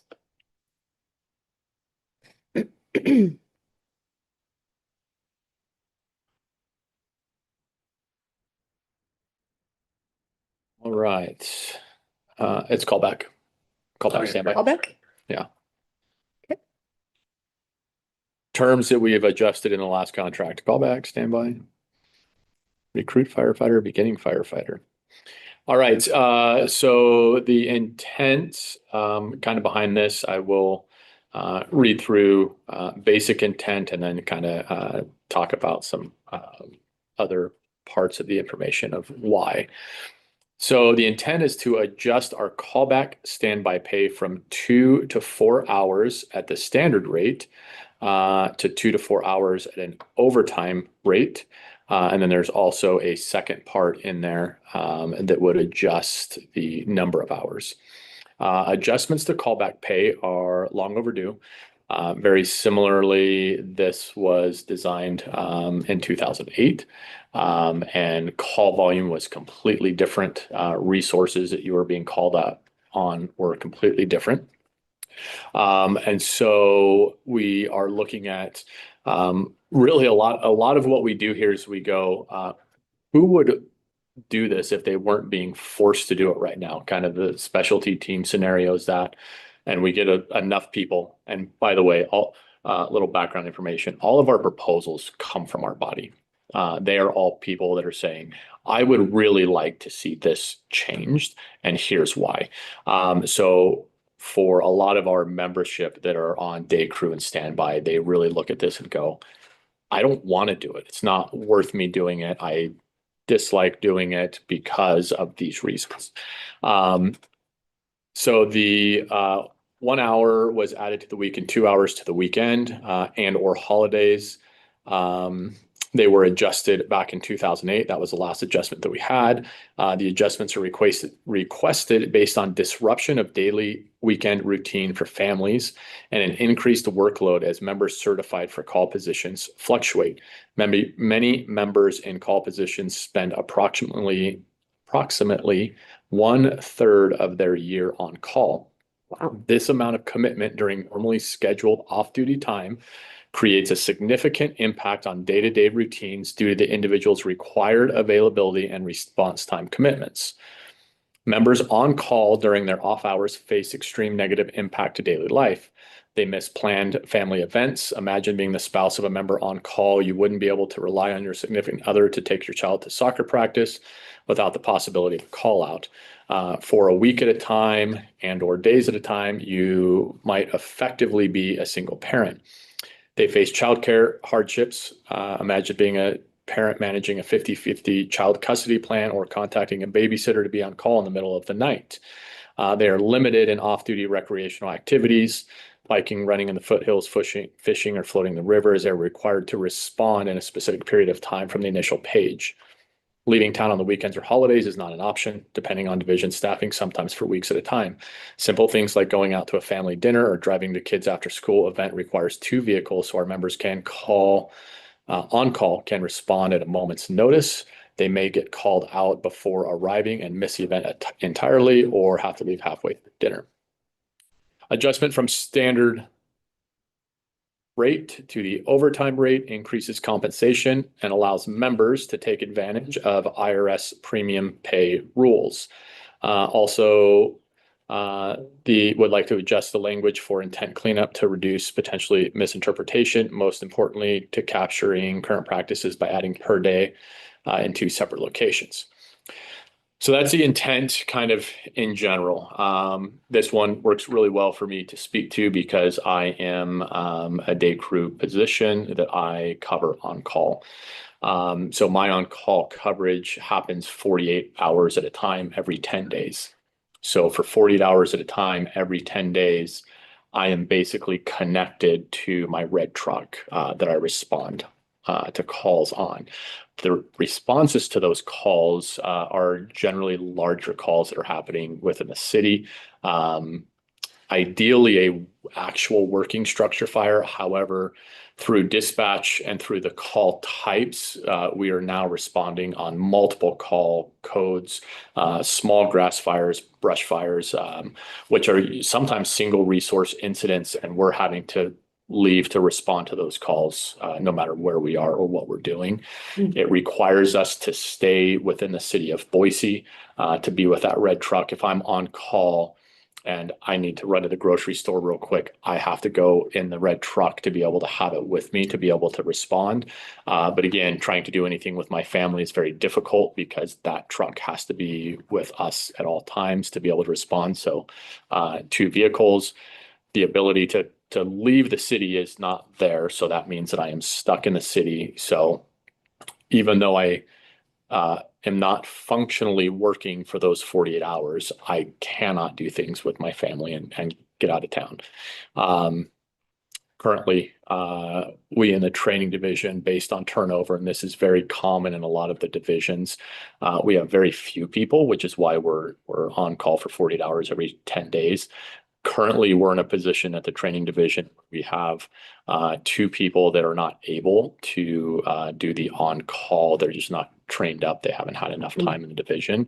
So it's limited even more to where there's fewer people that can cover, which just means that it's very, very difficult to even take a vacation because you are stuck here. So you're not able to do those things and you're stuck here on a more frequent basis. So again, we always kind of do the litmus test of who would be doing this if it weren't forced upon you. And we're our own worst enemy sometimes because we just suck it up and do it. That's kind of the firefighters' motto, if you will, is just do it. We're just doing it. So that's kind of the place we're at now. Unfortunately, we would prefer to have people go, yeah, this is okay. We feel good about this. We feel like we are compensated reasonably. So number one is changing it to an overtime rate. So currently we are 40-hour employees that are paid at a callback straight time rate. We had some conversations with our attorney about should that be an overtime rate, and really it came up with this last kind of taxation credit of overtime not being taxed. So when that happened, we went, well, should this be an overtime rate? Because technically we're 40-hour employees. These are hours that we're working above and beyond those 40 hours. Even though it's a callback standby pay, it's still forcing you no matter what to be available. So we would like to change it to overtime. It gives us an additional benefit. So that's kind of issue number one. And then issue number two is we would really like to up the hours by a couple of hours in order for us to have more justification of the amount of time and, again, the increase in call volume that we're having to go on. And again, a few of these speak very close to my heart. I have children that I have half the time that are young children. If I have to leave in the middle of the night, it puts me in a tough situation where they potentially have to be left alone for a little bit of time before I can get somebody else to come to my house to be able to be there with the children. And I don't want to just put a personal situation on it. Everybody's kind of got their own things out there. But I do want to be able to come across with the type of burden that we have involved in that. So the actual language changes would be very similar. This one doesn't have the wildfire position in it because we potentially just created it, but that would fall within this as well. And then we would change callback standby instead of standard rate to overtime rate. And then also we're asking, currently we do 2 hours if it's a Monday through Friday and 4 hours if it's a Saturday, Sunday, or holiday. We're just asking for that increase to go from 2 to 3 hours and from 4 to 6 hours. So a couple of questions Yes. that are floating. One, how many folks are on callback standby at any given time? Well, they're different, but there is one person that's going to be from the training division. They're showing up as a safety officer on those larger calls, which are really to help manage and kind of be a second set of eyes for a battalion chief to look at it from a larger safety perspective. So you're always going to have one training officer that responds. Within the prevention division, we always have one fire investigator that is on call so that those fires happen, they're able to respond. They go out probably a little bit less than the training officers, but still they can get requests on every single fire that comes across. And then the logistics division usually has one person on call at a time, and they are there as a kind of rehab support. So again, when we have those specific incidents for fires or larger incidents that are just going to be a longer time frame or larger scale, they help bring additional resources, which could include just food and water. Often is an air trailer that they bring with bottles so that we're able to swap out bottles actually on scene for a larger type of incident. And I believe that is all the positions that we have. The chiefs do a chief response model as well that's similar to what we're doing. So there's generally a response chief as well. Obviously, they don't fit within this, but there's So on any given day, you have 3 or 4 folks that are effectively on standby or call. yes, I would say every day 3. There is a provision that we have the ability to go without one of these positions in fairly extreme circumstances. But I would say it's extremely limited on when that actually Rare. happens. And then to add in the Captain Wildfire, he on a larger type assignment within the city very much could be on call for something like that to happen where it's, hey, it's a height of the season, we're limited on resources, we need you to be available. So that would be the 4th. And this might not be a great question, but I'm gonna ask it anyway. I'm curious, based on kind of how you presented this in terms of the impact, because really a lot of the impact you're talking about is the impact to yourselves and your family and the time it takes away from all the things that you'd like to be doing. Mhm. Have we contemplated the cost of like moving to this model versus just increasing staff so that this is not as necessary? I know. Yeah, I mean, with the safety officers, Yeah. definitely, we actually, Remember that. we shifted to an on-duty safety officer model. There's some, I'll say, cost to that, as well as additional personnel and things like that. And I don't know what that cost comparison is, but Yeah. that's kind of my thought in terms of, well, what's the additional cost of this, which then means you still are Yeah, Yep. having. you get to more find pay, care but for it your doesn't family. actually Yeah. solve your Yep. It doesn't solve any of personal these life things. problem. Yep. That's Yep. kind of where my head goes is there a potential to, Yeah. and maybe it's a combination of both, maybe it's additional staffing and I don't know, I'm just thinking like, how do you solve the impact Yeah. part? Because So- Right, I think Yeah. you're on the right track. That's a harder It's gonna one to cost solve. more to be a dedicated safety officer. And we've looked at that model and, that's definitely an option for us. One of the other things that we're hoping this does is currently, and I'm going to use the training division again for the example, we have 6 positions in the training division. Actually, we have 7 positions in the training division with the EMS. So we have those positions. A couple of them are unfilled currently because those people just aren't up to speed yet. Mhm. However, we do have the ability to bring anybody that has been a safety officer in the past back in a, hey, we want you. So, for example, a lot of our battalion chiefs have been safety officers, people that have been in the training division that are safety officers. All we have to do if they're on their 4-day, it's call and say, hey, would you be interested in covering this shift today? The problem is we get a single answer almost every time, which is no. Thanks for calling though. Yeah. Good to hear And you. it's again, they they can say no.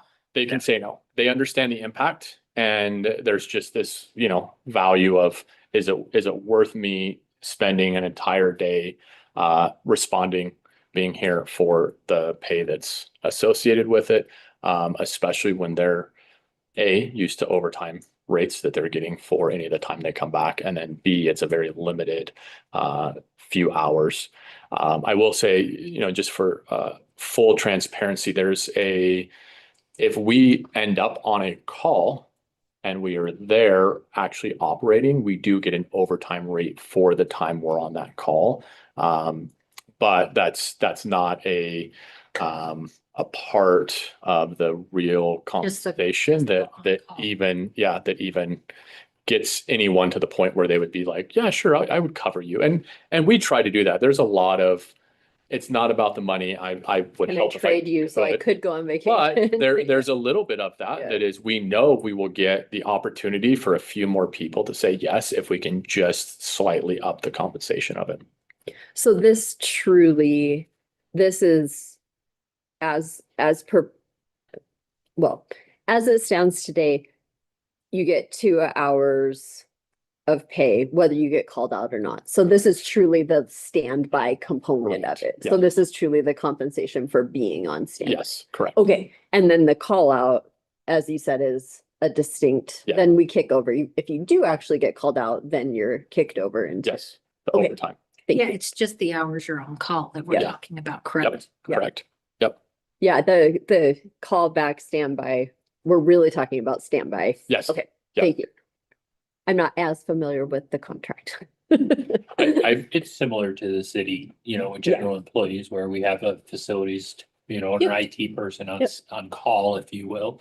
They get paid a flat rate to be on call for the day. And then if they do get a call, they. Then you kick when they come into, Back, yeah. they come back at overtime rate Yep. or call rate, yeah.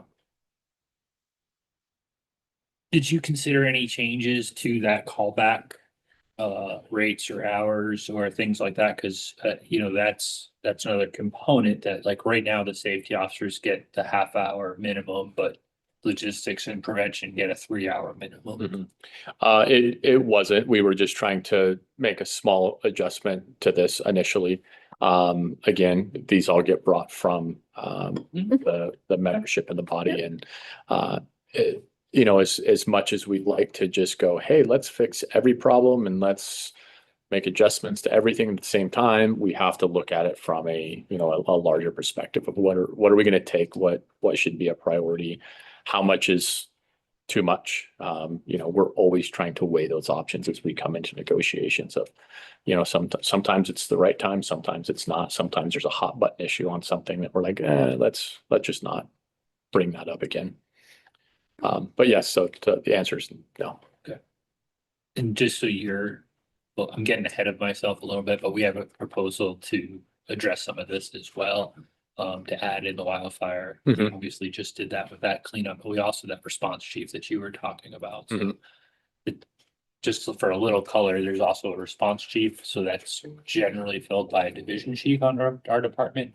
But if the division chiefs are unavailable, kind of as Jason was alluded to, where they can pull from other qualified safety officers, we can pull from the battalion chief group You can and pull put the them on BC. standby, just like this, so that this cleans up the contract so that we can make sure that they're compensated for their on-call time as well as their callback time.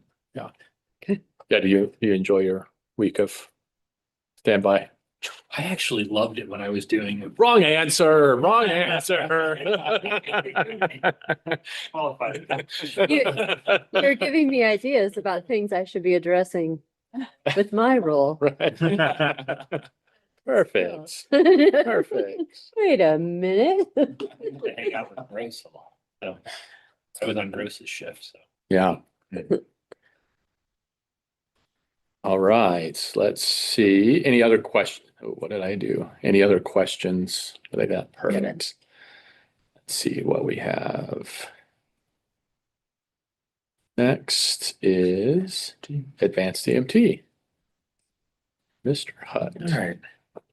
So the advanced EMT proposal, this time I'm going to read all of it and then I will give my part. So the overview is employees who possess and maintain an advanced emergency medical technician or advanced EMT certification will be paid 5% of their annual base wage. We currently have 13 members who are working underneath the scope and providing a service but are not being compensated. Currently, all the training to maintain your AEMT certification is provided by the department on iLearn, which is our online training, and Hot Sessions, which is our hands-on training. The department is also supporting AEMT classes at an uncompensated level for members that want to obtain it. The AEMT provides a cost-effective bridge between paramedics and basic EMTs on critical calls. With the ability to gain IV or IO access and airway support while the paramedic, either BFD or Ada County paramedics, is able to run the call and focus on critical needs and drug calculations. The advanced EMTs working for BFD are maintaining and practicing with zero compensation from the department. The department recognizes the credential and allows them to practice the skills and supports them through training. There's additional training time required. Recertification is every 2 years versus every 3 years of the basic EMT, and there are additional hours required over a basic EMT. There's also additional risk involved in more invasive skills of IV, IO access, and LMA placement, as well as drug administration. So the proposed language change would be to add pay for the advanced EMT under Appendix A. It reads, in addition to all other wage considerations, each member so certified shall receive a sum equal to 5% of their base rate per bi-weekly pay period. Certification pay will begin the first day of the bi-weekly pay period in the department. I think there's a little mistype there. I just assume that there are some people that don't know the different levels of the EMT, but there's three main levels. There's the one kind of entry level, we call it EMT basic. That's usually what people are talking about when they say EMTs. For Boise Fire, every single person working for the department is an EMT that's out in the field. Then you have the top of it, which is the EMT paramedic. It's pretty extensive schooling, a lot of knowledge, a lot of skills, a lot of responsibility and liability. Then you've got the middle child, which is the EMT advanced, and they're kind of that bridge between the two. They're basically an EMT basic, but they have been taught further skills. They're allowed to push certain medications. So again, they take on a little bit more liability. Currently at our department, that EMT advanced can operate as an advanced, so they can use all their skills, but they're not compensated any extra for it. So they can go get the schooling, do what they need to do, but they don't get any pay for it. So right now it's just people who are really essentially gung-ho or really want to start IVs or really want to help out. We also think this would be a good way to help, like as it says in here, kind of bridge that gap between EMT basic and EMT paramedics. So EMT paramedics are compensated for their skills. So if we can get something where we can compensate some of those EMT advanced, that would help take a lot of that workload off of the paramedics. I think that number's right, Chief. I had that written down in my notes, 13 advanced. I think we have 13 advanced, then I was just gonna look. I think we also have maybe another 10 paramedics that are working as AEMTs. So we have a certain number of paramedics that we can keep on staff, like actually pay them as paramedics. And then we have some that aren't technically working for the department as Because we don't paid have- paramedic. Exactly. So they're still certified within the state as a paramedic, but they can operate at an advanced level. Interesting, okay. Got it. And it's either we don't have the need or some of them have chosen to not work Yeah. as a paramedic in our system, because like we talked about with some of the other positions, when they're a paramedic, they may get put in a particular location that is the highest department need. Kind of like our specialty teams. We have Okay. certain stations that have to have a paramedic. Have to. Usually those outlying Yep. stations that are a little bit further away from response. And then so if you are a paramedic and say there's a vacancy there, like I'm a paramedic, so I work kind of central city. But if one of those spots is open, they need a paramedic there, they'll just send me over Send there. you over. Okay. I have a general clarifying question. I'm just trying to better understand what you mean when you say it, because it's come up a couple of times. Can you talk more about, I think both in specialty teams in this proposal, and maybe one other time you've said more liability. Can you talk more about like what that means to you all and your team? Sure. And really when it comes to, say, for example, an advanced EMT, a paramedic or a EMT paramedic, you are now at a higher skill set that you have a responsibility to be able to perform at. So you're going to be giving injections, you're going to be administering drugs. There is a much larger liability because if you are giving a wrong dosage of a specific drug, you can be found liable if there's negligence in what you're doing. So because the additional skill set is there, then there's a higher liability that comes with that, a higher responsibility to maintain all of that education, all of that experience, so that you can maintain your level at which you're able to provide care. And the advanced EMT is pretty interesting because the state of Idaho has kind of gone back and forth a little bit. They used to have an intermediate EMT. They've kind of shifted back and forth. We just recently started allowing people to operate as an advanced EMT. And that was kind of we went, if we're going to accept that higher level responsibility, again, they're able to push medication, they're able to do push medication through IV. They're able to intubate, do some things that definitely have a little more liability to them. we want to make sure that they're compensated for that. I mean, that's kind of, When you say liability, they're insured though. They don't have personal liability. Oh, no, they They could be civilly sued. yes. So then they become, if there's no That's, I paramedic, think that's what I was trying to Yeah. get at. I was like, do you mean like it's more Have we stressful seen that? or more Yeah. responsibility or Yeah. more? Okay, that's what I was trying to It get at. happens, for sure. Yeah. Okay. Like I know I have some people who will get insurance like on their house. So say they get civilly sued and they're taken to the cleaners, they at least have their house protected. But I'm trying to think of the most recent one. And it comes down to usually a pretty severe. You would have to negligence. be like, You'd have to. like Uh, gross negligence, Yes, like you would, yes. Yeah. this is not a, There's not something a, went sideways, Yes. anyone could have made this mistake. right. It was, Yeah. it was based on the severity of the incident and I made a decision that I thought was the best thing to do. We have the Good Samaritan law that Yeah. helps protect in some of that as well. But if there's any negligence, which again could easily be, I just haven't kept up with everything, that could be considered a gross negligence. Does the city cover any kind of liability in terms of like malpractice or anything like that, as you would see with the I don't medical think so. providers? That's usually more like a physician. Yeah. Thing. I don't know about that though specifically. Yeah. It's interesting. My daughter's paramedic, so I Oh, kind of. My husband was a paramedic. Yeah, yeah, yeah. recent like high profile one I can think of was like I think it was Aurora, Colorado, where they actually got criminally charged. Well, my daughter's in Colorado. I think it was Aurora, Colorado. Was that- Be asking some questions after this. Yeah. Chemical. It was ketamine. Sedation, Yeah. And again, I don't know, those guys were even, they were like trying to harm the person, but they got thrown under the bus and. So, and I think the thing with the intermediate is if there is no paramedic there, they become the medical authority. So they are the highest level of medically trained. So they're going to be the one that are kind of Making the responsible. calls. Yeah. Interesting. Okay. Thank you for, it's come up a couple of times. I'm like, I want to understand like what that really means to you all. Okay. And I would say there is protections offered through the city, right, with some qualified immunity and different things like that that would protect us, but. Like the Colorado one is a good example where they were, basically, they wound up saying that they were operating outside their scope and Mhm. without, outside of medical control and guidelines and things like Normal that. procedures, normal Yeah, protocol. so it kind of stepped beyond the governmental immunity that you would normally get under the city provision. And so the proposal, or I guess as things stand right now, paramedics are paid right now. They are getting 10%. 10%, Mhm. and advanced EMT is what? Nothing. Nothing. Okay. And again, we didn't have advanced EMTs in our system. Also, I think that was kind of the point I was working through is it was new that we started allowing people to operate as an advanced EMT. Prior to, we were only allowing operation as a basic EMT, even if they were advanced EMTs. And then we just recently, within the last few years, went to saying, hey, we can put some equipment on the apparatus. You can operate as an advanced EMT within that scope. And you have about 13, you said? It's probably closer to 20 if you count the paramedics operating as AEMTs. Hmm. Got it. Well, I know this one is a shared interest, right? Like this, Yeah. I believe we also have a proposal, like, so I know that this is one where collectively we're like, we would like to, Yes. really like to make some progress on Yeah. this because we see it as a benefit to the community, an enhancement of our services, good for our members, a career. We do Path. want to incentivize this? Yeah. Like, I assume we do. Yeah. I know it's kind of a basic question, but Yeah. Yeah. Yes, Okay. that is absolutely So- our goal. As a And- shared, this one is a shared interest for sure. Yeah, and we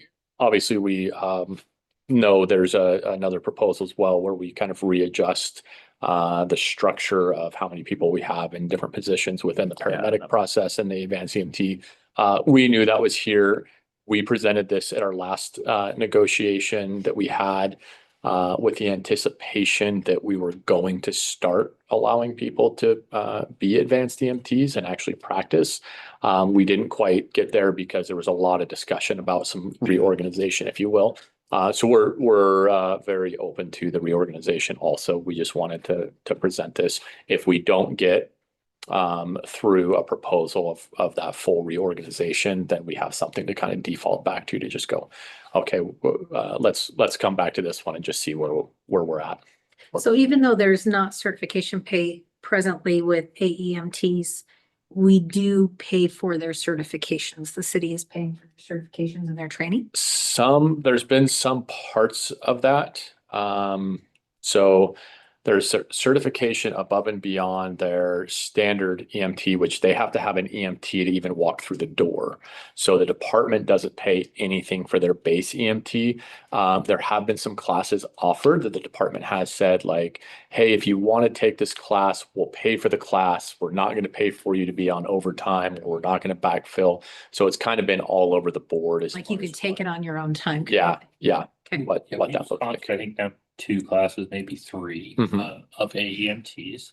Where we've paid for them to go to the class in terms of we paid for the class, but they've done, some of it's like online. So Mhm. potentially they could do their online. Sure. work, During a shift, yeah. But not always, we didn't make specific time for them in their workday, but if they had time and they had downtime, they could do that.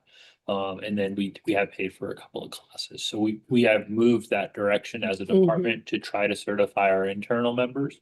And we've also had new hires that have come in with either With- paramedic or whatever that could operate as a AEMT under our medical controls.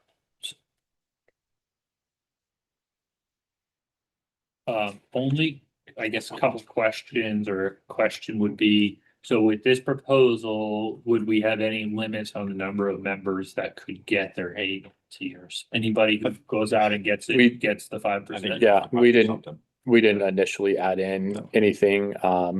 Again, this was based on our past proposal that we had, where we really didn't feel like there were a lot of people that were going this route.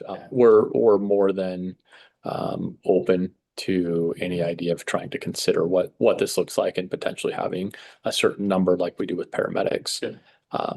That is a good question, though.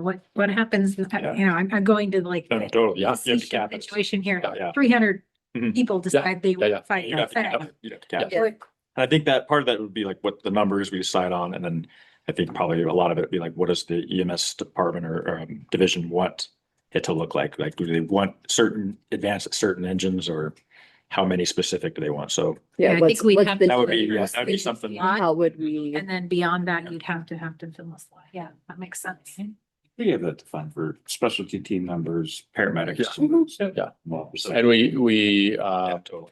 very well aware of that. And I think the other proposal has a little more structure to it. So we didn't put any additional time into structure. Into structuring. I think we all agree that AEMT is an appropriate level for our department, and how many and where exactly, I think we're still. Really Yep. little. But yeah, we support it from a city side. Is every state a little different in terms of like their requirements between like a paramedic, an advanced EMT, a basic? Is every state a can little be. bit? Yeah. They generally try to follow and that helps to allow for some reciprocity between states. But There's a national registry, and then every state has their own specifications. Okay, It's like I worked in Nevada for a while, and then when I came to Idaho, I had to retake some of the same tests just to prove like essentially like competency, or that I can work within Idaho. okay. And a lot of places have like optional modules too, so you may have an AEMT. You have an optional module for endotracheal intubation or something like that, which is kind of a skill above the baseline AEMT skill, but your medical director could approve X, Y, and Z. So. And the nature of your calls are highly medical related. Yeah. Which again, I think the community benefit there, I think that's the city's interest is like, Yeah. this is the fire department and 2/3-ish of your calls are medical in nature, right? So it's like, this is clearly a gap that we're filling, whether we intended to be there or not. right. Here we are. Yes. To paint a picture too, like on a cardiac arrest patient, we're gonna have, at least for a while, it's gonna be an engine and an ambulance, which is probably gonna be 5 total people. And there's a good chance that there's 1 paramedic and then 4 EMT basics.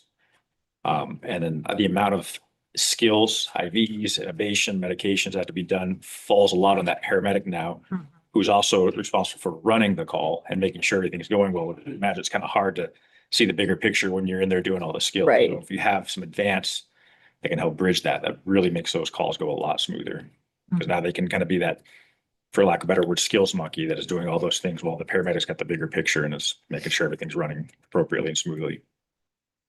And not from a history perspective, I mentioned that I-85. So that was kind of that old intermediate curriculum, and it was much more trauma focused.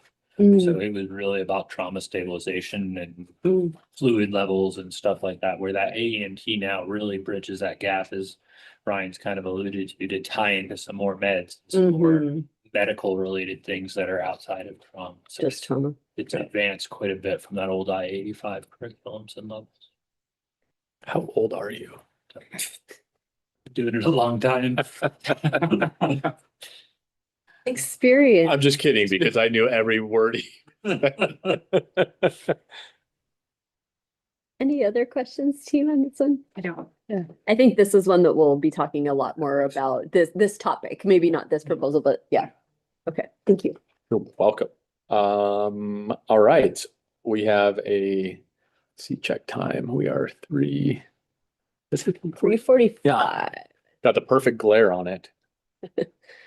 All right, we have our next, which is the authorized firefighters for VL spots language. Let's see here. I think that is. Yeah, okay, got it in there. Cam, you wanna? Is it called authorized strength? Authorized strength is the name of the document. I Yes, think. Okay, yes. okay, got it. Got it. That's the one. So this has come back a few times when we go to look into the contract. We have a formula of how we pick, say, vacation days or Kelly days. And it comes down to what's determined as our authorized strength. There's a formula for the average based on it and how many firefighters. Well, the discrepancy comes into what counts as a firefighter. And it looks into what we consider a firefighter as someone on the line that has the ability to use VL vacation leave or Kelly days, K days. And that would be someone that would impact that ability to take time off, and they are a counter on the line. There's another look at it to say, well, they're a PCN and they don't fill the slot on that. So when does it come to be someone who we call a counter against that authorized strength formula? That formula that allows you to choose how many days off. So we've had our debates in the past of what has it been, and we'll get a solution. We come up with an answer and like, wonderful, we solve it, and we forget to memorialize it. And then so a few years later, like, Shame on us. here we go with the conversation Here we again. go again. Yeah, so like, hey, this time, let's just put it in writing so we don't have to do this again. And that's the idea is here is to say further define. And the intent of the language is to say when a firefighter, a probationary firefighter is on the line, they now have the ability to say, on this day, I'm going to consume a vacation leave spot or a Kelly day spot. So right now there's 12 spots available. So they would count against that deduction. And so that's what we're saying is, hey, that's how when we look at that formula, we take that argument out as who is it? Where did they, that is the really, who counts it? Are they considered accounted for that formula or not? And when is it? We just say, yep, when, if you're a probationary firefighter, you count against that formula is what we're trying to say with that language.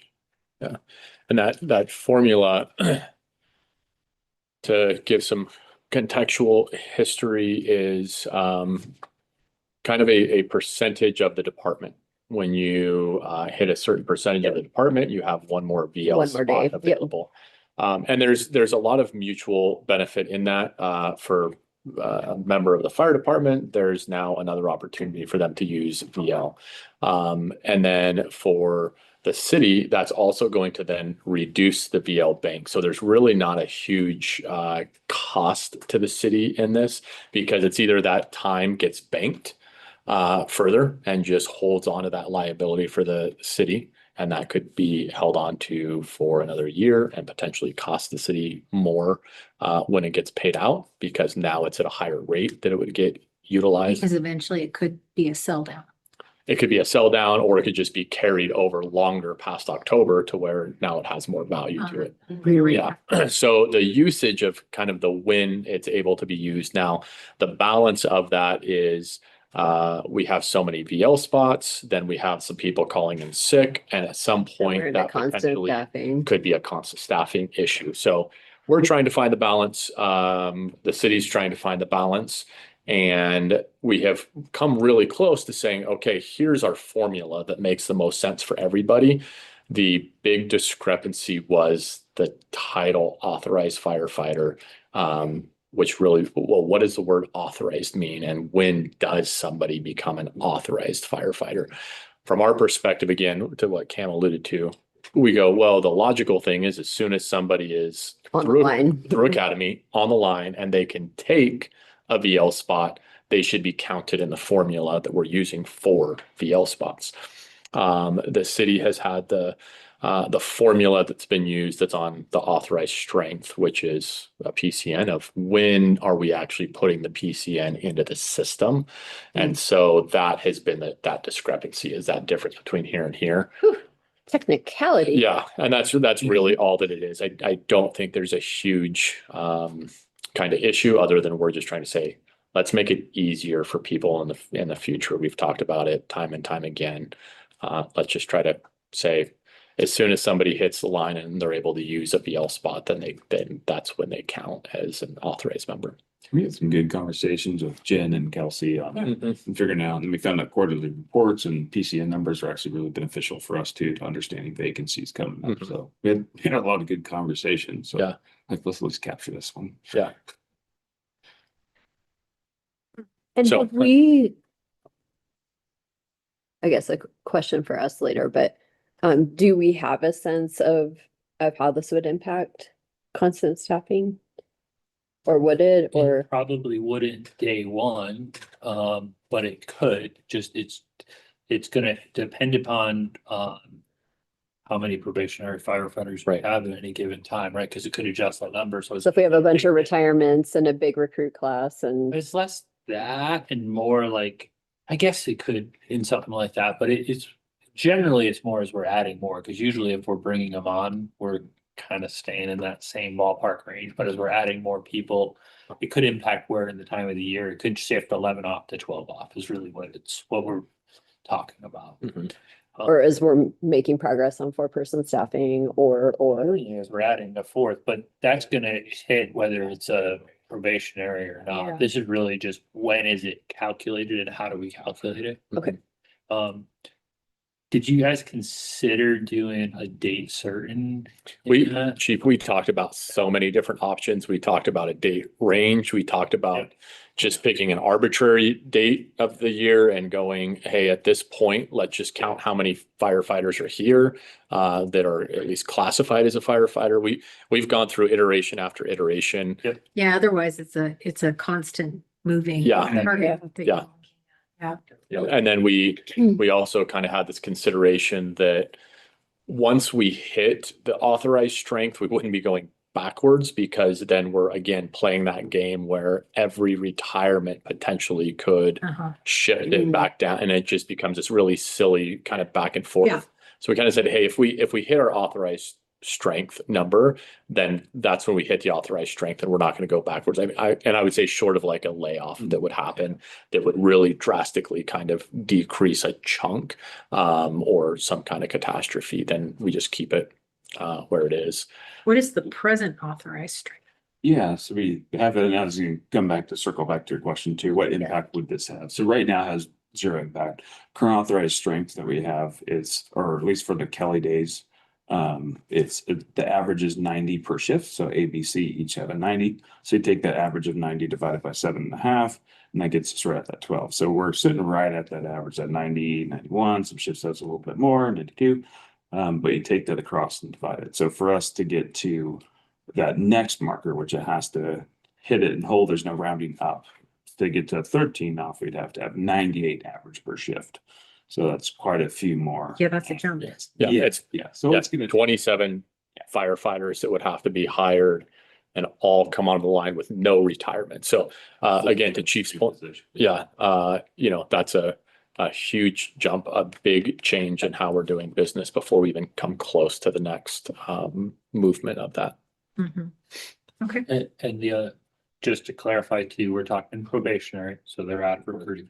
Correct. Yeah. Not recruit firefighter, they're probationary. Correct. Probationary firefighters that are Or able, probationary? They're in recruit after about 3 months, and then in the next, basically it's a total of a year, so I guess 9 months or 9 so would months, be yeah. probationary Yep. firefighter. so So I think as of last week, we had 270 line, 18 day and 11 probies, or recruits, I should say. Let's call them recruit firefighters. Yeah. right at that 12 mark. There's a lot of growth to happen before. Could even get close to that 13 number. But yeah, conceptually, I think adding some clarifying language in that section makes sense. We may want to also look at updating the demonstration below. Because the last demonstration we did there is from 2014. So we can work on that on our end. Why wouldn't we? If we're gonna touch the section. Yeah, yeah. If we're gonna celebrate anniversaries, update dates. So, so that at least we can have those numbers current instead of from 12 years ago. All right, any other questions on the authorized strength proposal? Not from me. Awesome, perfect. Let's see what is next. 3-hour blocks. Now, did I pop that in there yet? I don't think I did. Give me just a moment. Copy the proposal here.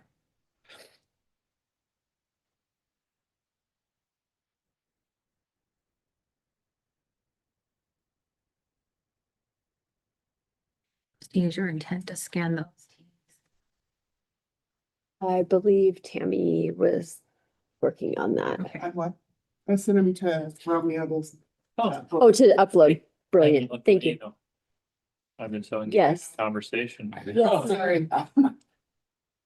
Thank you, Tammy. Yeah, I didn't want to put them in the wrong folders. She's like, oh, no, Romeo does the folders. I don't do the folders.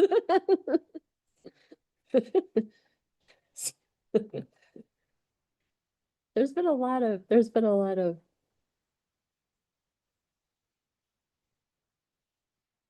Not showing up yet. Again.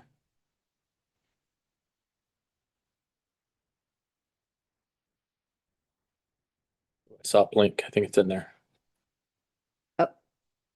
3-hour block VL proposal. Yep. Got it. All right.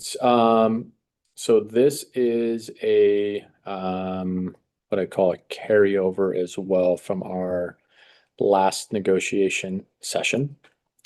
And this has to do with 3-hour blocks so when we use time, we're allowed to use them in 3-hour blocks. The time using them in 3-hour blocks can have the ability to create a little havoc within our staffing of station model. The poor ARF people. The poor ARF people. You are giving the ARF people a miserable It's- time. It is difficult. It makes so not only do they have to do the board in the morning, they have to continue to do it potentially throughout the day for those 3-hour blocks. We've gone back and forth over my time here about trying to get rid of them, the value of them.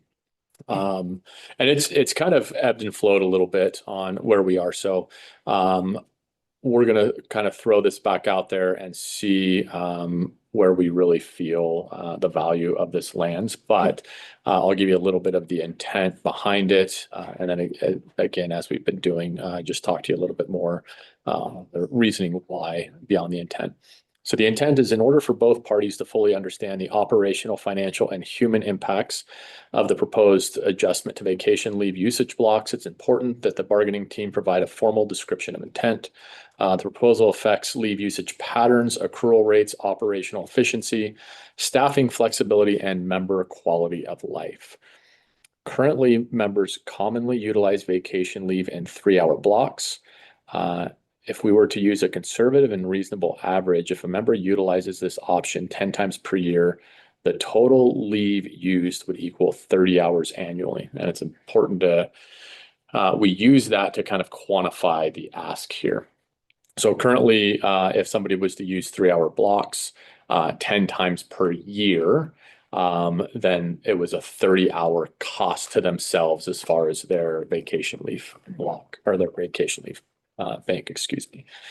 And why that matters for us is When we're on 48-hour shifts, that means we are unavailable to be there for families, for birthdays, for holidays, for sporting events. And we do always appreciate that the city is pretty flexible with us on, hey, if it's in your district and you've got a child playing a ball game, which some people do like to work in the district that they actually live, we have the ability to maybe take a fire engine down to a ball game. And that's awesome. We're always very appreciative of that. But that is also not the norm. We get shifted around all over the city, and it becomes very difficult to do that. I don't know how many of you have children that are in sports nowadays, but they are all over. Even in rec sports are like going 3 cities away. And so what that means is that in order for us to try to maintain some cohesiveness with our families and being good parents to be able to support our children, we utilize these 3-hour blocks to be able to do some of those events. And that's kind of the reason that they were there and the reason that they have a lot of value to us to be able to use those 3-hour blocks. We do understand there's an impact to the department of having to manage shuffling people around the city for 3-hour blocks. Number one is they have to shuffle someone around the city, which means potentially calling somebody in for a 3-hour block of time to be able to work that overtime while that individual is gone. But also because of the amount of credentialing we kind of have within the city. Which I was on a special team. Now, not only do they have to find somebody to fill my seat, it has to be a very specific person. And so if I were to leave to go to my son's ball game, they would have somebody come in for 3 hours. If they couldn't find somebody with the same specialty team, they would move somebody from another station that has the credentials to there. Then they would have to call somebody back from another station to fill that spot. And there was a lot of shuffling. Within that shuffling really becomes this, it's hard to quantify, but productivity. If you're driving around the city in your own car, trying to shuffle from station to station, you're not very productive in actually responding to calls. So another apparatus may have to respond to that call. So it's just a less productive time for the city. So that is kind of the what I would consider the burden that's placed upon the city for the ability for us to have the benefit of a 3-hour block. So when it came up last time that the city said, these are really a big burden and we'd like to get rid of them, what would that look like? We developed this proposal. So again, we used a proposal of saying the average person roughly 10 times a year would use a 3-hour block for different events to go to a recital for their children. If we changed it to an 8-hour block minimum, what would that look like? And the 8-hour block minimum, and it gets really kind of convoluted, but I'll kind of walk through that. But theoretically, the 8-hour block minimum just makes the process of filling those positions much easier, less movement. Sometimes we'll have 3-hour blocks, multiple ones within a day, and really have to shuffle everybody around. It takes ARF to be able to manage all of that. So if we said, okay, we're going to get rid of them and we're theoretically going to say there's an 8-hour block of time that is now the minimum that has to be used. And we use that same average of 10 times per year. Now those same 10 occurrences would cost that individual 80 hours instead of the 30 hours. So we looked at that and we said the difference of that was 50 hours. What would be a justifiable resource to get back? So we landed on 48 hours of time for the 50 hours loss, that we would just ask for a 48-hour per year increase accrual in VL time in order for the exchange of getting rid of the 3-hour blocks, which was us trying to figure out roughly how to become flush through that process. So that is what the proposal is built on. If you scroll down kind of to the bottom where the actual red line and blue line are, you will see an accrual adjustment. And so these don't increase in adjustment per number of years that they're having. We're saying it's an average occurrence and we're just adding an average. You'll see it was 18 hours and we added that up to 22 hours in order to justify and make it to our 48 hours per year. Now, there isn't also a +1 in there. we left that in there, which really connects to a different proposal that we This is had. stretching my head maths. And we Go on. we laugh, and it's we would like to see an adjustment at some point that is again what I would consider mutually beneficial of that 1 hour. When we added Juneteenth for a holiday, we had a even number of hours of VL accrual that we had when we added Juneteenth. We said, can we please just add 1 hour per month for Juneteenth instead of an 8 hour additional per year, because that's going to put us in we get 18.647 vacation hours, and I'm just throwing out a number, per month, instead of saying we get 8 hours, or instead of saying we get 9 hours. So it's really just an accounting. This would make it a lot easier, and we'll make it up somewhere, right? Like, let's just keep it a round number, and as we go through our process, we'll make it up. So I kind of comically left it +1. for a little reminder of the Juneteenth holiday that we were asking for 1 additional hour. Within that monthly accrual, there would also have to be an adjustment to the maximum accumulation total, which just means because we're accruing more, we need to be able to carry equivalently the additional hours to be able to use them effectively throughout the year. So it is a get rid of 3-hour blocks. Okay. City gets 8-hour blocks use of time. And we go for 4 hours plus the 1 hour. So our Juneteenth holiday is an even number. The very bottom of that is the convoluted part of the 8-hour block. So our life looks really weird if we try to block it out in 8 hours, anything other than this system. And we kind of nicknamed this the 8+1 hour. So it met the intent of an 8-hour block, but it allowed us to do a 9-hour block or a 10-hour block, instead of saying it had to be an 8-hour block and then an additional 8-hour block and then an additional 8-hour block to make it through a 24-hour time frame. We're allowed to do an 8-hour block in the morning and then stack on 1 hour at a time at the end of that. So we could do a 9-hour, 10-hour, vice versa. At the end of the night, we have always had a rule that says if you're going to be gone past 10 o'clock at night, you're gone. You're not going to come back at 1 a.m. in the morning and disturb everybody that's trying to catch up from the call that they just went on at midnight. So we've always had that rule. So we're still maintaining that rule, and we're doing the +1 hour increment in reverse. So if they want to leave from 9 o'clock at night to the next day, they're able to do that. If they want to leave at 8 o'clock the next night, but they have to take that full block from 10 o'clock on, they're just able to stack on 1 hour at a time the other direction. The other direction. Yep.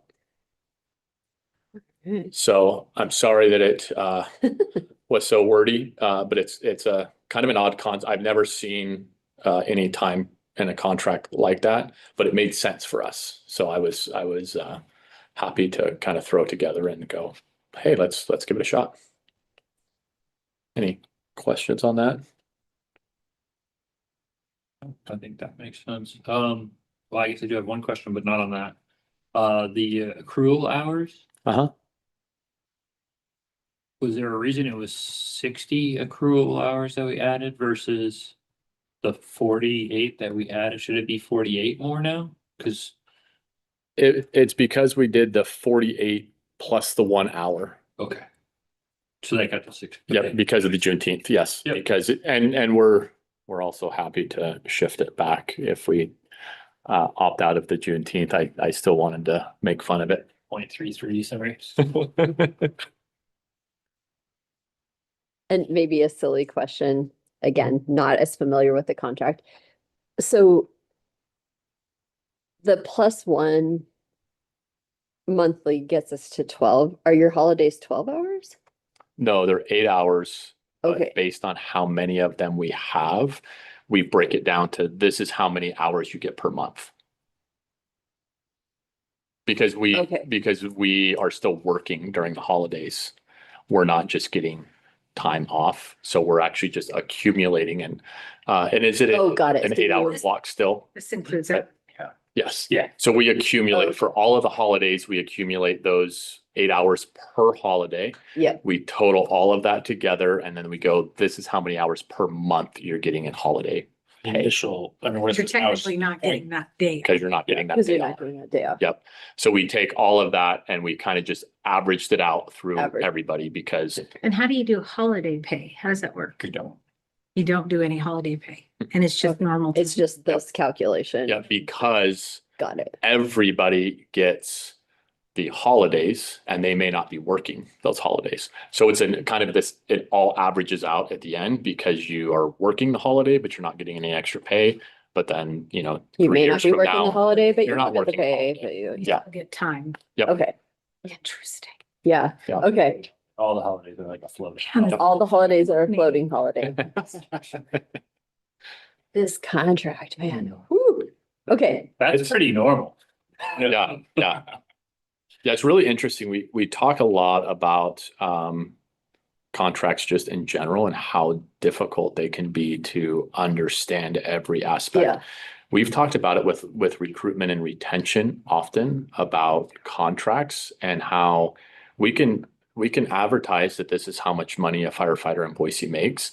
And it is an accurate reflection, but there's also other options and other avenues to be able to make more money. And if you were to hand that to somebody that's coming in to interview for a firefighter position, they have no idea Yeah. what the actual true compensation of the job could be. So we often try to at some point roll some of those back in, especially when we get to tough recruitment and retention days. Oh, yeah, there's lots of ways to do that. to show That it. back in, It's free, yeah. Well, yeah. And it- try to and it show really total helped. comp. Yeah, it can really help. I don't know that we're at that time, although our hiring has been really low lately. This makes much more sense because I was like, well, now the 40-hour work week schedule makes much more sense to me. Okay. The, Yeah. the 0.67 is because I think it was 8 divided by 12, right? Yep. Yeah.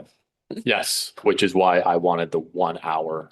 Just give me a flush 1 hour for the total, which was 12 hours a year instead of 8 hours a year. Uh-huh. Please. I'm like, Please.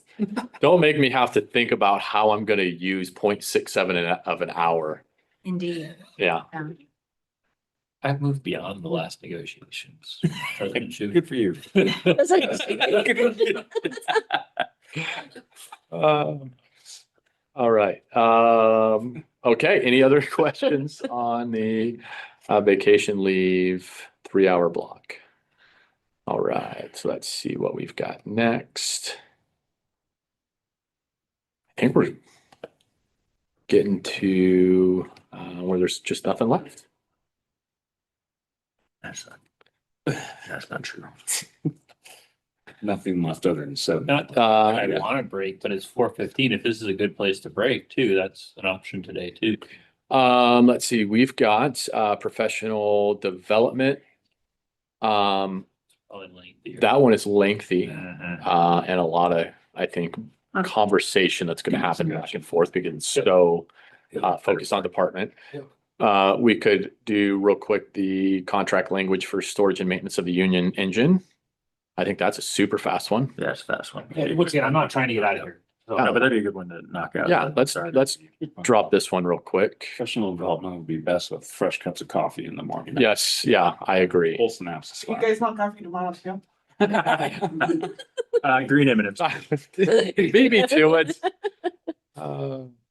Those are special order. You can't just get those overnight unless somebody wants to pick through bag after bag. I assume that's what would I happen. was gonna say, I don't. Yeah. think I'll- Yeah.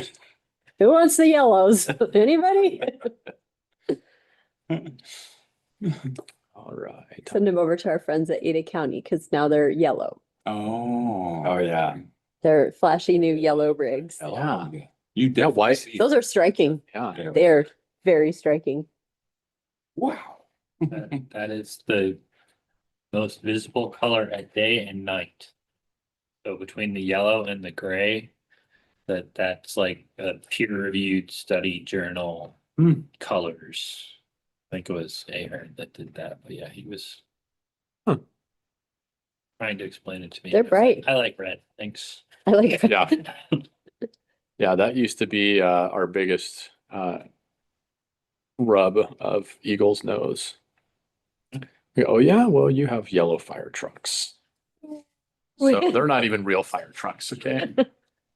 Are you at the airplane? If they're not red, they're not real. Yes. It is true. Everybody knows it. Can't ride Big Red if it's Yeah.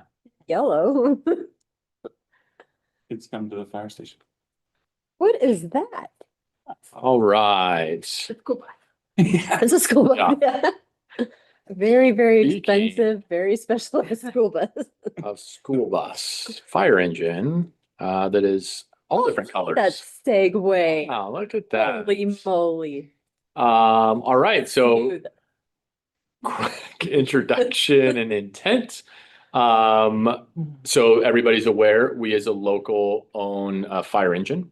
That I believe we bought from the city, I right? think so. Yeah. retired. Yeah, kind of retired fire engine, had been around. We purchased it from the city. Thank you for making it available. We wrapped it in kind of a BSU theme and flames everywhere. And it's been a tool that we have all used for the benefit of the community and members in it. Very specifically, we give it out for fundraisers. I just drove a pile of elementary school kids to their last day of school Oh, in the BSU fire engine. a and so- pile. That's a very. Pile. Well, that's very- pile them in the back. If you haven't seen it, Lots of seatbelts back there. I was gonna yeah, say, yeah, lots of it's seatbelts. liability. La, la, la, la, la, la. It's all ours. It's all our liability. Yeah, so it's a firefighter theme that's been in parades all the time. So it's just a great PR tool that we use. We use it for the city. So it's a great tool, and we have always kind of had this mutual agreement that we get to house it at a fire station to help keep it out of the weather so that it's maintained. We've always kind of had the ability to we plug it in to shore power to help our batteries stay charged. A firefighter is more than welcome to walk by it and go, oh, it looks like a tire's low. We're going to put some air in it. There's an oil leak, kind of manage some things like that. Also, we have had our maintenance logistics division in any of their kind of downtime that they have had be able to help support us to get a piece of equipment. We pay for everything. No major repairs are ever done. But if it was, hey, there was an oil plug drain that was leaking and they had a moment to tighten it, they would absolutely do that for us.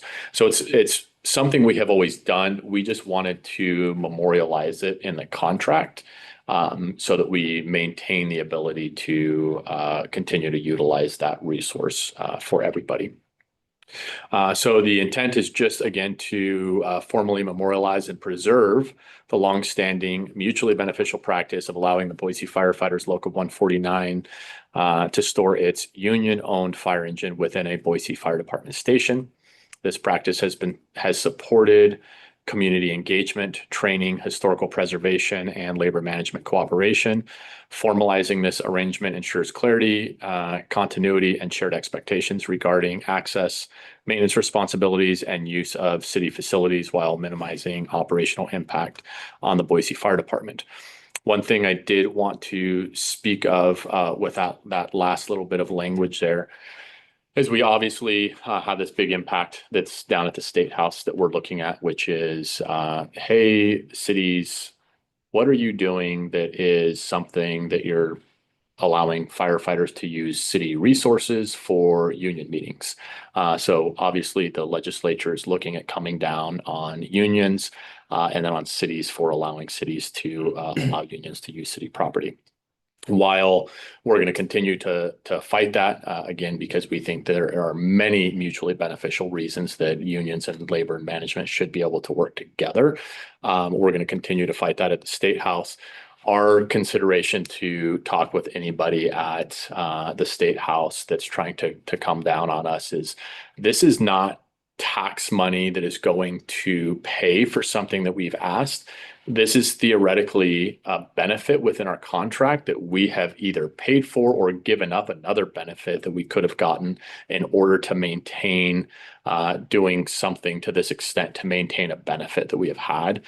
So it's a very clear argument for us that we are never going to back down into saying that these are tax dollars are going to pay for this. This is the union that has stepped up and said, we would like this benefit to be put into our contract. Here's what we're willing to give up in order to gain that benefit.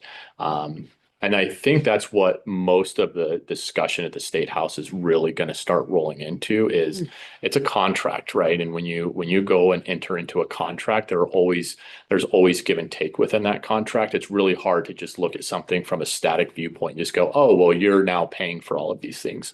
Well, if you weren't paying for all of these things, there would be other benefits that we would maintain and have within the contract. We have given those things up in order to maintain some of these benefits. So I just want to be clear in, that thought process that's out there. Why- We're Why looking in at the it. contract? Yep, we're looking at it. We're considering it. We think there's more protection for that resource and for us to be able to provide that argument if it's within the contract versus, hey, we've been doing this for the last 20 years. And then it does look a little more gray. Our feeling is that if it's in the contract, it gives us much more of a strong argument and much more support that this is a benefit that we have given something up in order to receive. So the actual language would be, this is all new language. We have nothing in there. So it's theoretically all in blue, but we'd have a special provision section that said the city shall permit local 149 to store one union-owned fire engine in a designated apparatus bay within Boise Fire Department station. The specific station and bay assignment shall be determined by the fire chief or designee in consultation with local 149. The apparatus shall be stored indoors in a climate-controlled environment. Such storage shall not interfere with emergency response operations, staffing, training, or daily functions of the fire department. The city may require temporary relocation of the apparatus based on operational necessity. The city shall provide reasonable notice to local 149 when practicable. And really all of that is just saying, hey, we're super open to, which we have always done. We have moved the BSU engine around the city we're remodeling a station. We are in flux of a bunch of apparatus coming in or out. We may be limited on space. We have pulled it out. We have stored it somewhere else temporarily while we went through the influx and then figured out what station was appropriate to staff it at next or to place it at next. Section 2 would be access. Authorized representatives of local 149 shall be granted reasonable access to the apparatus. Access shall be permitted at all times, subject to compliance with fire department security procedures and station protocols. Local 149 shall coordinate access in a manner that does not interrupt station operations, which is exactly what we do now. We go in with a key card and just kind of manage it on our own. We don't do it when we're on duty and we're just coming off from the union. Minor maintenance may be performed on the apparatus, including but not limited to cleaning, battery maintenance, fluid checks and replacement, and a routine inspection. Again, no major repairs have ever been done. We have always had a pretty clear line of if there's a major repair, we pay for it. We take it out to get it repaired. Minor maintenance may be performed by members of the Boise Fire Department Logistics Division, provided such work does not interfere with assigned duties or operational priorities. All major repairs, mechanical work, and capital improvements shall be the sole responsibility of Local 149 and shall be performed at Local 149's expense. Liability and insurance. Local 149 shall maintain insurance coverage for the apparatus, including property and liability coverage. The city shall not be responsible for loss or damage to the apparatus, except in cases of gross negligence by the city. Local 149 agrees to hold the city harmless from claims arising out of the storage, maintenance, or use of the apparatus, except where caused by city's gross negligence. Use of apparatus. Apparatus shall be used for union-related purposes, including but not limited to community outreach, ceremonial events, training, historical preservation. Use of the apparatus shall not interfere with fire department operations or create additional liability for the city. So we really tried to kind of just put everything in there that we thought would be beneficial for us, both at kind of a state level if conversation came up, that we're saying that there's a very clear line of what we're doing. We're taking on expenses, we're doing all of those things in order to help protect and or strengthen that argument that we have for any bills that come up. Romeo, what happens if we run out of room and we need the room for a operational truck? Like what happens? I mean, we're legally obligated, so. Yeah, if we put this in there, that's a challenge. I mean, we could temporarily relocate it. Right. But yeah, that is part of the challenge. And realistically, what would likely happen is we would probably have to put it outside. I mean, right now we're not there, but as we add the additional hazmat trucks. Looking at you, Cam. You know, that is possible. We Yeah. could, and like I said, we haven't today, we found base space. We've Yeah. been able to move stuff around, but that is Yeah. the reality that could Yeah. happen. I would say that there is a reality that exists that could happen, but it's such a limited possibility and short-term potential that I see. I mean, we're building fire stations generally with at a minimum 3 to 6 bays. They're housing one piece of apparatus at a time. Even if we increase our reserve fleet and that's 2 bays that we're taking up space.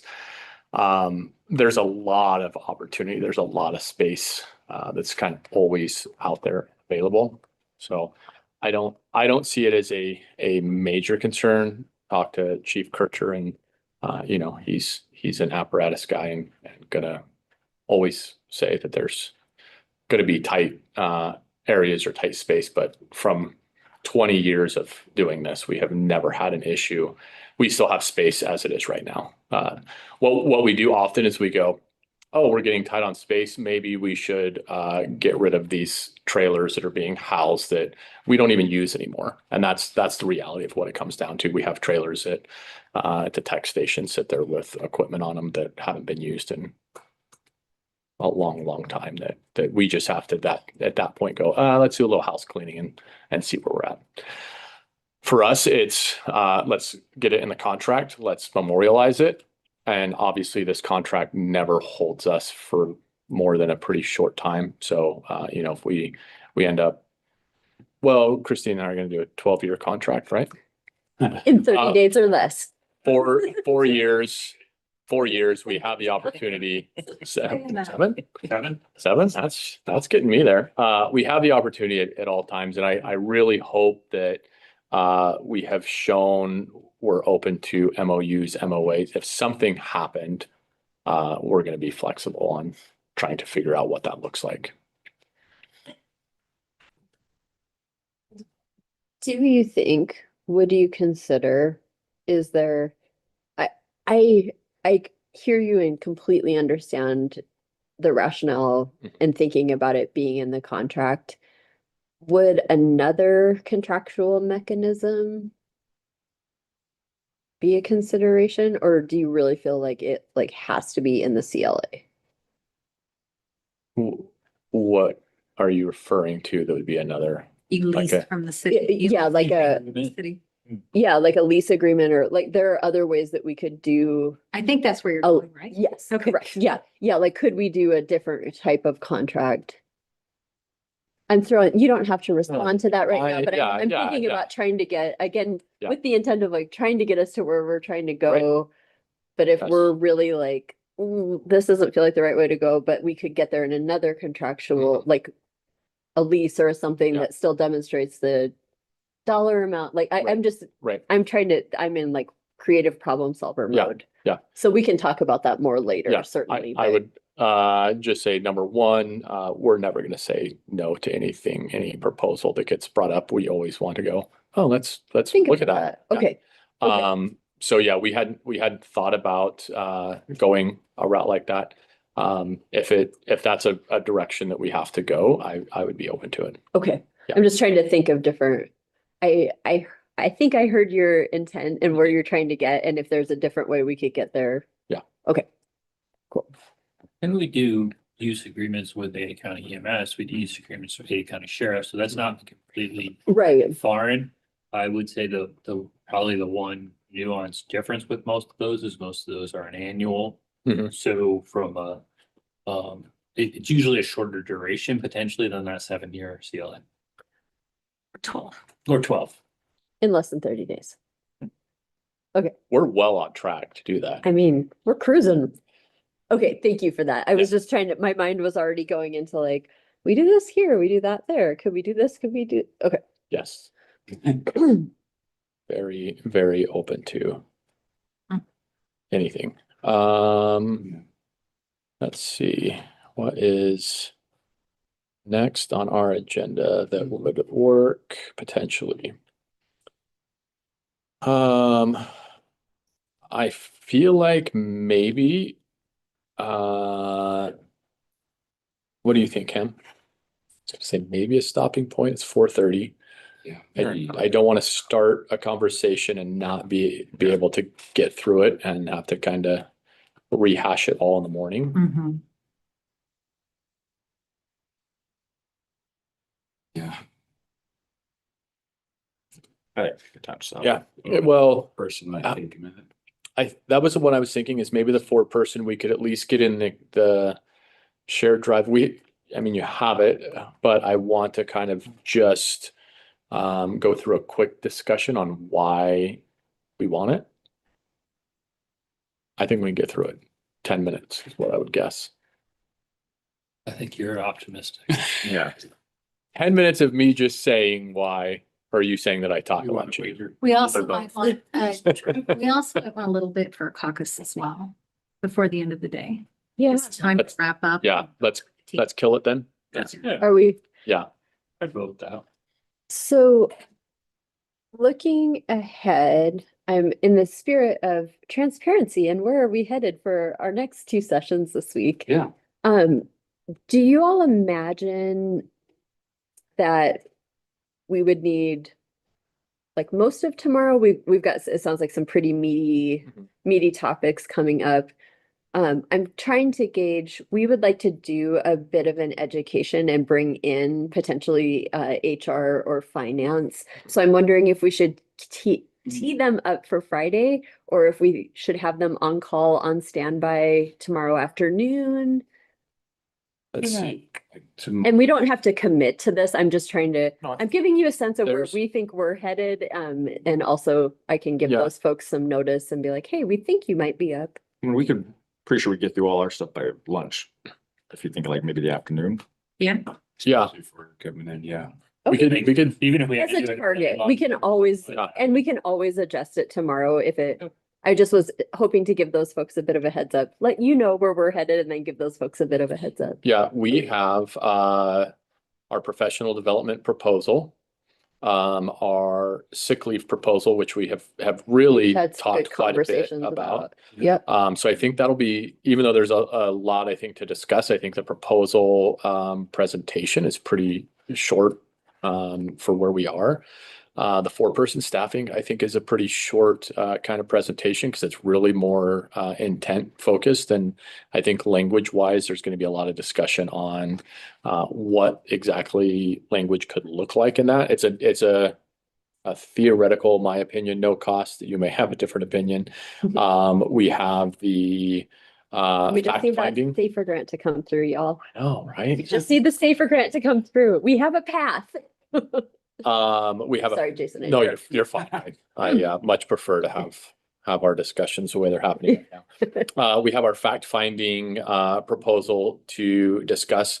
It's very quick, I think, with intent, and then it's really going to be, I think, a discussion for another day that's more involved. The CPI discussion and wages, which those are, I think the CPI one is a context of a concept that we may look at. I would like to definitely bring it up, talk about it. Hope maybe we could get there, but it also may be an introduction of this idea behind it, and then it could potentially get kicked off to another negotiation. I would love if we could really get there. That could get us through a 12-year contract, no problem. And the wage piece of it, Throws that out there. you know? We get a 12-year contract. That's a great way to do it. If we can get the state house indexing property taxes on CPI, then we could get, Right. I mean, Right? there's a bigger Yeah, package here, yeah. everybody. So that's kind of our whole presentation that's left. Okay, I do think that to Cam's point, we could probably get through all of that in the first morning. And also, we don't want to monopolize time as far as if Oh. you guys want to bring some in. We were just like, no, We're to I think flow, this let's- is going Let's really spend- well. Yeah, let's spend the Let's time. we spend the need to. time up Yeah, front. let's Yep. do it. Let's do it. all right. What So- time do we want to be? back Yeah, what time would we tomorrow? like to start? I am good with either the 8 or 9 timeframe. Did you guys think we want time in the morning to get together, and do you want that time in the caucus room at all? If we did a We could 9 do an a.m., 8:30. 8:30 could be great. Yeah, either. Okay, 8:30. 8:30 Give us a minute start. to get settled. Yeah. We Caucus do have meeting. the timing. What's the timing on the video? Does it just say 8 to 5? We'll just put up We- a slide at 8 o'clock that says, Starting Think- at, Starting at 8:30. Perfect. Yeah, we just did the 8 to 5 to make sure that we had the full-time noticed, Right. but we can certainly have flexibility. Okay, within it. that sounds. Okay, great. so Yeah, let's do 8:30 start? Yep. Great. Disney wash at 9. Yes. Make sure to wash your hands before Everybody needs to 8:30. wash their hands. I'm just saying rings. Well, Oh, thank you yeah. so much. I really feel like this was a very productive first day. I love the format. I think we've talked about this in advance, but really understanding the intent and the why. And of course, having thought about these things together before we walked into this room, it feels like we're going in a productive manner and really getting the important, like, what are we trying to accomplish out, which I think will speed us up as we move through the Yeah, next phases. Yeah, I Thank agree. you. All right. Thank you. Good first day. Yeah. Great. So blue M&Ms.